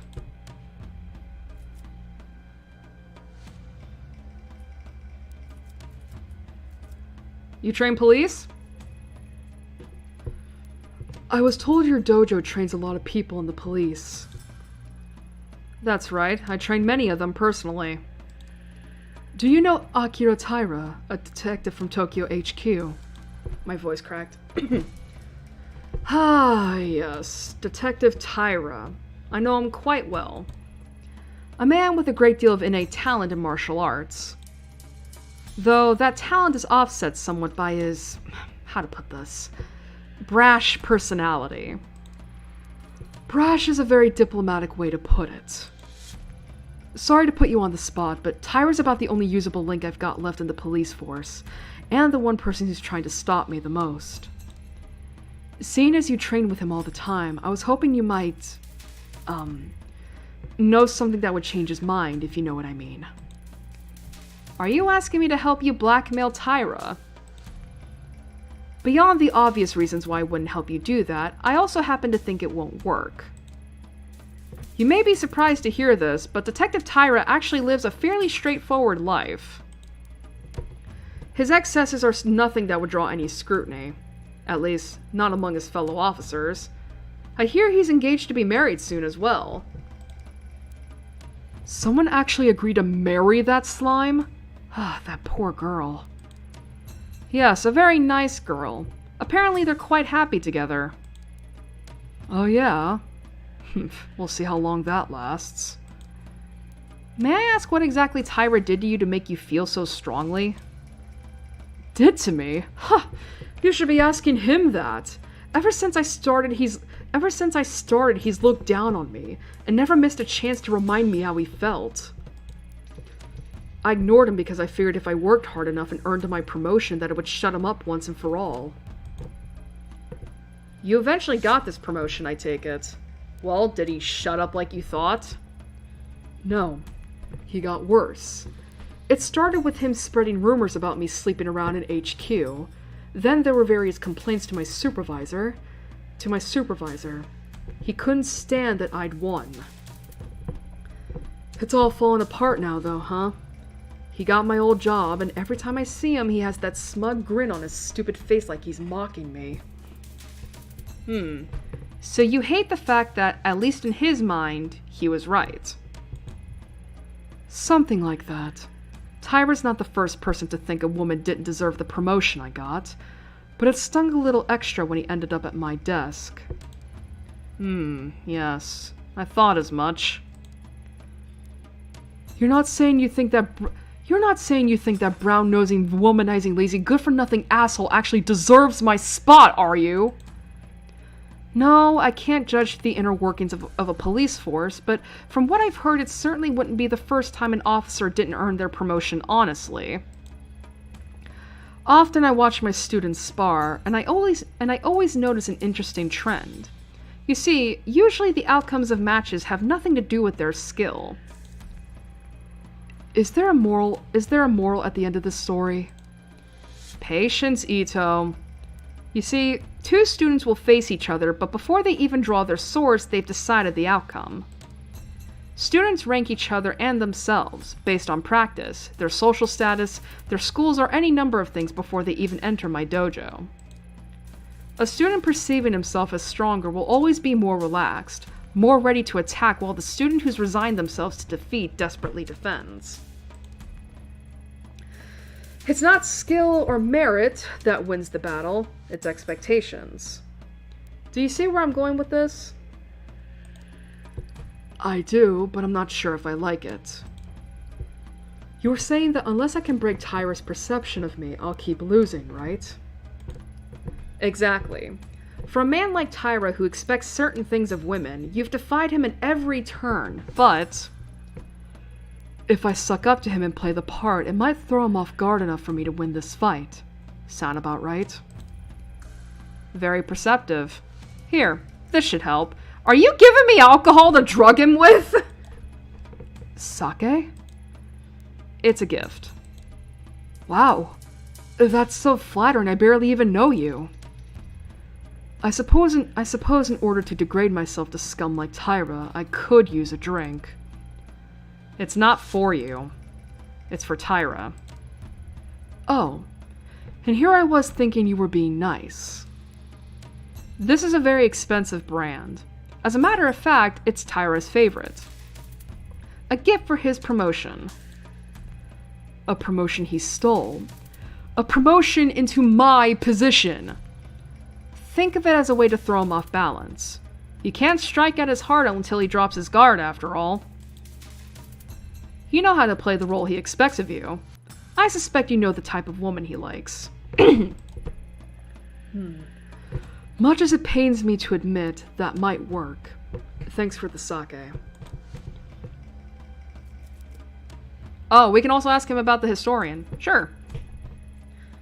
I spoke to Yasuhisa, the historian. Oh, good. And? Takashi, what is he? I don't understand your question. He's one of them. Them? Ito, are you alright? He's just an old man. What else would he be? No! Takashi, you must have noticed. There's something off about him. Like the collector, but... No, not exactly like him. I'm not sure what Yasuhisa told you to scare you like this, but I've known him for years. He's a bit eccentric, and too philosophical for his own good, but he's harmless. Allow me to offer some advice. What you're feeling right now, it's not him. It's you. The more time I spent researching the common kind in the past, the more I began to feel the world had gone mad. But it didn't. It continued to turn on its axis as it always does. It was me who became unhinged. You could always walk away, Detective Ito. Some mysteries aren't worth solving. Drink the sake! No, we're gonna be professional.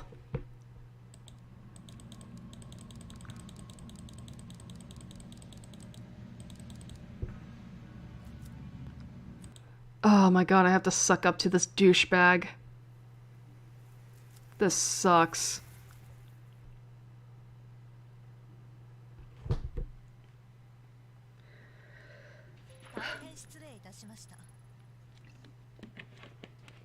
Hey, my professionalism went up again.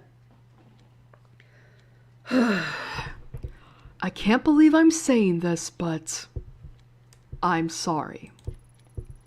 That's it, Ito. I've heard enough of your... Wait, what? You heard it right, Tyra. I'm sorry. Actually, how's my professionalism right now? Yeah, boy! Sorry. You're a good detective, and I never did congratulate you on your promotion. Here, this is for you. Heh, I get it. So you think bribing me's gonna work, huh? Ken no Michi? Is that a bottle of Ken no Michi? No way! It sells out in weeks! Even my family rarely managed to get a bottle, and they knew the people to ask. How'd you get it? That's not important. Consider it an apology for how I've treated you in the past. I present this to you as a way to formally hand over my old position to you. It's clearly in better hands now. She is throwing up in her mouth as she says this. But... Dude, she's bowing to him? Oh, that's gotta sting for her. That's gotta sting for her.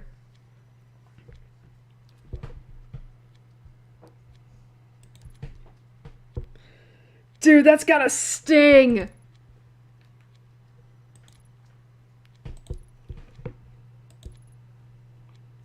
Ito. Sit up, will ya? Ito, it's fine. Just sit up already. Okay, I accept your apology. Hell, didn't know you felt that way. I mean, in light of recent events and all, it's long overdue. Guess with all the, stress you've gone through, the delay is understandable. Glad you finally learned to manage your emotions appropriately. You are so fucking lucky I didn't punch you. Thank you for your kind words, Detective Tyra. Once I return to the department, I know I'll have much to learn from you. Hey, it's a little early for that talk, don't you think? We don't even know if they'll let you back on the force after the hearing. Yes, I suppose you're right, Detective. I shouldn't have spoken so brashly. She keeps doing that. Just like, I'm gonna make you feel bad.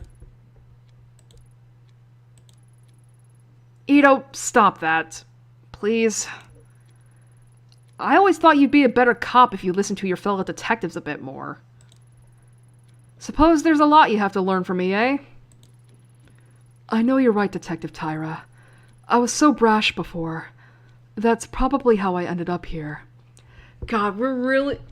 Man, I hate this, man. Like, I mean, I'm not saying this is bad for the story or anything, and I know why she's doing this, but it's like, it really does feel like we are just apologizing for being a woman to a misogynist. I hate this.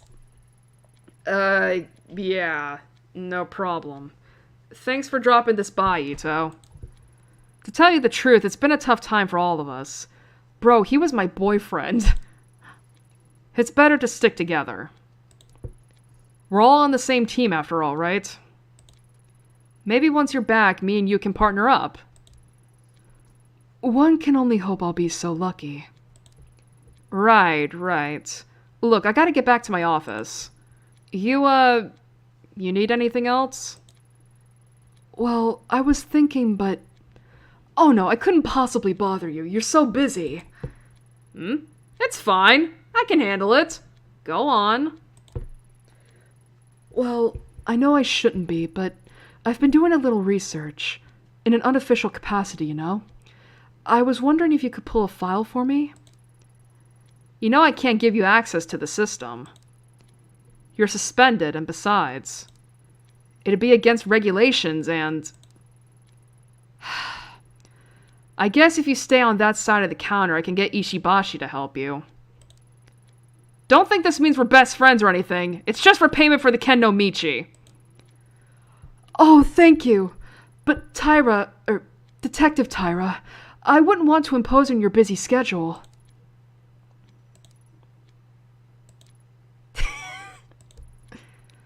Again? Stand up!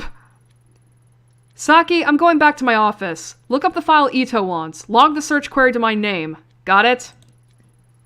Yes, sir. Of course. I'll be in my new office all afternoon, so direct any calls there. Clear? Yes, sir. I think he's gone. Damn, Ayami! I mean, I've twisted some guys around my finger before, but that was something else. Don't think it'll take long to get your office back if you can keep working that magic. Ayami, listen to me. Very closely. It's very, very important you train me how to do that. For, professional purposes. I think you're all right on your own, Saki. Oh, fine. Be that way. Anyway, you've got Tyra's sign-off. What did you want me to look up for you? On March 4th, 1996, there was a raid on a compound belonging to a cult called the Common Kai. I'd like the official report, plus anything else you can find on it. Wow, that's some heavy reading material. I'll get right on it, boss. Doesn't seem like there's much to go on here. Looks like there's only one file.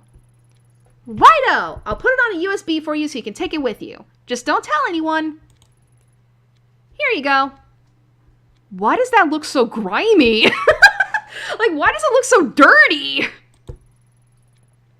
Thanks, Saki. I owe you one. You owe me more than one, Ayami. See you around.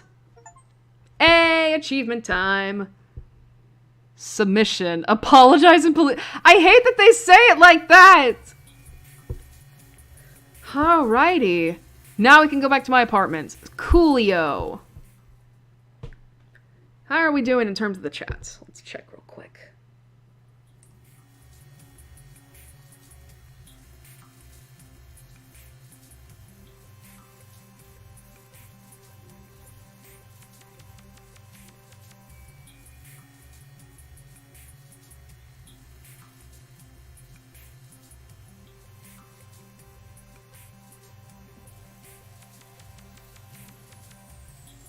Alrighty. Alright, nothing to check out here, huh? Alright, let's look at the laptop. Actually, how are we doing in terms of my professionalism? Okay. Alrighty. Let's see. Something doesn't smell right. There's a raid on a compound, and all that's left is this lone debriefing? Doesn't add up. Not to mention so much of what is here is redacted. Officers arriving at the scene found 12 people dead on arrival, including Tokimasa and Mai's parents. Where are the details about how they died? Not to mention the report itself was filed almost a week after the raid, so why aren't there any autopsy reports? It says here, 2 children and 1 adult are believed missing. That must be Mai, Takashi, and their grandmother. Guess that means Takashi was telling the truth after all. So many people have been hiding information from me, it's almost a relief. Still, for such a short report, it raises a whole lot of questions. The list of the dead, their causes of death, if there were other survivors, what else they found, it's all lost. Even the location of the compound has been classified. All I know is that the mask was found in the middle of the... All I know is that the mask was found in the middle of a pile of dead bodies. What the hell happened here? Why was it covered up? Let's see, can I read this? Debriefing report, incident report, code number, blah blah blah. March 14th, 1996, date of report March 9th, so 5 days later. Time of incident approximately 5:50. Summary. Tasked with raiding compound belonging to cult known as Kamenkai located in Redacted. Mission details redacted. Arrived to discover 12 bodies, dead on arrival, near compound including cult leader Shinji Umezawa, aka Tokimasa. Other bodies included 8 females and 3 other males of varying ages, along with 2 children. Cause of death redacted. So there were 2 kids that died. Okay. 2 other children and 1 adult considered missing, maybe dead, other survivors redacted. Personal effects collected at scene of crime include mask and several other ritual objects. And the result is the raid was considered a success. Cult known as Kamenkai's activities have ceased. Surviving members have been rescued. Okay. Interesting. The report is unclear, but it's obvious something terrible happened at the Kamenkai compound. No doubt the mask had a part to play in those 12 people's deaths. In one way or another, it found its way to Reina afterwards. She said she was searching for the door, which means her connection to it is no mere coincidence either. The collector said the path in the dark would never reveal itself unless I understood her past. The report is a dead end for now, but he gave me another lead, a talent agency called Omega in Kabukicho. It's not a whole lot to go on, but maybe I'll find the connection I need to connect the dots. For now, all I can do is go to Kabukicho and ask around. Alright, well, we're gonna do that, but I'm gonna take my pills. And I changed clothes immediately, too.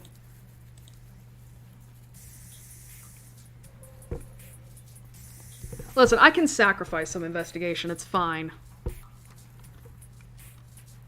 Hell yeah. God, I keep looking out, like, my mouse keeps screwing with me and thinking that, like, my internet is going down, and it's like, no, it's just the red light from when I use it. Alrighty.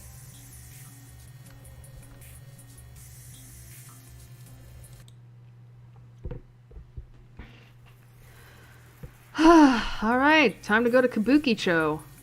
Let's read this. Give me the info. Info. Give me the info. Why is it not showing me the info? Like, I'm clicking it, I want to read the info. Fine, I guess I'll just go to it straight away.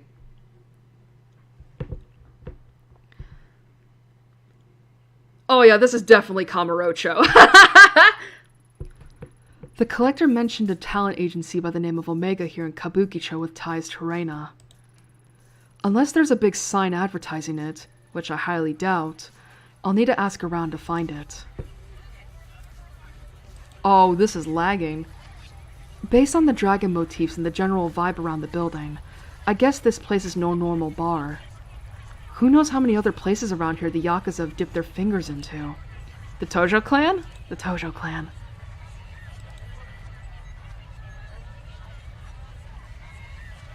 Mai Changu. Wait, what? Mai Changu. Mahjong? Host Club.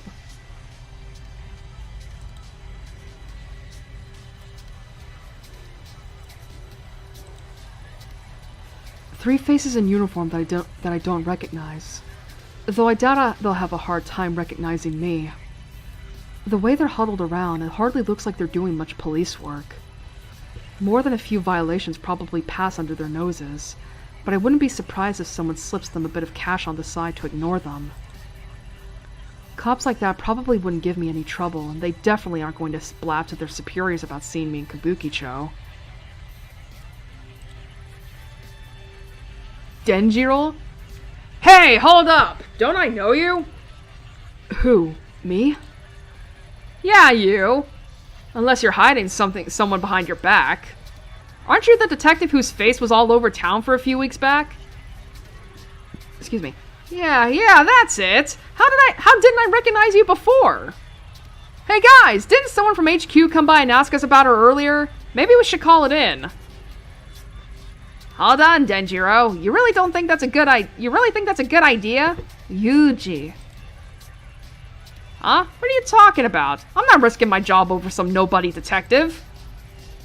Ryu. Yeah, well, call it into HQ and you might be risking more than your job if you know what I mean. Ryu's right. Why should we stick our necks out when she hasn't even done anything wrong? Being on leave doesn't mean she can't walk around, does it? Also, that's interesting. He did say there's someone here looking for us. I'm with Ryu. I doubt I need to remind you boys what happens when you ruffle the wrong feathers at HQ. You guys can't be serious. Look, I'm not saying we arrest her, only you're gonna piss off the wrong people, Denjiro. I don't know how much more obvious I need to be for you to get it. No one, not even the detective here, is worth bringing down her wrath. Especially right now. Things aren't exactly on stable ground around here since the Mifune family shakeup. Don't need a repeat of Officer Ono. Pegged for promotion one day and then some anonymous tip comes into HQ that Ono's been selling a little dope on the side. Even got a gun to tie him to a crime scene. Yeah, a gun that's mysteriously gone missing from evidence. You think that story's true? Does it really matter if it is or not? The point is, he asked too many questions around here and now he's in jail. Some police we are. Held hostage by some woman. Screw it. Maybe you guys are right.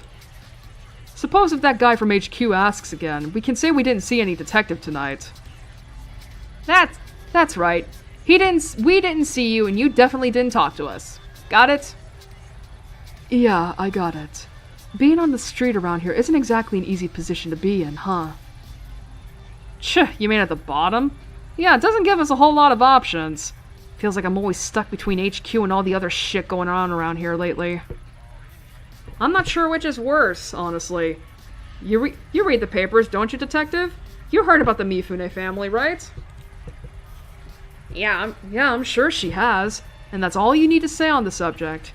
You never know who's working for who around here, so put a lid on it. Listen, detective. Whatever you think we are or what you think goes on around here, it isn't so simple as good cops and bad cops. Remember that. Kabukicho might not be perfect, but we do our best to keep the peace. Right? Right. Like Ryu said, we're trying our best. So don't cause any trouble for us, and we'll return the favor by not letting HQ know about this. There's plenty scarier than HQ out there. That's for sure. Why don't you move along, detective? I think I'll do just that. Good luck, officers. Ooh.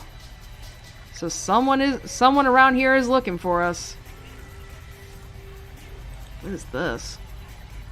Seems this club is pretty popular, and it already has a lot of customers. Maybe talking to some of the regulars would give me a good idea of where to start looking for Omega. Alright, what's over here? I can't talk to them. That's interesting. Oh boy. Alright. Please don't be boobs. Please don't be titties. Otherwise I got this. I should keep the sensor ready just in case. Who the fuck am I? Oh, that's interesting.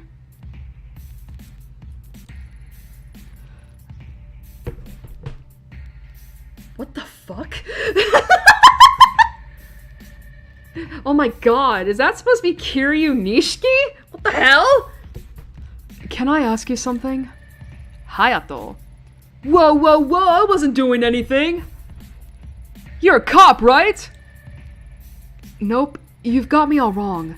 I'm looking for a talent agency by the name of Omega. Why'd you think I was a cop? Phew! Only cops ask that many questions right off the bat. Well, that and your costume had me fooled. You ought to be careful walking around like that. All I did was ask one question! Oh, I got it. You're some kind of performer, right? What are you doing looking for Omega? Omega's a wash. You won't get any work from them. Worry not, sweetheart. It just so happens I work for one of the best agencies in town. We handle all types. Models, performers, actors, you name it. Even a mature woman such as yourself will have no problem finding work through us. That is, if you're fine with, staying in costume. My lucky day. That's the spirit. Have a drink with me, babe. I'll get you signed up. I'm sure I can find work for you in no time. Well, like I said, I'm looking for Omega. A friend of mine recommended them, so it'd be rude to not talk to them at least, right? Phew, if you ask me, your friend's got no taste. You shouldn't waste your time with those losers. No one's even seen their guys around for months. Word on the streets that they ran up a bit of debt with the wrong people, if you know what I mean. Anyway, you didn't hear that from me. You know where I am if you want a real chance, babe. I'm not gonna lie, I thought they were gonna, I thought that at the very least they were gonna offer me the chance to have a drink, and I was gonna say no, because I'm like, dude, I don't trust this guy. He could drug me. Hi. Can I ask you something? Ryota. Yeah, sure, you don't need my permission. You heard of an agency around here called Omega? Omega? No, doesn't ring a bell. Why? What's it to you? I'm looking for a missing girl. Missing, huh? Was she foreign? Working for a nightclub? Maybe working for some of the other, types of clubs? I don't remember asking your opinion on the girl, only if you knew about the agency. Either way, answer's the same. I don't know no Omega, and you probably won't find her even if I did. Girls go missing all the time around here, if you catch my drift. Care to be more specific? No, I don't. Don't think you delicate types could handle it. What is that supposed to mean? Let's just say not everyone is as nice to the ladies in those places as I am, and leave it at that. Stir the pot with questions like that, and you're bound to end up in trouble. So if you want help, go ask someone else. Let's see. Hold up.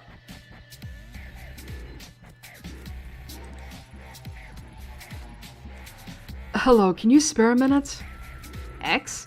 Whoa, how long have you been standing there? Me? I just got here. Why so jumpy? Heh, sorry. There was a big scary guy with a scar here a little before you. He acted friendly enough, but he made me feel a little uneasy. Kept asking me what I was doing here, and if I wanted to go somewhere and have a drink with his friends. Honestly, I've been waiting for a good moment to duck out. Think you made the right decision by staying put, if you ask me. Have you heard of a talent agency around here called Omega by chance? Omega? No, never heard of it. I'm actually not ever in this part of town. A friend of a friend invited me out here for a few drinks, but she hasn't shown her face yet. It's starting to stink of some sort of weird setup. Anyway, I still have some pride, so I'm not going to tuck my tail and run just yet. Good luck finding that agency or whatever you were looking for. And if you see that guy I mentioned earlier, watch your back. Alrighty, what about you? Oh my god. Evening. You know anything about a talent agency called Omega? I heard they were based here. Hiro. Are you insane? It's not like I'm asking you to take me there personally. What's the issue? You do know where you are, don't you? Omega ran up against some people, the same people who owned this club, and they lost. The Mifune takeover's already racked up quite the body count, and I don't plan on being added to it. I'm not sure who you're working for, but you've come at a bit of a sensitive time. If I were you, I'd turn around and walk out that door. Hell, she probably killed him too. Killed who? Him! You know, Higashi, the owner of Omega. Everyone knew he owed the Mifune family a small fortune. The word on the street is that there's been a little spring cleaning of any disloyal retainers. Do I need to spell it out for you? Good. I've already said too much, and you should stop asking around, too. You never know who's listening. Whoops, I clicked out the window again. I didn't mean to do that. Just checking. What the? Why'd you... Okay. Oh, this guy's snazzy. Hey, can I ask you something? About a talent agency called Omega. You know anything? Alright, I'll take that as a no. That was creepy. What about you, sir? Hey, do you know this area? Jake. What? I had a question about... What? Speak up! I can't hear you! The speaker's right there! You're gonna have to talk louder! I'm looking for an agency. You're looking for a vacancy? In what? No, and... Yeah, what? I'm looking for information about Omega Talent Agency. Do you know anything? Whoa. You really shouldn't shout things like that around here. You were stupid. Oh my god, it's a Yakuza! Excuse me, miss. Kazu! Kasu or Kazu? Excuse me, miss. We were hoping you might join us next door. Hideki? Consider it an invitation from an admirer. Besides, it's a much nicer venue than this dump. Yeah. In fact, we'd be happy to escort you. Who are you? Who do you think? We're just businessmen doing our business. I genuinely do not know. Like, I don't have a gun.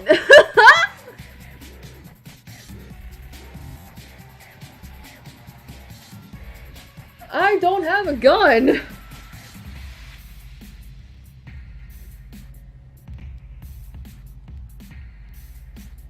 Well, listen, maybe if we explain that, like, we're just looking for somebody, you know, we're just looking for a talent agency, we're just, you know, in connection to a missing person, you know, it'll be fine.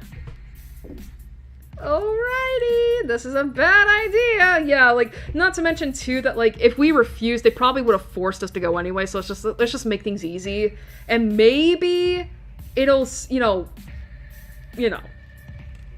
Good answer. Follow us. Please don't rape me, please. I don't want to see that. Achievement, you fucked up. Oh, you're pretty. Kasumi. Welcome. Come in. Let me introduce myself. I'm Kasumi Mifune. Oh. You're the head of the... You're very pretty, ma'am. I appreciate you coming by to talk. Your thugs didn't give me much of an option. The hell you think you are, calling me a thug? We're businessmen, you got that? Oh, I've got it all right, but don't think that dressing in a suit makes you any less of a thug. Say another word, you cop bitch. Enough! You say another word and I'll make you wish you hadn't. Now get out, both of you! Yes, boss. My apologies. The quality of help you can find these days isn't quite up to the standard that it was in my father's time. Wild dogs can be difficult to train, but they'll come around, even if I have to beat it into them. Sit down. Relax. Can I get you a drink? She's very pretty.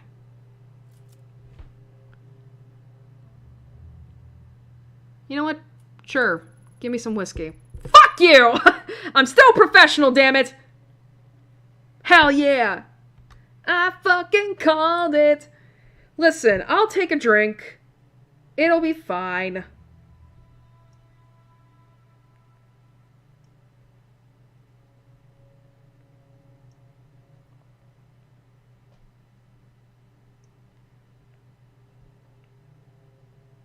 But yeah, I'm still professional, damn it.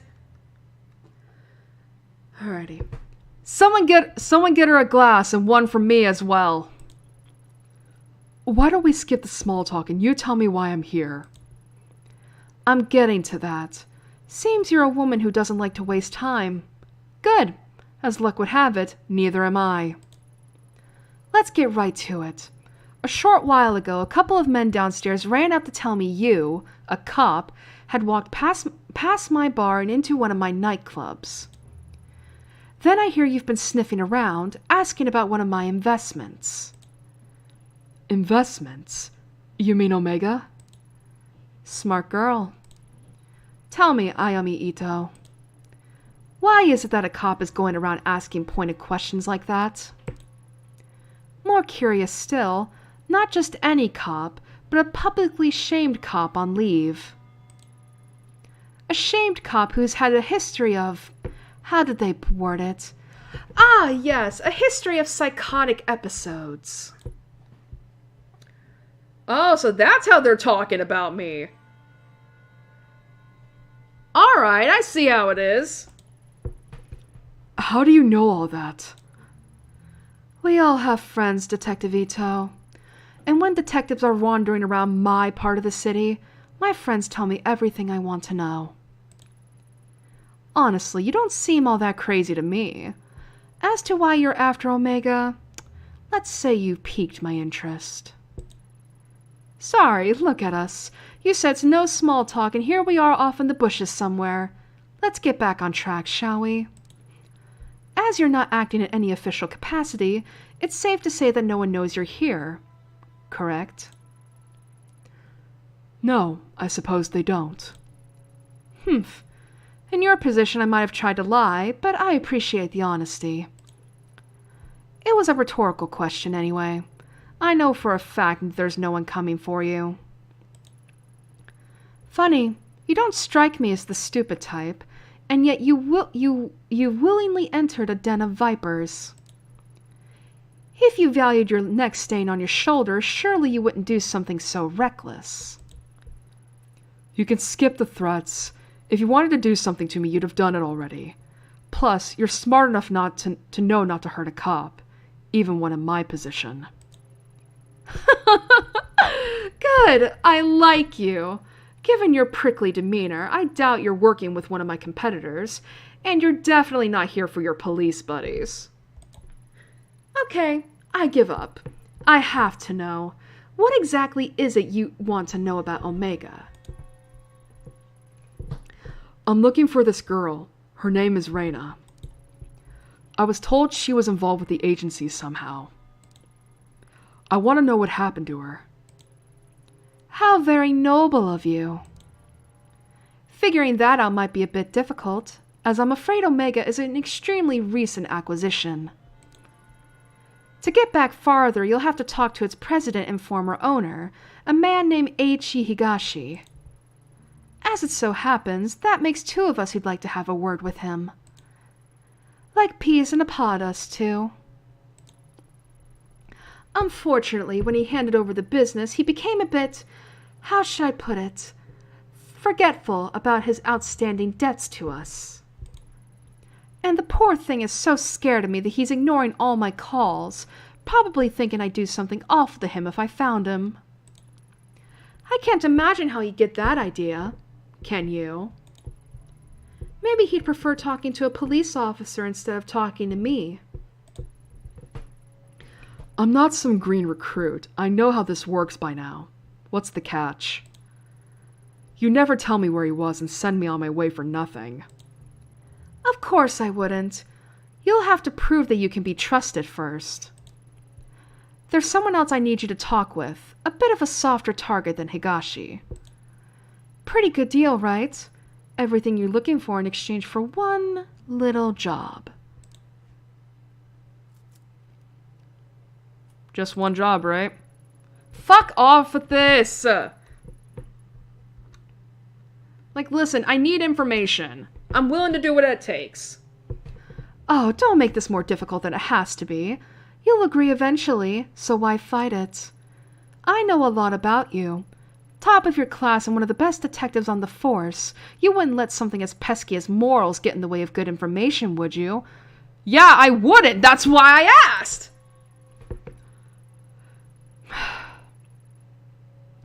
I've heard about you too, Kasumi Mifune. Or more accurately, I heard a lot about your father. Humph, as you should. My father was a good man. It's not surprising you know more about him than me. That'll change soon enough. I won't be a footnote in his story much longer. My father always undervalued the power of information, but I really get to know the people I associate with. You, for instance. Everything you've done paints the picture of someone who's very determined and very desperate to find this girl of yours. Don't let other people tell you otherwise, Detective.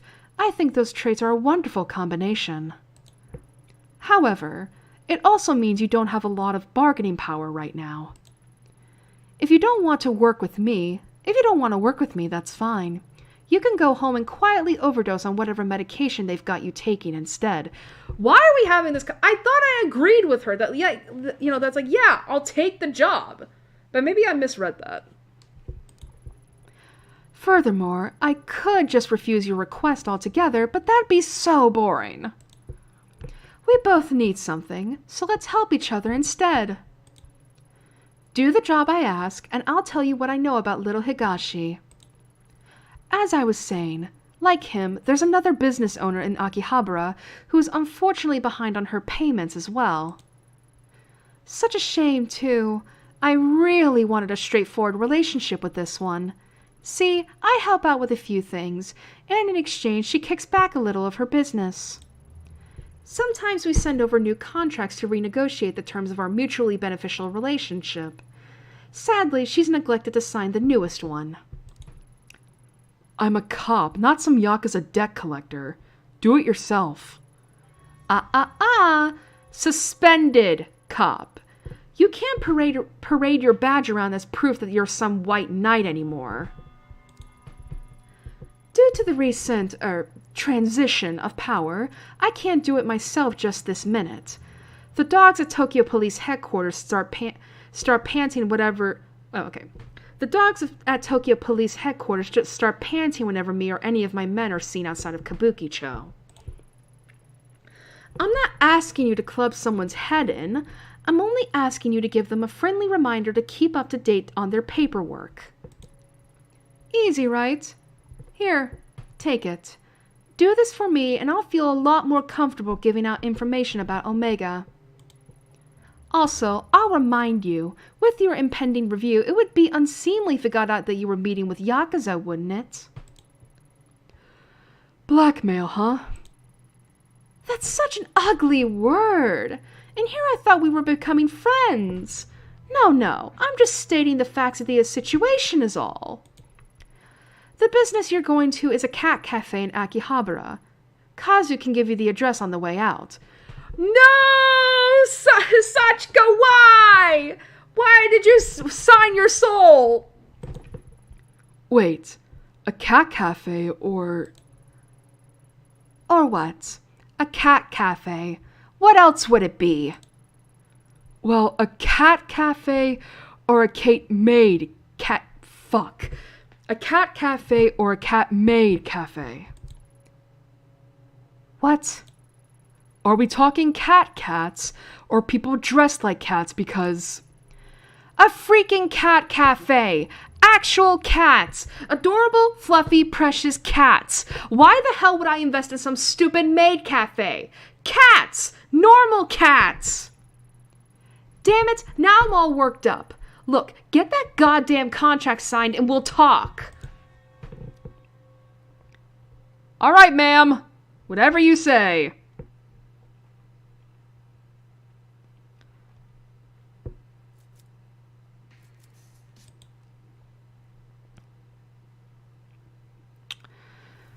Alrighty. Alright, we've been going for 5 hours, which is good. God, I am freezing right now. It's starting to get colder here. And I can already feel my fingers freezing.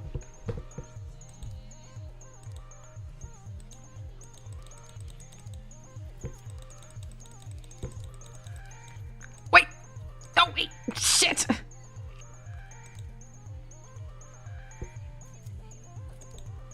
Oh, Sachika, why?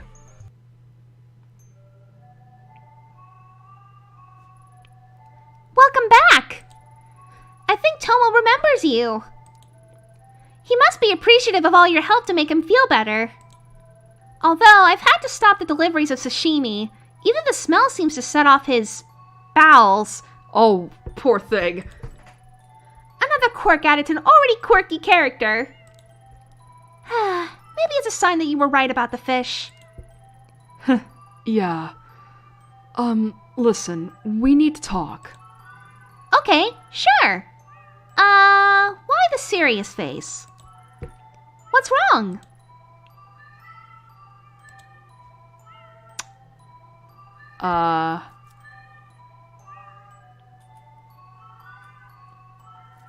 You owe the Yakuza baby? I mean, to be fair, that's a good question. It's like, how did you get in contact with the Yakuza?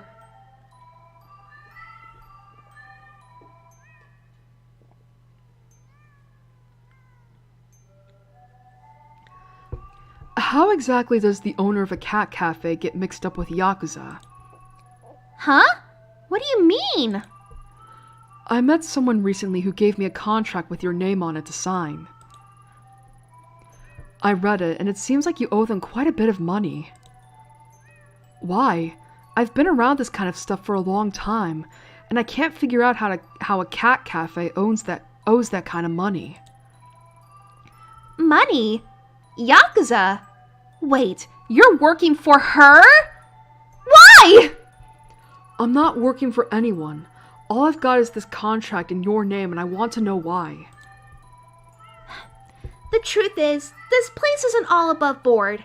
Or, it is, but it wasn't always. I didn't borrow money or anything that stupid. When I was setting up this place, I was just trying to stay above water. But the building owner kept coming by to complain, and then these government types and health inspectors came knocking. I never realized how complicated opening up a place like this in Tokyo could be. All those rules and regulations. All I ever wanted was to help out the kiddies and make people happy. Then she came by, someone who loved cats as much as I did. She offered to help me smooth things over with everyone. I mean, I saw the tattoos and everything, but I don't think you should judge people because of how they look. I still don't. There was no way I was going to stay open and keep my kitties if I didn't get help fast. So I accepted her offer, and things got better pretty quickly after that. The building owner stopped complaining, and all the permits fell into my lap. Maybe you think I was stupid, but most of the cats here would be stray or dead if I didn't get her help. For a while, I thought I was saved by a guardian angel. After all, she loved the cats and was kind and friendly to me. It's been quiet, too. The business with Tomo's bowels was the first incident I've had in months. About 2 months after accepting her help, when I was closing up the shop, some men showed up with a contract like the one you're holding. They said it was for services rendered or something like that. It wasn't much at the time, so I signed it. I owed her a lot after all, and I was doing pretty well. Only, they kept coming back, and every time they came back, they had a new contract. Every contract wanted more and more money. It's gotten out of hand. I can't keep up anymore. Kasumi won't even see me anymore to talk about it. You didn't really think you'd get a favor from the Yakuza for nothing, did you? I wasn't being greedy, Ito. I thought she was trying to help. Helping the only way she knows how.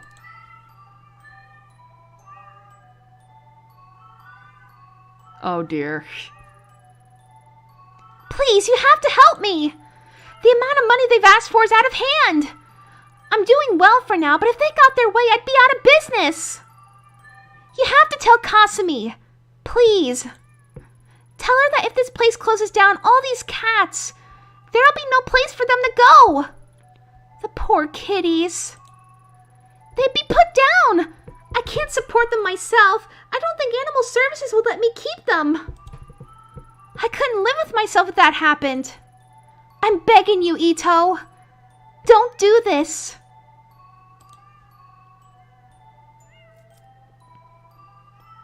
Fuck. Oh, shit. Oh, I don't feel right. She's a small business owner. Ugh, fuck.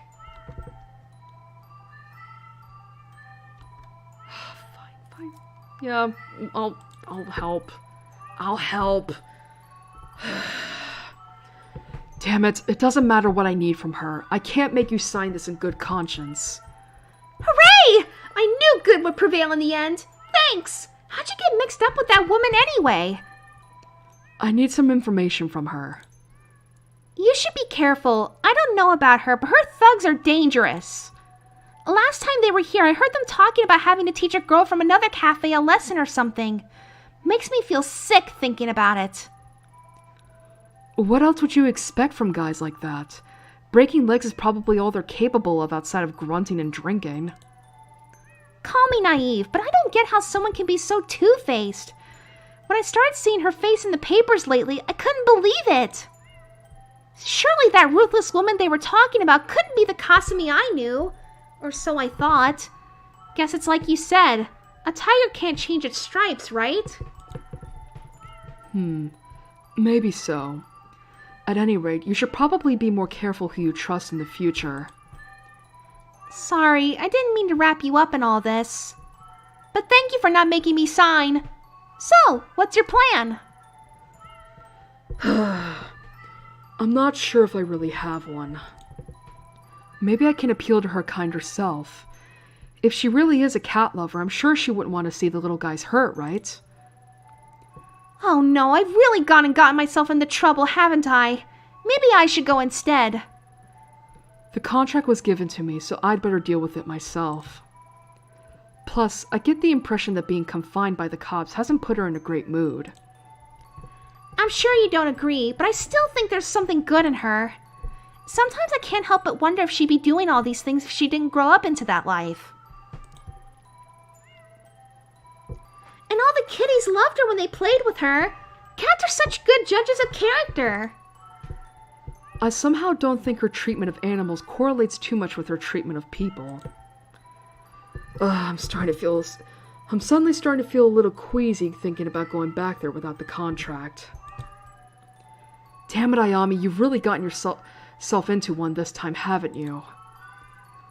No point dwelling on it now.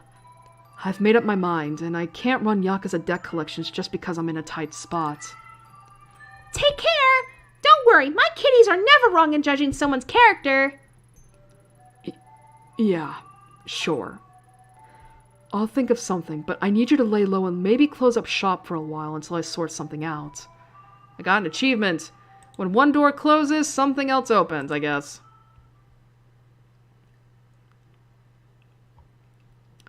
Oh boy. It's like I can't do that to her. Riri?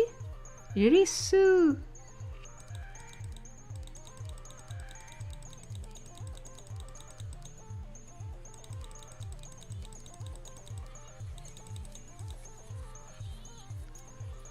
Oh boy. Oh!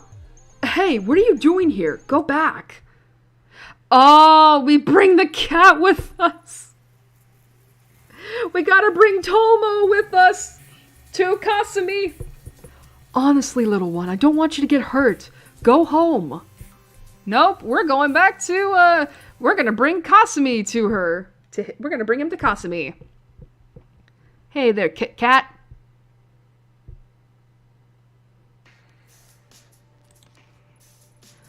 I'm probably the only cop to enter Kasumi's private bar who wasn't already in her pocket. Though with how things turned out, maybe that's not true either.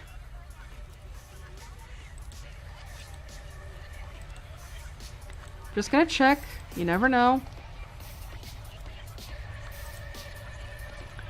It looks like they've been digging up the sidewalk, but since they're blocking my view, I can't quite see what they're doing. Alright, I just want to see. Oh boy. Welcome back. I assume you took care of that little nuisance for me? I didn't have her sign it. I couldn't in good conscience ruin someone's life like that. Let me explain something to you. If I give you something to do, you don't come back until it's done. What? Do you think you're some sort of moral crusader, helping out the little guy? What'd she tell you anyway? That she was a small-town girl who couldn't keep up with the big meanies in Tokyo? Put it that way, I guess I do sound like I'm asking a bit much. Did she tell you about all the cats that kept escaping? Or the ones who wandered into nearby businesses? How about the heaps of trash that were piling up around the place? If it weren't for me getting people off her back and cleaning up the place, those cats would probably be dead by now. What we have here, Detective, is a trust issue. You are too quick to take the other side because of who I am, or at least who you think I am. Pity. Kazu! Yes, boss? Take Ito outside and show her what happens when people disappoint me. Don't be too rough. I don't want a repeat of last time. Oh, and leave her face alone. I'd hate for someone to see a black eye and think she might be worthy of sympathy. Keep her jacket here. I like it. It's very chic. Did you know my friends tell me when all the police raids are coming? It's pretty handy, really. As a matter of fact, there's one scheduled for tomorrow. I'll be gone, of course, but if they were to find this jacket, well, who knows what they'd think. Would it be a pity if someone recognized it?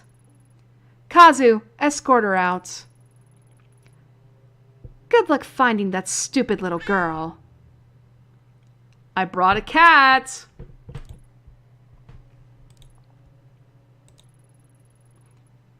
Hold on, Kazu. Ito, who is this?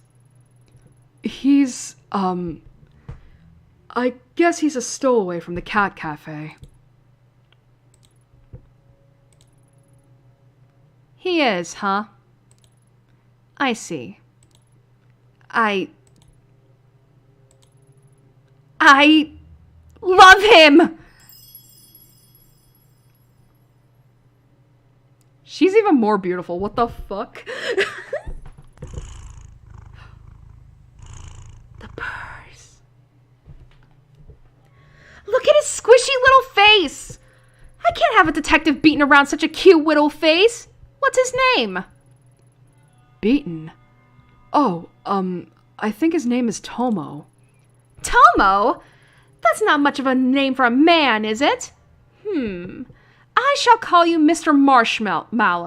Marshmallow. About that blackmail and beating. Oh, that? Forget it. Really? Oh. Good. Oh, Ito, lighten up. You're not a liability unless you start talking to your cop friends, Which I'm not gonna do because you're a very pretty woman and I like you.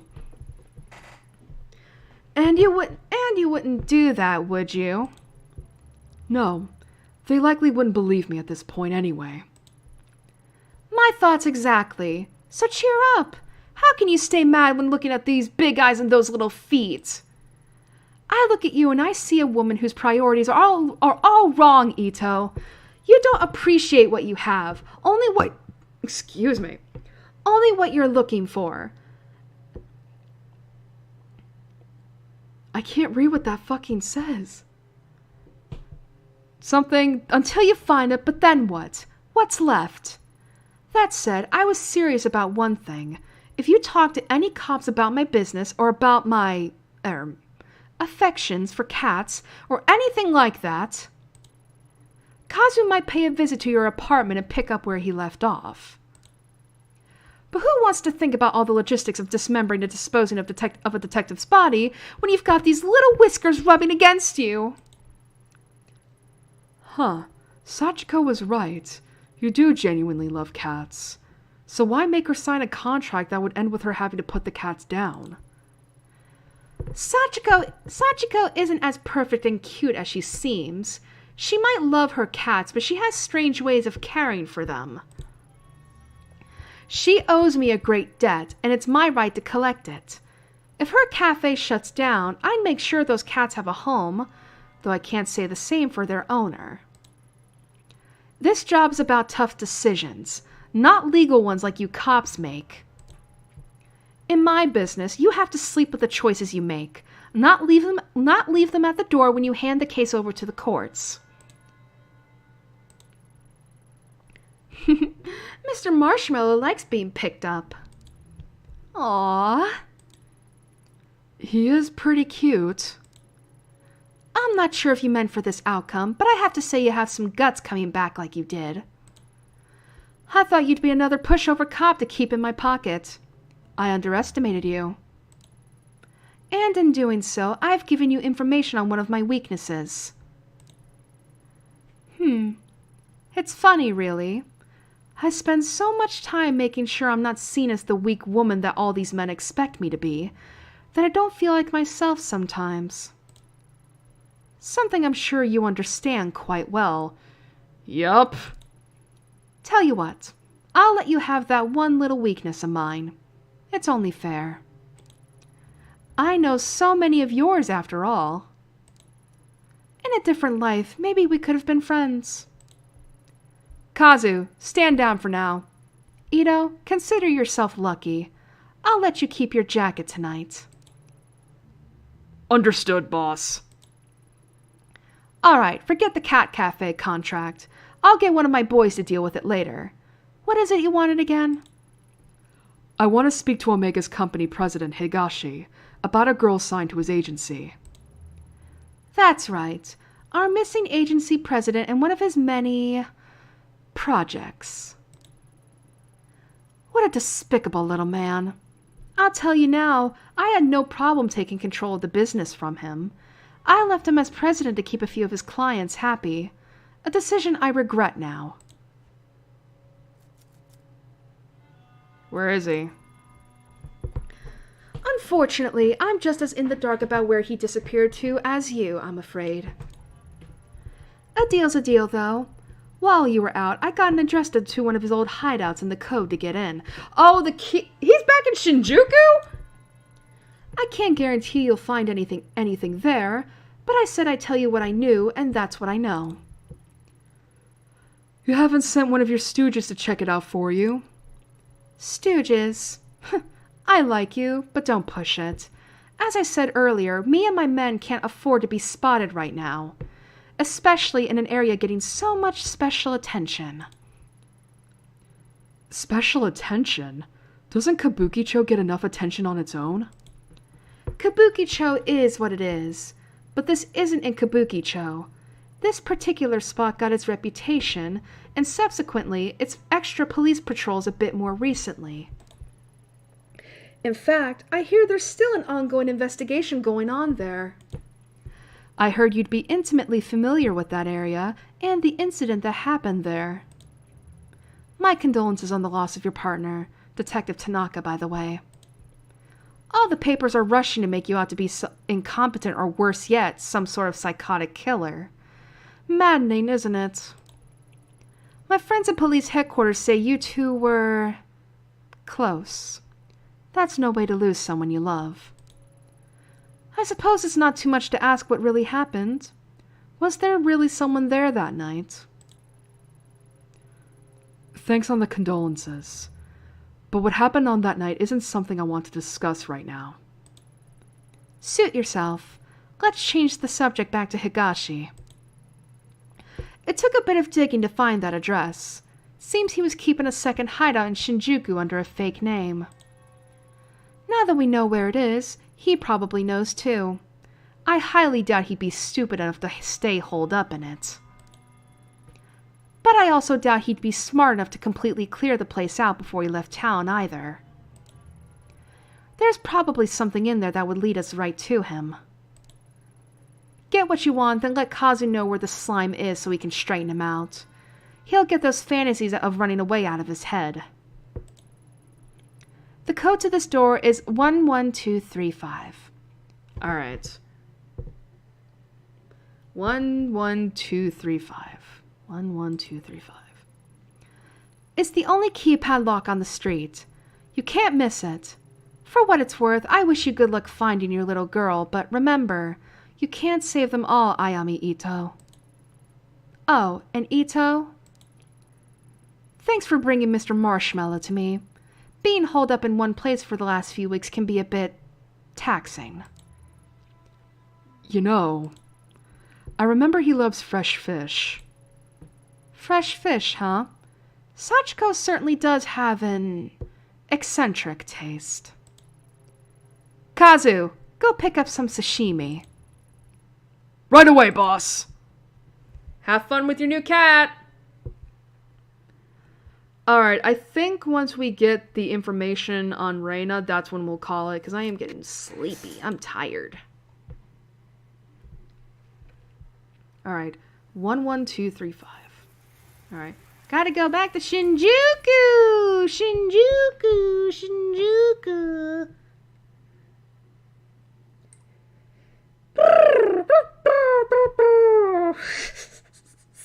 What the fuck is wrong with me today?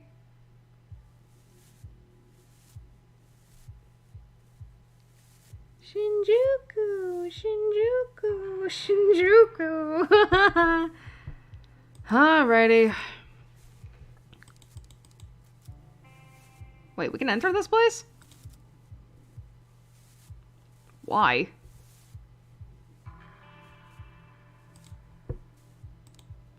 Oh yeah, I have not been keeping an eye out for the Maneki Nekos at all. I've just been going from place to place, just thinking like, well, this is fine. Well, that's certainly a collectible that I could give less of a fuck about. Alrighty. Alright, stop. There it is.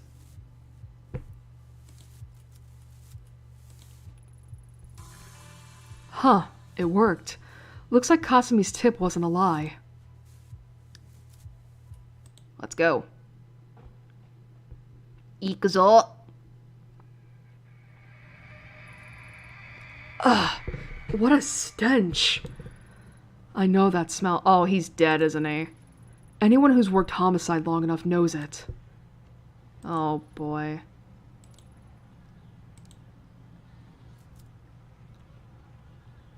Is there anything else?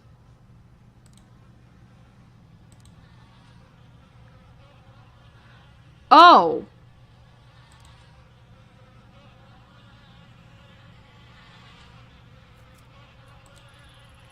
The word Ruby is written in blood on the wall. Ruby, huh? Get ready for some gross shit, guys. Oh, he's been dead. Guess I found Higashi. Damn it, I should have known. The decomposition on the body is pretty far advanced. He must have been here for weeks. Something else is wrong. The internal organs have been disturbed, maybe removed. There's a paper bag with the name Higashi written on it. The same handwriting and type of bag Reina left in the dumpster 2 weeks ago. This wasn't done quickly. She must have been staying here for weeks, which means Kazuki was probably here too. Well, that's an issue.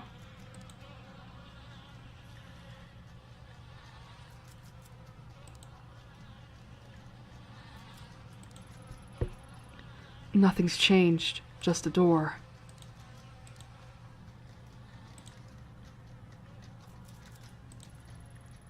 Nothing to see here. Where's that noise coming from? Hold up. It sounds like something is trying to escape from the inside. Can I leave? No. Oh, this is gonna suck. The rattling stopped. Why? Do I have to fucking enter? Oh, that's an issue.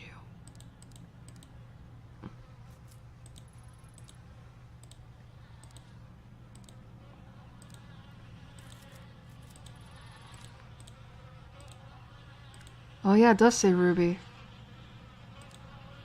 Oh boy, Reina was here, huh? Oh boy. How's my sanity looking? Okay, I'm still good. That's great.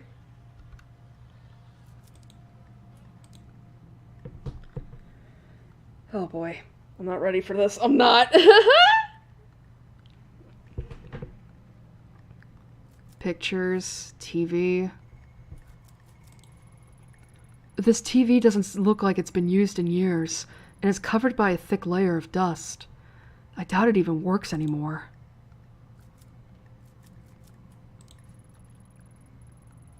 Shots of various girls, all of them taken in this room. They don't look like the professional headshots an agency would take. Oh no. They all look so sad. And young. I've got a pretty good idea what these pictures were used for, and the types of people they might have been sent to. Reina! So it's true. To think you were kept in a place like this. What happened to you? Huh? Something's happening. Where?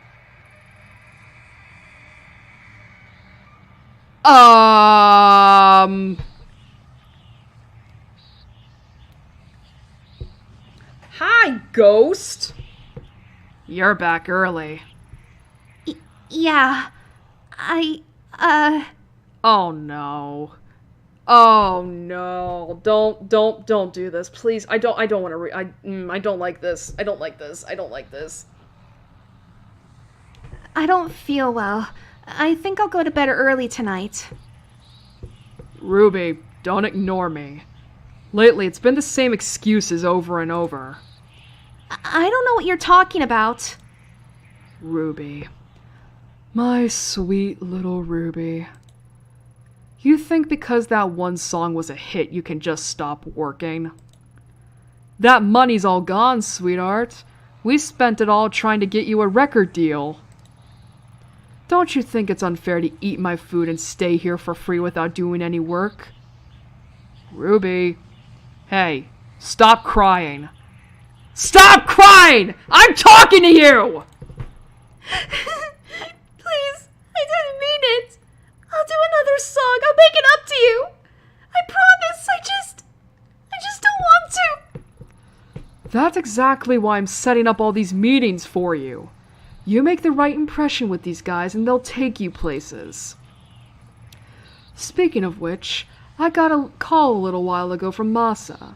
Know what he told me? He told me you were being a little disagreeable with him last night at his place. You know that he's one of our best clients, don't you? The things he can do for you girls is...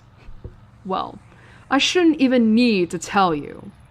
I sent you to him because he said there was something special about you. In fact, he said out of all the girls here, he particularly wanted to meet you. I did you a big favor by making that happen. Then you compensate my generosity by sitting in a room, crying and telling me you don't feel well or whatever excuse you come up with next. I couldn't. He tried to. I don't care what he tried to do. You should have let him. I hate this. I hate this. I hate this. I genuinely hate this. When I took you in, you were a vulnerable, tiny girl who was already failing in school. But I saw your potential. I could already tell how pretty you'd be when you were older. That's all those men care about. how I look. So what? You think I took you in because of how smart you were? You're an idol. You're supposed to be looked at. Most men would fall over themselves to meet a pretty girl like you. But you ruin it for everyone when you sit there crying. What are you doing? I'm sick of looking like an idiot, Ruby. You made me do this. Oh no. I don't like this. I don't know what's gonna happen, but guys, we might be seeing some really bad stuff in a moment, so please, like, look down and, like, if you need to click away, please do so if you're really triggered by this. I don't know what's gonna happen.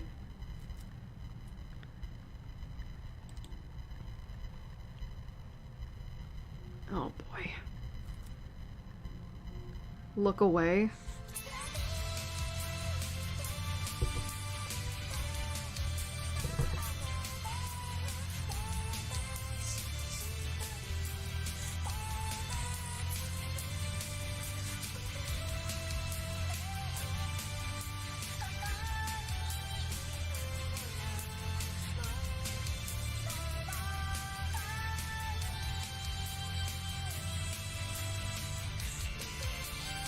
I wonder if there's something. I mean, it says to look away, but it's like, is something gonna happen on the screen?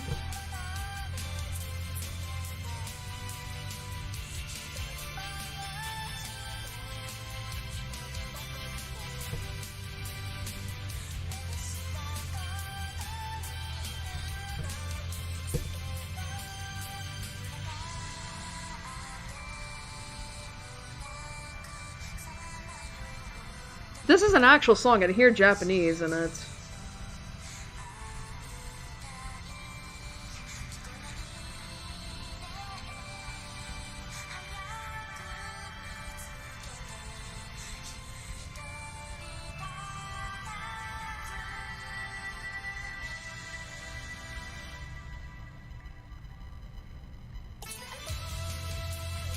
That got me.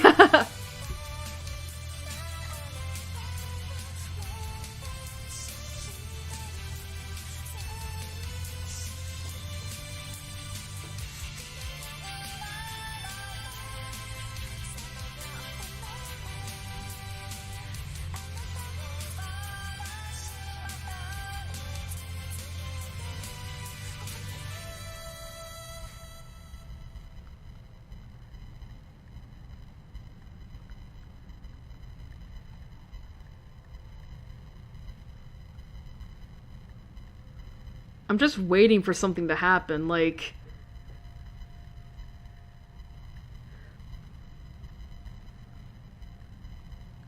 Is that it?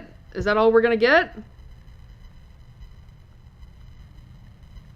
Alright.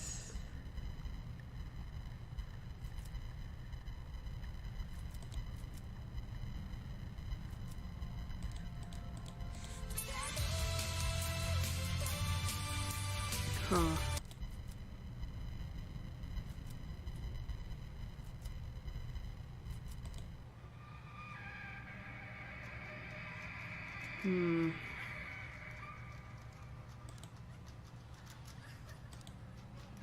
Oh, there's a girl crying.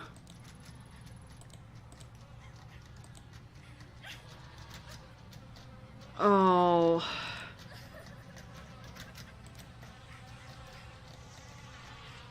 Oh boy.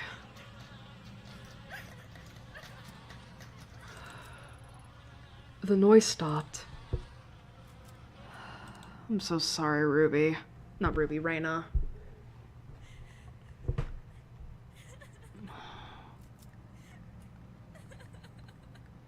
Hey. Oh boy. Damn it, Ruby! I can't stand to see you like this. You're not gonna feel better staying cooped up in here.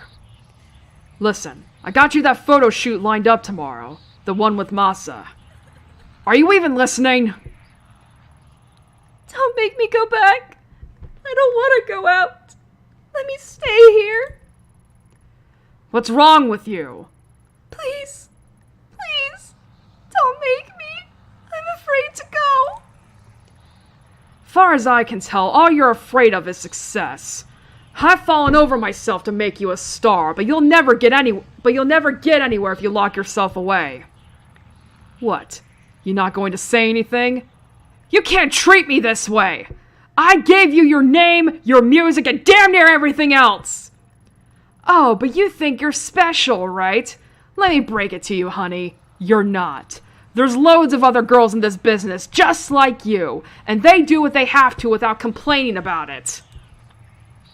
They understand how important it is to keep clients happy. And I'm sorry it's not all butterflies and flowers, but you're not some naive little girl anymore. You're a woman now. She's 16, motherfucker. Get off her fucking back! Hey, Earth to Ruby! I'm trying to give you some advice here and you're not even listening. How about you address her as Reina? That's not her. Ruby is not her fucking name. Reina.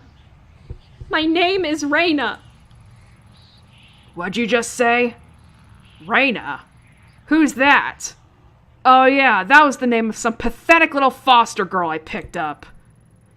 You want to go back to being her? Just say the word and I'll throw you out there myself. If you think you've got it so bad now, let's count the seconds between you hitting those streets and being back in foster care or dead in some gutter. Not so talkative now, are we, Reina? Or is it Ruby? The girl who was successful? The girl who can make it if she would just do what she was told! Sorry, I'm sorry. I lost my temper, but you gotta see things my way. You were special, you know that? I see. I saw so much potential in you. Such a beautiful young girl. I wanted to raise you up and show you what life could be. Then you reject me and everything I can offer you. It's a damn shame. You're still pretty, Ruby. So pretty. But not when you mope around. Look, I get it. You're a teenager and you want to cry it out, right? Fine. But when you're done with that, you're going back out there. You think I want to send you to all these little meetings with Masa and guys like him? I'd rather you were successful so we don't have to do that. I'm on your side! Motherfucker, if you were on her side, you wouldn't be sending her to these places in the first place. You're a sex trafficker.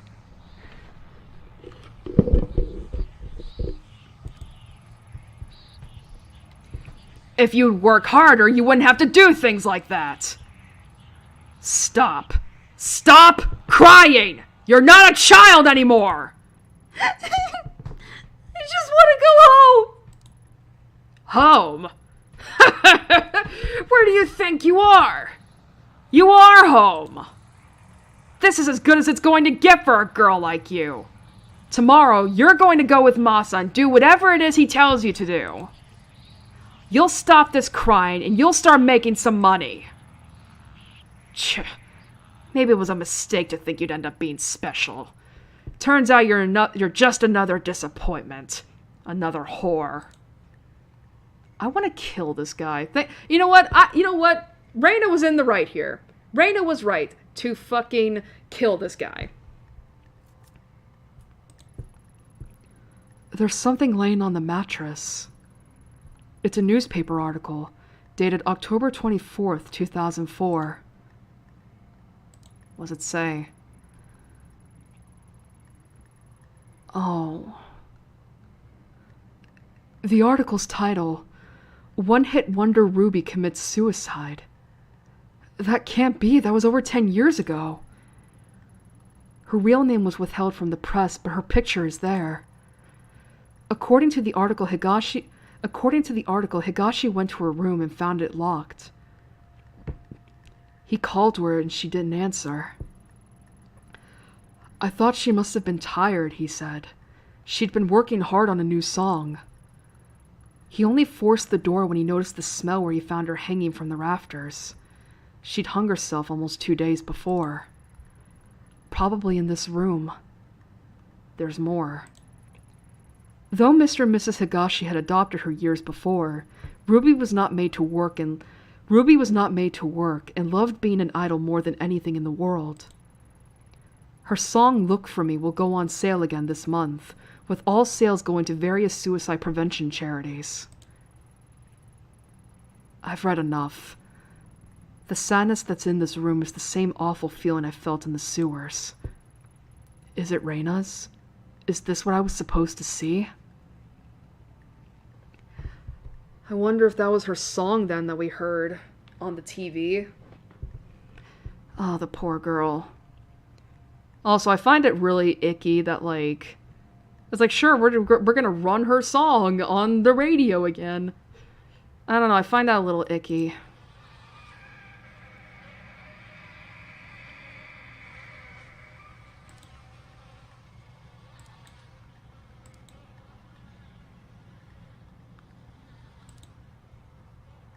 Is that it?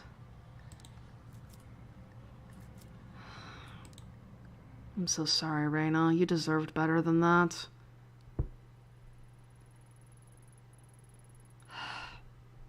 I feel sick. That monster. How many girls did Higashi pass around and abuse before she murdered him?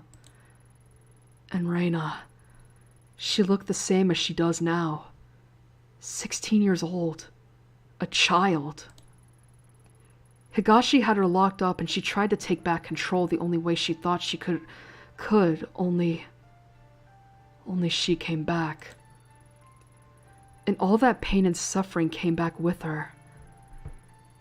When I was in that room, I could feel it like it was my own. And it's not the first time I felt it. The dark was steeped in it. As soon as I realized it, it was like the air changed. I can sense a pulse now, like a heartbeat following me, but it's not enough. The mask could help me find the door, and I could feel the dark, but the path still isn't open to me. What am I missing? My gut tells me it has to do with the Kamenkai, and the only one alive who knows about it is the old Kawana woman. She has to tell me what happened. Alright, I think it's saved. But yeah, I think we're gonna end it there. I don't like that. I mean, not in terms of, like, the quality of the story or whatnot, but it's like, oh, that was really sad to think about. Alright, it's gonna lag a little bit. So just give it a moment.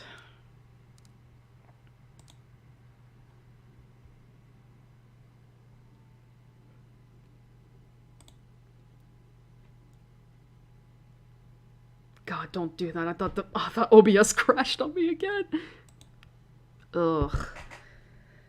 Ugh, that was gross. Poor Reina. She did not deserve that. I mean, to be fair, I mean, even, like, my thoughts about her, like, don't get me, like, even now, I don't think she deserved to die. Like, I mean, she didn't deserve to be shot and all that, because, I mean, I think because, yeah, I mean, as I said, like, I just thought she was clearly a mentally ill girl and all that. But now we see, like, oh, she was traumatized, like, you know, and she was being, like, I mean, I'm not wrong when I say, like, you know, she was being, you know, sex trafficked, right?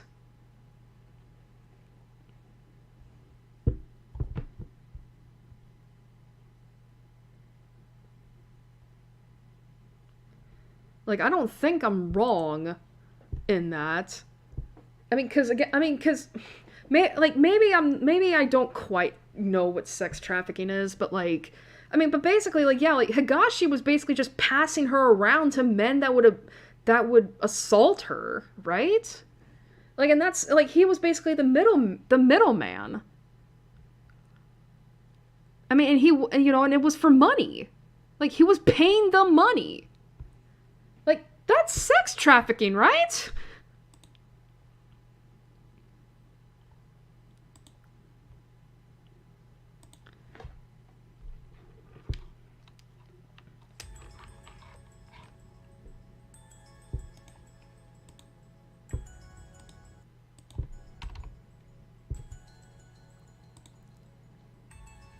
Alright.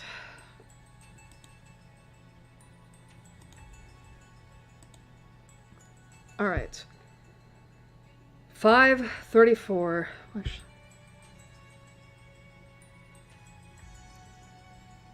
Alright, 5:54. And it was at the 30s. So... Okay, so it's not that big of a delay. That's good. That's good. But for real though, like... Man, I don't like that. That was really gross and icky. Ugh. God, it sucks too to think about how, like, oh yeah, that's kind of how it is with idols. I mean, I hope nowadays, like, it's not like that with idols. But...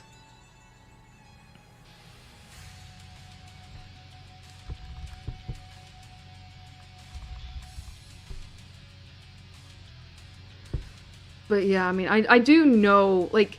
I mean, obviously, like, there's a lot of stuff nowadays that showcase you just the dark side of the idol industry and such. About how, you know, you have these young girls. Like, we're talking young, like 12, like, I don't know who the youngest is, but I feel like 12 is a pretty good age. You know, going into these, like, rigorous training schedules, you know, to sing and dance and, you know, and then, of course, you know, talk with fans. And the thing is, like, the fans are usually, like, adults. Like, I know there's a lot of teenage girls and maybe boys as well that go out with them, and that's fine. But I just get concerned about, like, the freaking, you know, a grown-ass adult men that tend to be a little creepy, a little parasocial.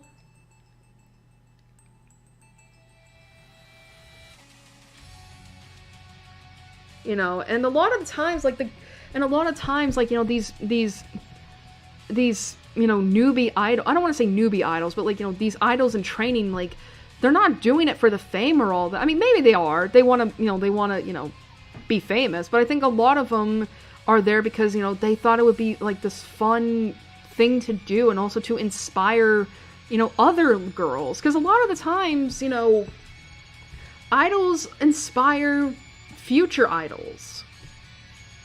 You know, by spreading hope and love and joy and whatnot. And it's like, ugh. And then they get into this, where it's like, they're being sex trafficked, they're being assaulted, they're, like, I get why the idol industry is a thing, but I don't like it. I don't like it, because, again, like, it's just, I don't like the fact that, like, these are kids we're putting through this shit. Like, they are kids. Like, it's hard, like, it is weird how you can look at, like, an idol, right? At least the idols from my time back in 2010s, you know, and not see them as children. It's weird. Because it's like, their faces are just buried in fucking makeup, their hair's been done, and they're wearing outfits that, like, are honestly, like, I mean, I don't want to say skimpy or provocative, but, like, some of the outfits I've seen for these teenage girls are very, like, I don't know about this. Like, this seems like it's revealing a little too much, you know? It just feels, like, I get that the whole thing is, with idols, is, I mean, like, unfortunately, like, they're made to, I mean, I don't want to say they're made to be looked at, I imagine they're basically there to just be a product, they're there to sell a product, and all that, but it's also to really cultivate, like, the parasocial relationship they have with their fans, and I don't like that. Mainly because, you know, it leads to, you know, just such an enormous amount of pressure on these girls' shoulders. You know, where it's like they have to, where they're basically expected to maintain, like, a constant positive image, like, you know, like, they have to be smiling and happy, full of joy and all of that. You know, and also be pure as fuck, which, ugh, I hate that. I mean, again, like, I mean, I know you even nowadays you hear about scandals where it's like you have idols apologizing for acting like teenagers, you know, for dating around, for, you know, I mean, I don't want to say smoking drugs or anything, but you get, like, again, acting like teenagers. And it's so, you know, and again, like, idols apologizing for that, and the fans feeling like they're betrayed or something, and it's weird to look at that. at least to us Westerners, and think, that's an issue? That's a scandal?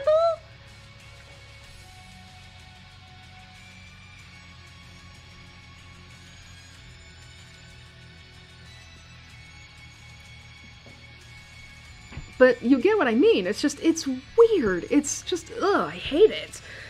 I don't like it. It's just, I don't know, like, to me it's just like, I don't, like, I get why the idol industry is a thing, but I don't agree with it. I don't like a lot of aspects of it. It's just, I feel like it just really, I feel like if anything, it's just predatory on these young girls and boys. Let's not forget the boys. You know? And, you know, and I can't, and the thing is, I don't necessarily blame the kids who want to be a part of that industry, because again, like, they're kids, they don't know better, you know, and I think that, you know, and a lot of the times they do join the industry in the hopes that, you know, for noble goals, like, they want to inspire those around them. And all that. And I'm not blaming the kids. It's the adults. I blame the adults that take advantage of them. I blame the adults that don't see them as kids. You know, and again, I should express, like, again, like, they're recruiting these girls, like, pretty young. Like, not even when they're teenagers. Like, again, 11 and 12. Those are kids. I mean, unfortunately, I know that, I feel like Japan does have, like, this obsession with youth, and, like, how you're only at your peak when you are really young, and it's like, oh my god, can we please let go of that? Like, please, it's so dangerous. I mean, again, I know it's a part of their culture, but that doesn't mean I agree with it. I don't like it. I don't know, like... But yeah, and in regards to Reina, it's like, I just feel so bad for her because it does sound like, okay, she was in foster care, so she was presumably an orphan. And unfortunately, Japan already looks down on those that are orphans to begin with, because, I don't fucking know, and all that. So of course they adopted her, but I wouldn't be surprised if, like, oh, they adopted her just because, like, they thought they could get some money out of her. Which is awful. You should never adopt a child for that. You know, but I just feel so bad for Reina, where it's like, you know, it seemed as if, like, she was being adopted by a loving family, and that she was going to become an idol, and then all this shit happened. And, you know, she was basically being raped and trafficked until she just couldn't take it anymore. And she was 16. 16. You know? 16. Excuse me. Like, I don't blame her for killing Higashi. Like, fucking prick deserved it. I just want to know what happened to his wife. Because they mentioned a missus. What happened to his wife? I want to know, too, her involvement in all this. Like, did she know what her husband was doing to their daughter? Was she in on it? And is she dead too? Like, did Reina kill her instead as well? Like, I want to know that. I mean, the game's probably not going to give me anything, because again, it was probably just a throwaway line, but again, these are important questions. Like, did the wife know what her husband was doing to their daughter? And if so, why didn't she stop it? Was she in on this sex trafficking? And is she dead as well? Was she found dead? Not was found dead, but, like, is she dead? Was she killed by Reina?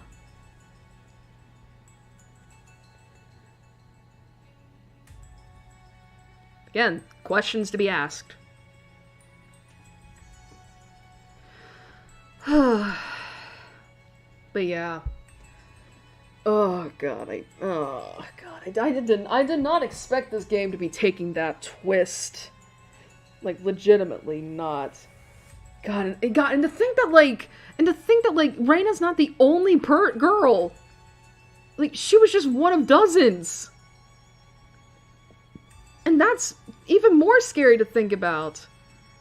Like, I really fucking hope. I really fucking hope that at least the other girls will manage to get the fuck out of there and all that. And I hope that, like, however we can settle Reina's stuff, like, I hope that like, you know, she's able to find peace.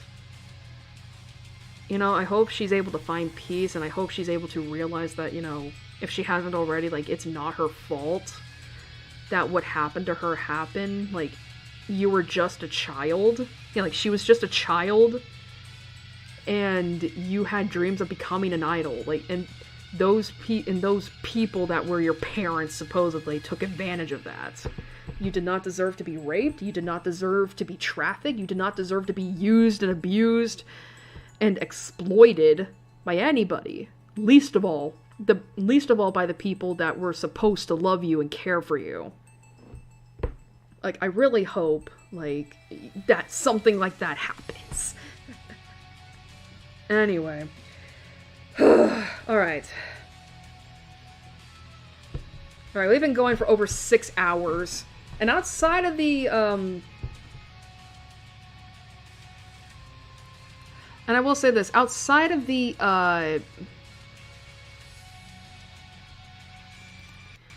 OBS crashing, in the beginning, which I would rather it happen then than later. When am I gonna next stream? I don't know yet, obviously. I don't know yet, obviously.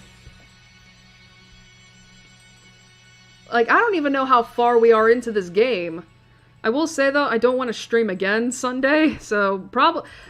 I will say, I think maybe next Friday. It just depends. Maybe? I don't know. Maybe next Friday? I don't know. We'll have to wait and see, because again, I gotta wait. Because again, 3D debuts, because I'm a VTuber fan. And to think that VTubing's basically taking over the idol stuff. Yeah, except VTubers at least are treated a little more fairly than idols are. But, yeah. But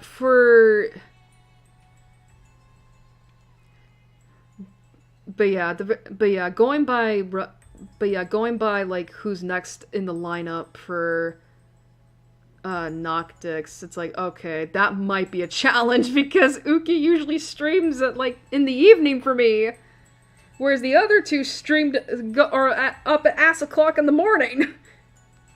So who knows, it might be during stream time, I don't know. Again, listen, when announcements come out, we'll see. But for now, I'm going to give it, like, an estimate of sometime next weekend. It depends. Basically, just do what we did. Basically, I'm gonna say what I said last week, which is, like, if, like, the waiting room comes up, that's the time. That's the time, I swear. Anyway.